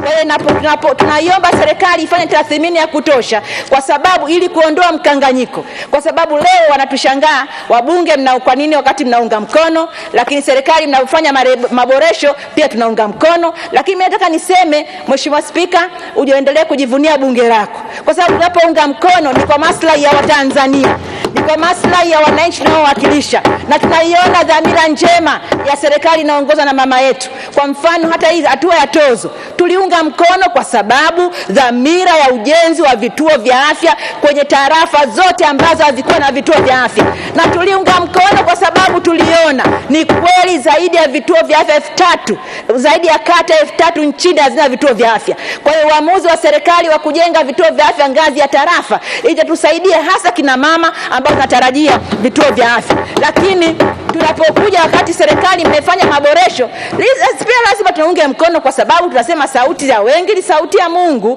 Kwa hiyo tunaipongeza serikali pia kwa kusikiliza, lakini dhamira ya nia njema inabaki pale pale, mchango wa kodi hiyo au tozo unabaki pale pale, na historia itakuwepo kwamba hata hiyo tozo imeleta ukombozi, kwa sababu kwa mara ya kwanza vituo vya afya 234. Kwa hiyo bunge lako limejijengea heshima ya kukubali vyanzo hivyo, kwamba imeenda kutoa mchango. Sasa hivi zahanati ni nyingi, vituo vya afya ni vingi, lakini pia itajenga heshima pia kwamba maboresho yamefanyika, wananchi wamesikilizwa. Kwa hiyo mimi na hapa kwa lugha ya Kiswahili ni bila, lakini maendeleo yameonekana. Mheshimiwa Spika, nimalizie kwa kuipongeza serikali kwa hatua mbalimbali ambazo zimewasilishwa, kwa zina nia ya kuwezesha hivyo viwanda, lakini pia nia kutekeleza miradi ya kimkakati, na nakupongeza Mheshimiwa Spika na waziri. Tunaomba tu historia ya misamaha ambayo itumika vibaya isijirudie. Serikali muweke mikakati madhubuti ili misamaha itumike kwa lengo lilokusudiwa, na wale watakaobainika kutumia misamaha hii kwa faida yao wachukuliwe hatua kali, ikiwemo ya kulipa hiyo kodi stahiki. Asante sana Mheshimiwa Spika na kushukuru. Asante sana. Mheshimiwa Ahmad Chande, Naibu Waziri wa Fedha na Mipango, atafuatiwa na mtoa hoja. Asante sana Mheshimiwa Spika. Awali ya yote naomba nimshukuru Mwenyezi Mungu Rahim ambaye ametuwezesha kuwepo hapa tangia asubuhi hadi sasa tukiwa katika hali ya uzima na afya pamoja na amani. Pili, Mheshimiwa Spika, naomba nikushukuru sana kwa kunipa fursa hii nami kuwa sehemu ya wachangiaji katika hoja hii iliyoko mezani. Mheshimiwa Spika, nimshukuru pia waziri wangu, Waziri wa Fedha na Mipango, kwa namna anavyonisaidia na kunielekeza. Lakini pili, ni mshukuru mwenyekiti wa kamati ya budget pamoja na makamo wake na wajumbe wote wa kamati husika, na washukuru sana kwa mashirikiano yao na maoni yao na maelekezo yao. Lakini kwa jumla ni washukuru waheshimiwa wabunge wote kwa mashirikiano yao wanaotuonesha ndani ya bunge hili tukufu. Mheshimiwa Spika, mimi niende tu moja kwa moja katika mambo mawili ambayo kwa jumla ni maoni ambayo yametolewa na waheshimiwa wabunge. Maoni haya yote yapo kwa lengo la kujenga taifa letu na kwa maslahi ya serikali yetu na wananchi kwa jumla. Mheshimiwa Spika, maoni ambayo yametolewa na kamati pamoja na wachangiaji, moja ni usimamizi na ufuatiliaji wa matumizi ya serikali. Hili niseme Mheshimiwa Spika, kwa niaba ya Waziri wa Fedha na Mipango, tumelipokea na tutalifanyia kazi kwa maslahi ya wananchi wetu. Lakini jambo la pili ni kufanya tathmini ya kina katika misamaha yote ambayo inatolewa na serikali kwa miradi mahiri. Nalo hili Mheshimiwa Spika tunalichukua na tunaahidi kwamba serikali italifanyia kazi kwa nguvu zake zote. Asante sana Mheshimiwa Spika kwa kunipa nafasi hii. Asante sana. Waheshimiwa bunge, sasa nimuite Mheshimiwa Waziri wa Fedha na Mipango ili aje ahitimishe hoja yake. Mheshimiwa Waziri wa Fedha na Mipango.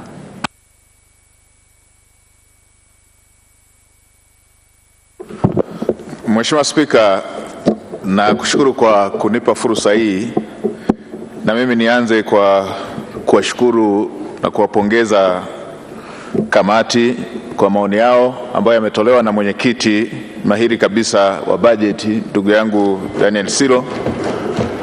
Ni washukuru pia wajumbe wa kamati, mshukuru naibu waziri, na ni washukuru waheshimiwa wabunge ambao wametoa ushauri wao.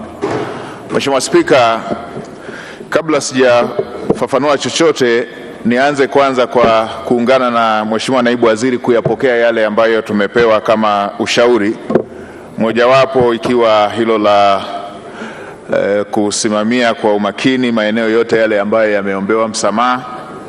Na niseme tu maeneo yote yale ambayo yatapewa msamaha baada ya idhini ya baraza la mawaziri, misamaha hiyo itakuwa inatangazwa kwenye gazeti, na endapo itakuwa misused kama ambavyo imewekwa kwenye sheria, basi itafutwa, na ikishafutwa aliyetumia vibaya atalazimika kulipa fedha hiyo ambayo itakuwa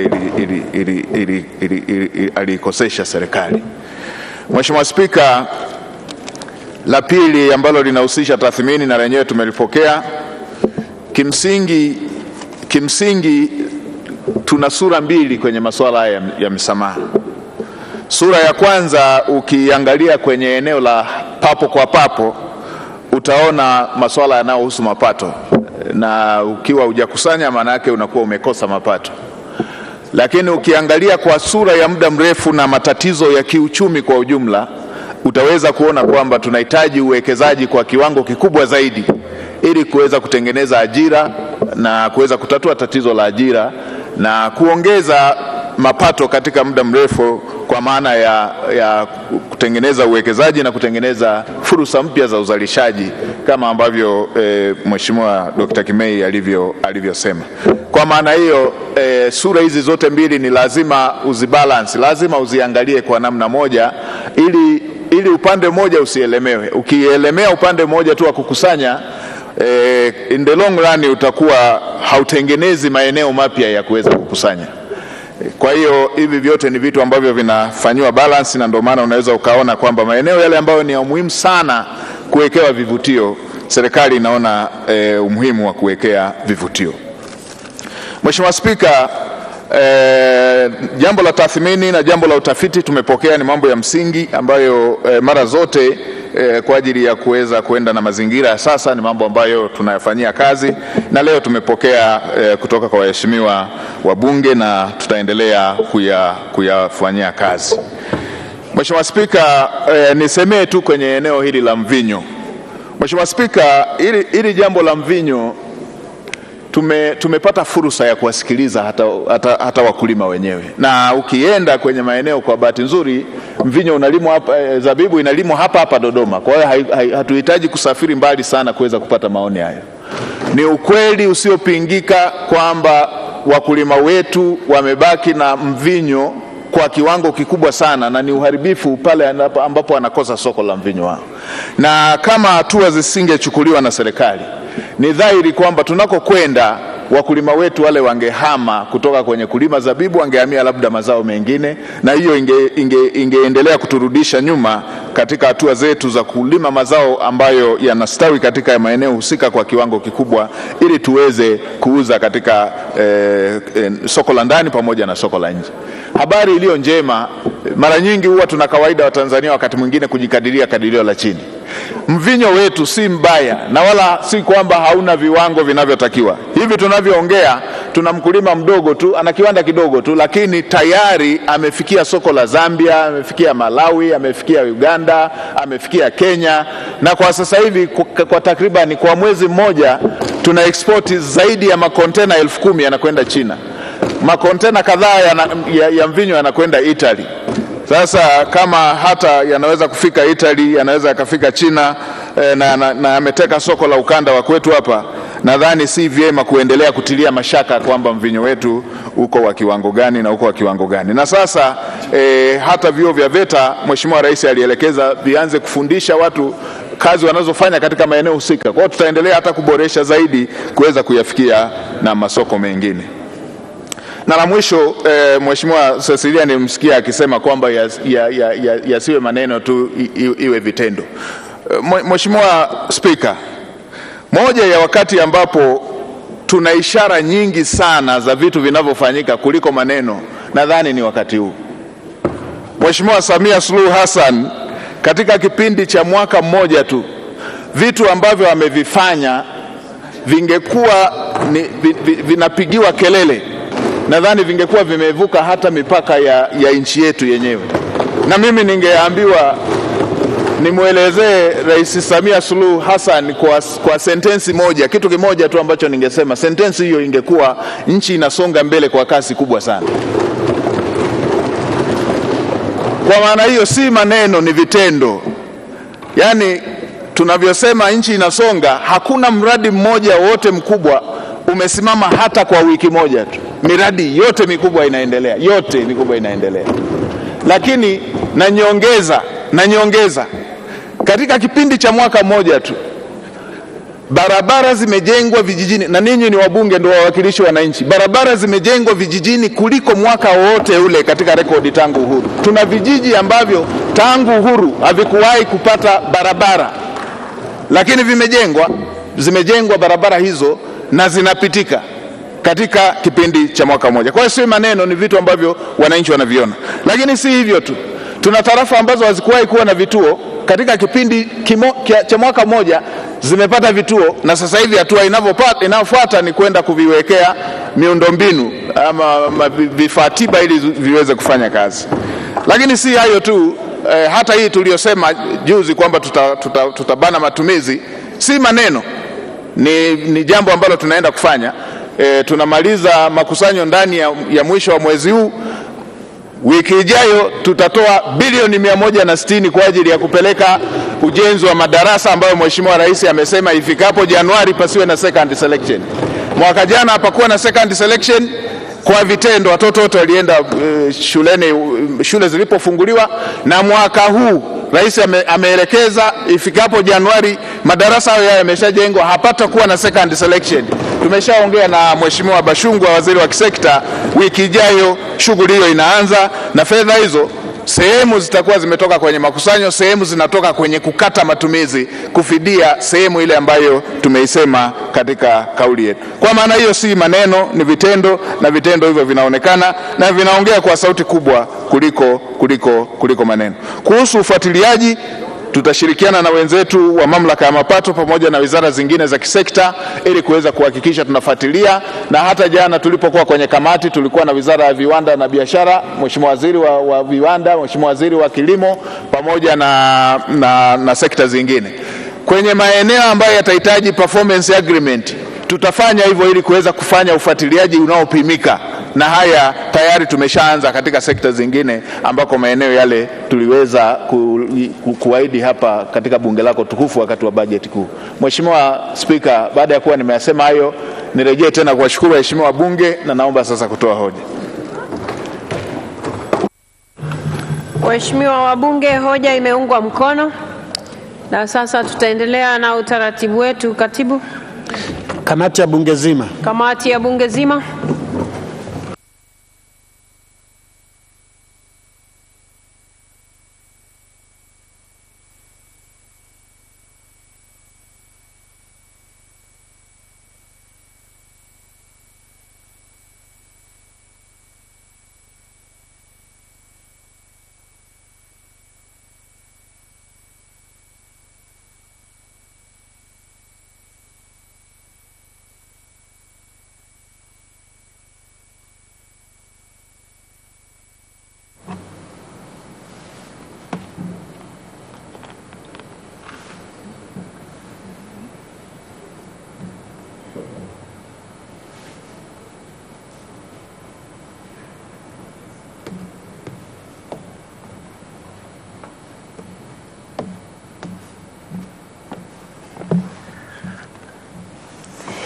Mheshimiwa wabunge, tukae. Katibu. Muswada wa sheria ya marekebisho ya sheria mbalimbali za fedha wa mwaka 2022. Kifungu cha kwanza. Kifungu kinafikiwa? Kifungu cha pili. Kifungu kinafikiwa? Kifungu cha tatu. Kifungu kinafikiwa? Kifungu cha 4 kina marekebisho ya serikali. Kifungu cha 4 pamoja na marekebisho ya serikali kinafikiwa? Kifungu cha 5. Kifungu kinafikiwa? Kifungu cha 6. Kifungu kinafikiwa? Kifungu cha 7 kina marekebisho ya serikali. Kifungu cha 7 pamoja na marekebisho ya serikali kinafikiwa? Kifungu cha 8. Kifungu kinafikiwa? Kifungu cha 9 kina marekebisho ya serikali. Kifungu cha 9 pamoja na marekebisho ya serikali kinafikiwa? Kifungu cha 10. Kifungu kinafikiwa? Kifungu cha 11 kina marekebisho ya serikali. Kifungu cha 11 pamoja na marekebisho ya serikali kinafikiwa? Kifungu cha 12. Kifungu kinafikiwa? Kifungu cha 13. Kifungu kinafikiwa? Kifungu cha 14 kina marekebisho ya serikali. Kifungu cha 14 pamoja na marekebisho ya serikali kinafikiwa? Kifungu cha 15 kina marekebisho ya serikali. Kifungu cha 15 pamoja na marekebisho ya serikali kinafikiwa? Mheshimiwa Mwenyekiti, napenda kutoa taarifa kwamba kamati ya bunge zima imekamilisha kazi yake. Bunge linarejea.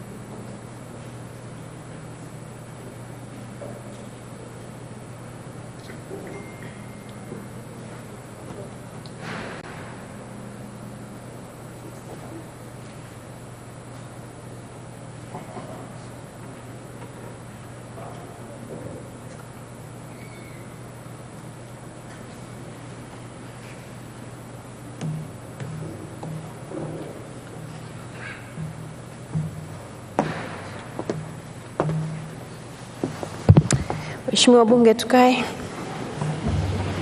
Mtoa hoja taarifa.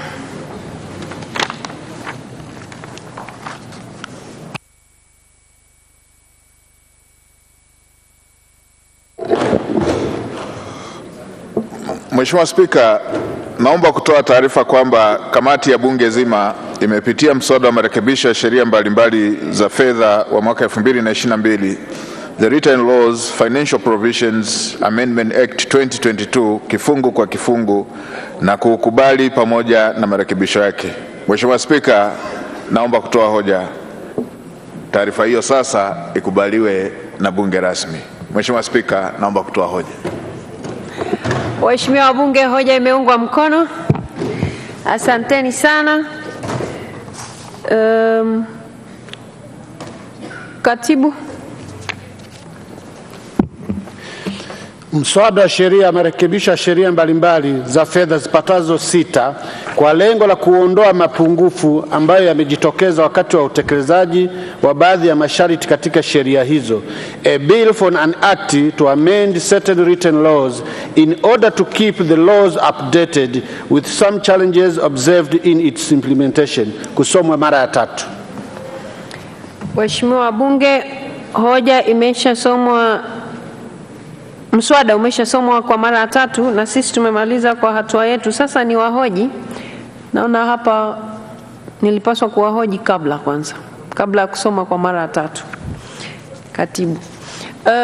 Waheshimiwa wabunge, sasa ni wahoji.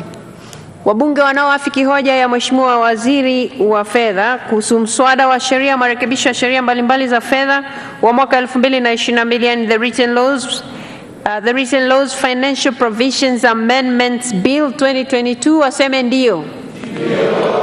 Wasioafiki waseme sio.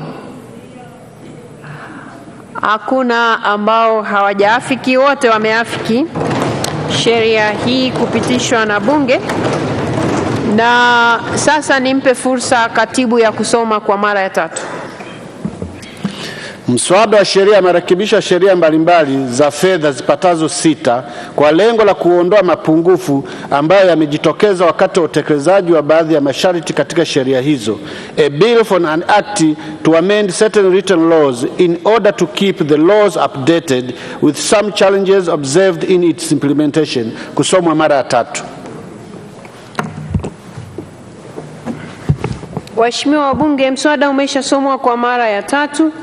Na sasa sisi kwa sehemu yetu tumeshamaliza zoezi la kutunga sheria, na kwa mswada huu ulivyokuwa tulikuwa tunabadilisha baadhi ya sheria, vifungu ambavyo vilikuwa vinaleta changamoto kwenye utekelezaji, ambavyo pengine kwa namna moja au nyingine vilikuwa vinaleta changamoto kwenye uwekezaji na vingine kwenye mambo mengine kama kuwasaidia wakulima hasa kwenye eneo hili la zabibu. Kwa sehemu yetu sisi tumemaliza kazi, na sasa tutampelekea Mheshimiwa Rais ili na yeye afanye kwa sehemu yake kwa kadri anavyohitajika kufanya hivyo, na katiba yetu ya Jamhuri ya Muungano wa Tanzania inamtaka yeye asaini, alafu akisha saini basi tutakuwa tumeshapata sasa sheria iliyo kamili. Kwa hivyo nichukue fursa hii kumpongeza Mheshimiwa Waziri wa Fedha na Mipango na Naibu Waziri na watendaji wote kwa kuyaona haya mapungufu ambayo mengine yametokana na michango ya wabunge. Kwa hiyo ninawapongeza sana kwa hatua mlizozichukua ili kuleta marekebisho haya na bunge kuweza kuchukua hatua zile ambazo zinastahiki. Lakini nishukuru pia kamati yetu ya budget kwa kazi nzuri walioifanya ya kutumia muda mfupi ambao walipewa, wameweza kufanya kazi hii vizuri, na sisi wote ni mashahidi kwa mapendekezo ambayo waliyatoa, wakajadiliana na serikali ikayakubali, pamoja na kwamba muda ulikuwa mfupi. Kwa hiyo tunawapongeza sana kamati yetu ya budget na wabunge wote kwa ujumla ambao mmeshiriki kwenye zoezi hili. Wengine si wajumbe wa kamati ya budget, lakini mmepata fursa ya kuchangia humu, na kama Mheshimiwa Waziri alivyosema na Naibu Waziri alivyosema kwamba mawazo yenu wameyachukua, hata yale ambayo hayakuwa yanahusu moja kwa moja utungaji wa sheria, na wataendelea kuyafanyia kazi, na mengine yale ambayo watahitaji kuyatumia katika utekelezaji wa haya mabadiliko basi watafanya hivyo, na sisi tunawatakia kila laheri katika hayo. Na ni muhimu sana sasa, hasa katika lile eneo ambalo wabunge wamesisitiza kuhusu hii misamaha itakayokuwa inatolewa, kuendelea kufuatilia isilete changamoto ambazo ziliwahi kujitokeza huko nyuma. Hilo ni la kwanza. Jambo la pili ni kuhusu huu mchuzi wa zabibu, tunaosema mchuzi sijui togwa ya zabibu, lakini ni muhimu viwanda vyetu viwe na huo mchuzi wa kutosha.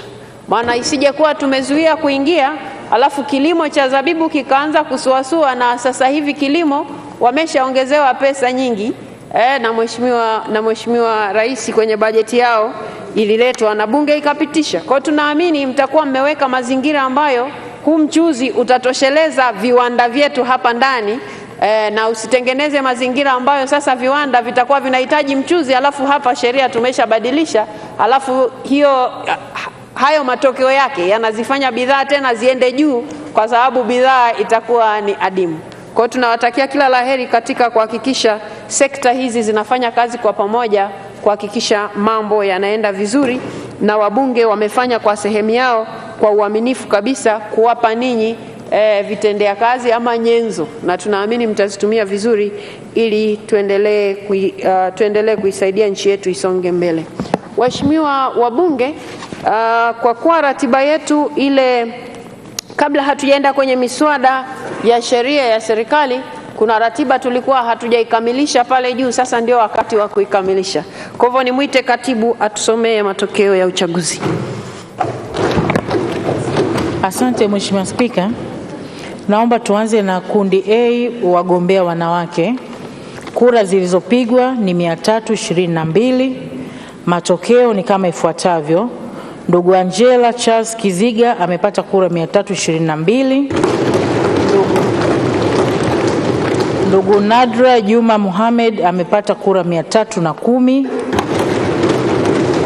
Ndugu Shogo Richard Mlozi amepata kura 322.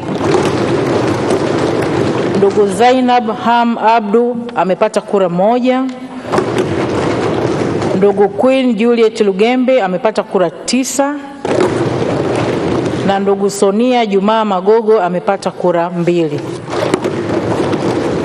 Kundi B, wagombea wa Zanzibar, idadi ya kura ni 322. Kura zilizoharibika ni 11. Matokeo ni kama ifuatavyo. Dr. Abdullah Hasnu Makame kura 305. Ndugu Machano Ali Machano kura 291.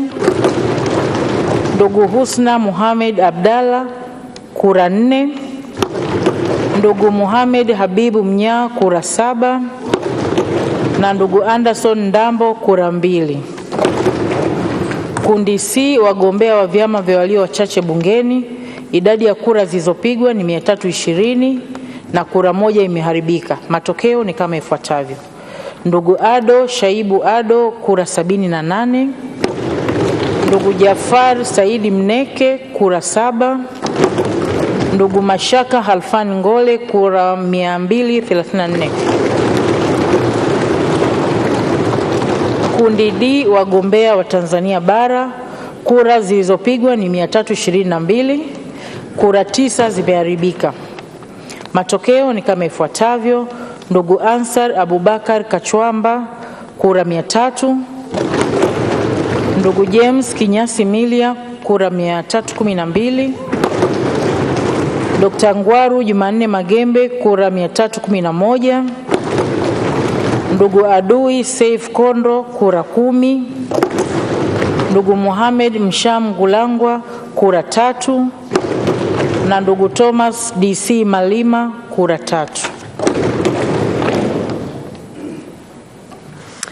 Asante sana katibu. Waheshimiwa wabunge, tumesomewa matokeo ya kura na sasa ni kazi yangu kuwatangaza washindi kwenu kwa mujibu wa kura hizi zilizosomwa na katibu. Tulikuwa tunahitaji kuchagua wabunge 9 kwa ajili ya kwenda kutuwakilisha, na mimi nitawatangaza hao 9 ambao wameshinda kwa mujibu wa kura zilizosomwa na msimamizi wa uchaguzi. Wa kwanza ni ndugu Angela Charles Kiziga.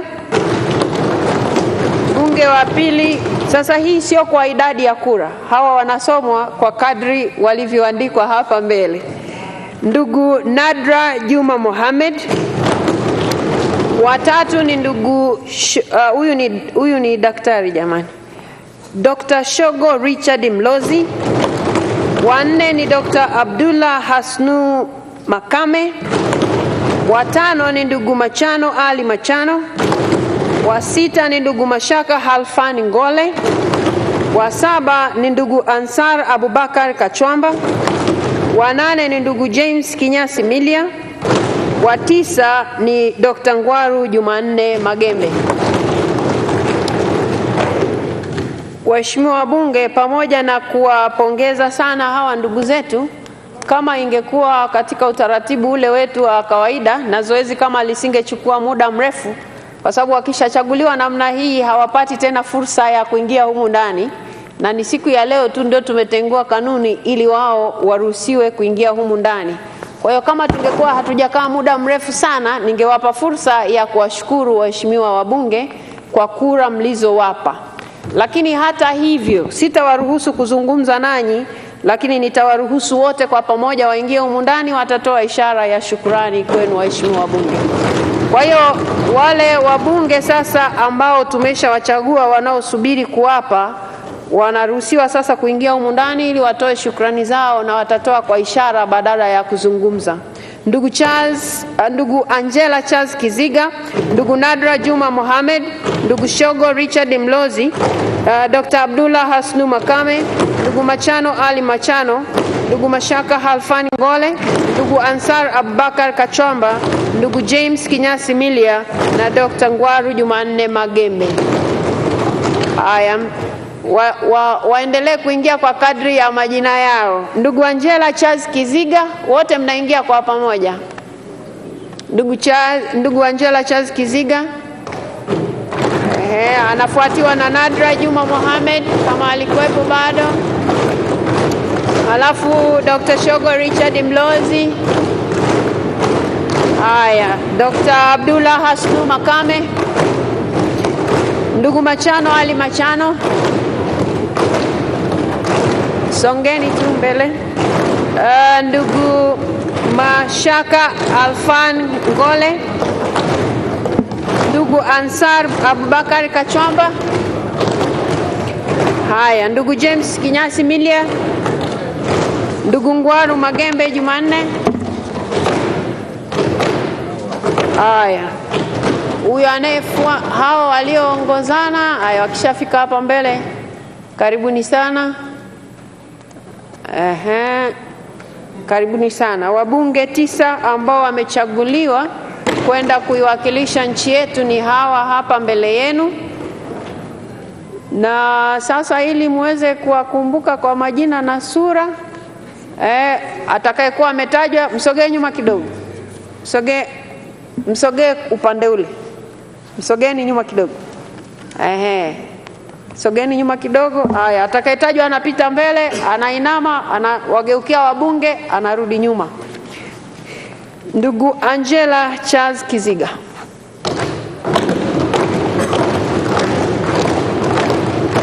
Waheshimiwa wabunge, mbunge wenu huyo mmemchagua kwa niaba ya nchi nzima, ndugu Nadra Juma Mohamed.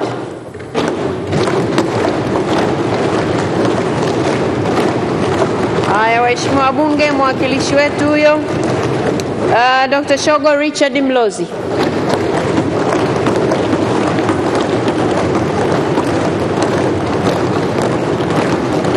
Haya, asante sana. Mwakilishi wetu huyo Dr. Abdullah Hasnu Makame.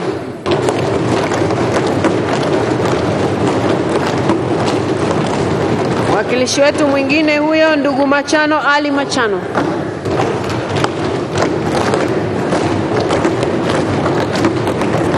Asante sana. Ndugu Mashaka Halfani Ngole.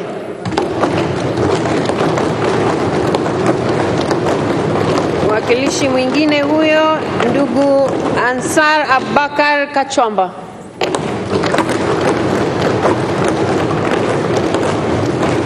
Asante sana. Mwakilishi wetu huyo mwingine, ndugu James Kinyasimilia.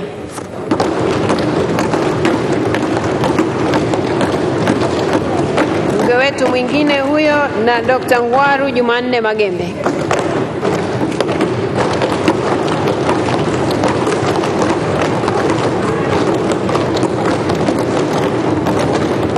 Haya, waheshimiwa wabunge, hawa ndio wabunge ambao tumewachagua sisi siku ya leo kwa niaba ya wananchi wote kwenda kutuwakilisha kama Tanzania kwenye Bunge la Afrika Mashariki. Na tunawategemea mnapoenda kule, si hoja ya mawazo yenu, ni hoja ya nchi inasemaje. Na tunaamini mtaenda kusimamia maslahi ya nchi kama mlivyoahidi hapa. Sisi humu ndani tumewachagua kwa niaba ya Watanzania wote. Mnaenda kuwakilisha Watanzania wote. Pamoja na kwamba sisi ndio tumewachagua. Lakini jambo lingine ni umuhimu wa kuzingatia kazi zile ambazo mnapaswa kuzifanya huko. Huku lazima mtuletee taarifa za kazi zenu kwa kadri ambavyo mnatakiwa kufanya hivyo na kanuni. Lingine, kulikuwa na maswali hapa na pale, niwape tu ushauri kama ambavyo sisi huwa tunaenda majimboni kwetu, nyinyi jimbo lenu ni hili hapa kwa niaba ya Tanzania nzima. Kwa hiyo tunawatakia wabunge wote hawa, mimi nazungumza kwa niaba yao, wanawatakia utumishi mwema na wanaamini mtaenda kufanya vizuri na mtaenda kufanya tofauti. Kila la heri. Asanteni sana. Sasa mnaweza kwenda.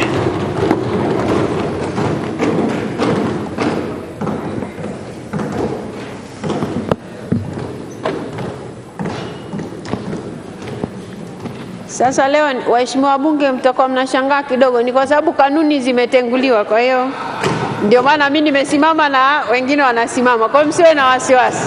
Leo kanuni zimetenguliwa.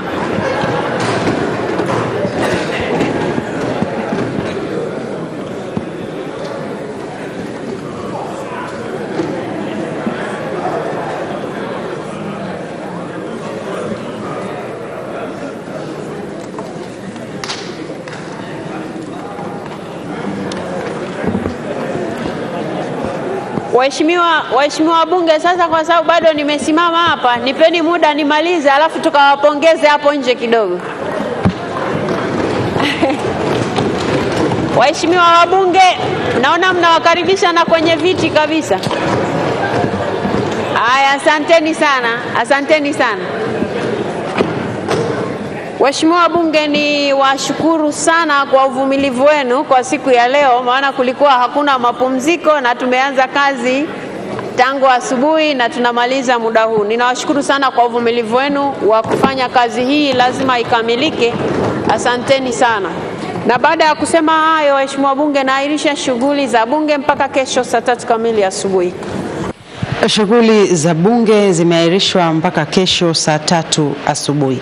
Huku wabunge wakiwa tayari wamewachagua wabunge wa Bunge la Afrika Mashariki ambao ni wabunge 9, kiwepo Angela Kiziga, Nadra J. Mohamedi, Dr. Shogo Mlozi, Abdullah Makame, Machano Ali, Mashaka Ngole, James Milia, Dr. Ngwalu Magembe na Hansari Abubakari Kachwamba. Hawa ndio ambao wataiwakilisha nchi katika Jumuiya ya Afrika Mashariki. Lakini pia bunge limepitisha muswada wa sheria ya marekebisho ya sheria mbalimbali za fedha zipatazo 6 wa mwaka 2022.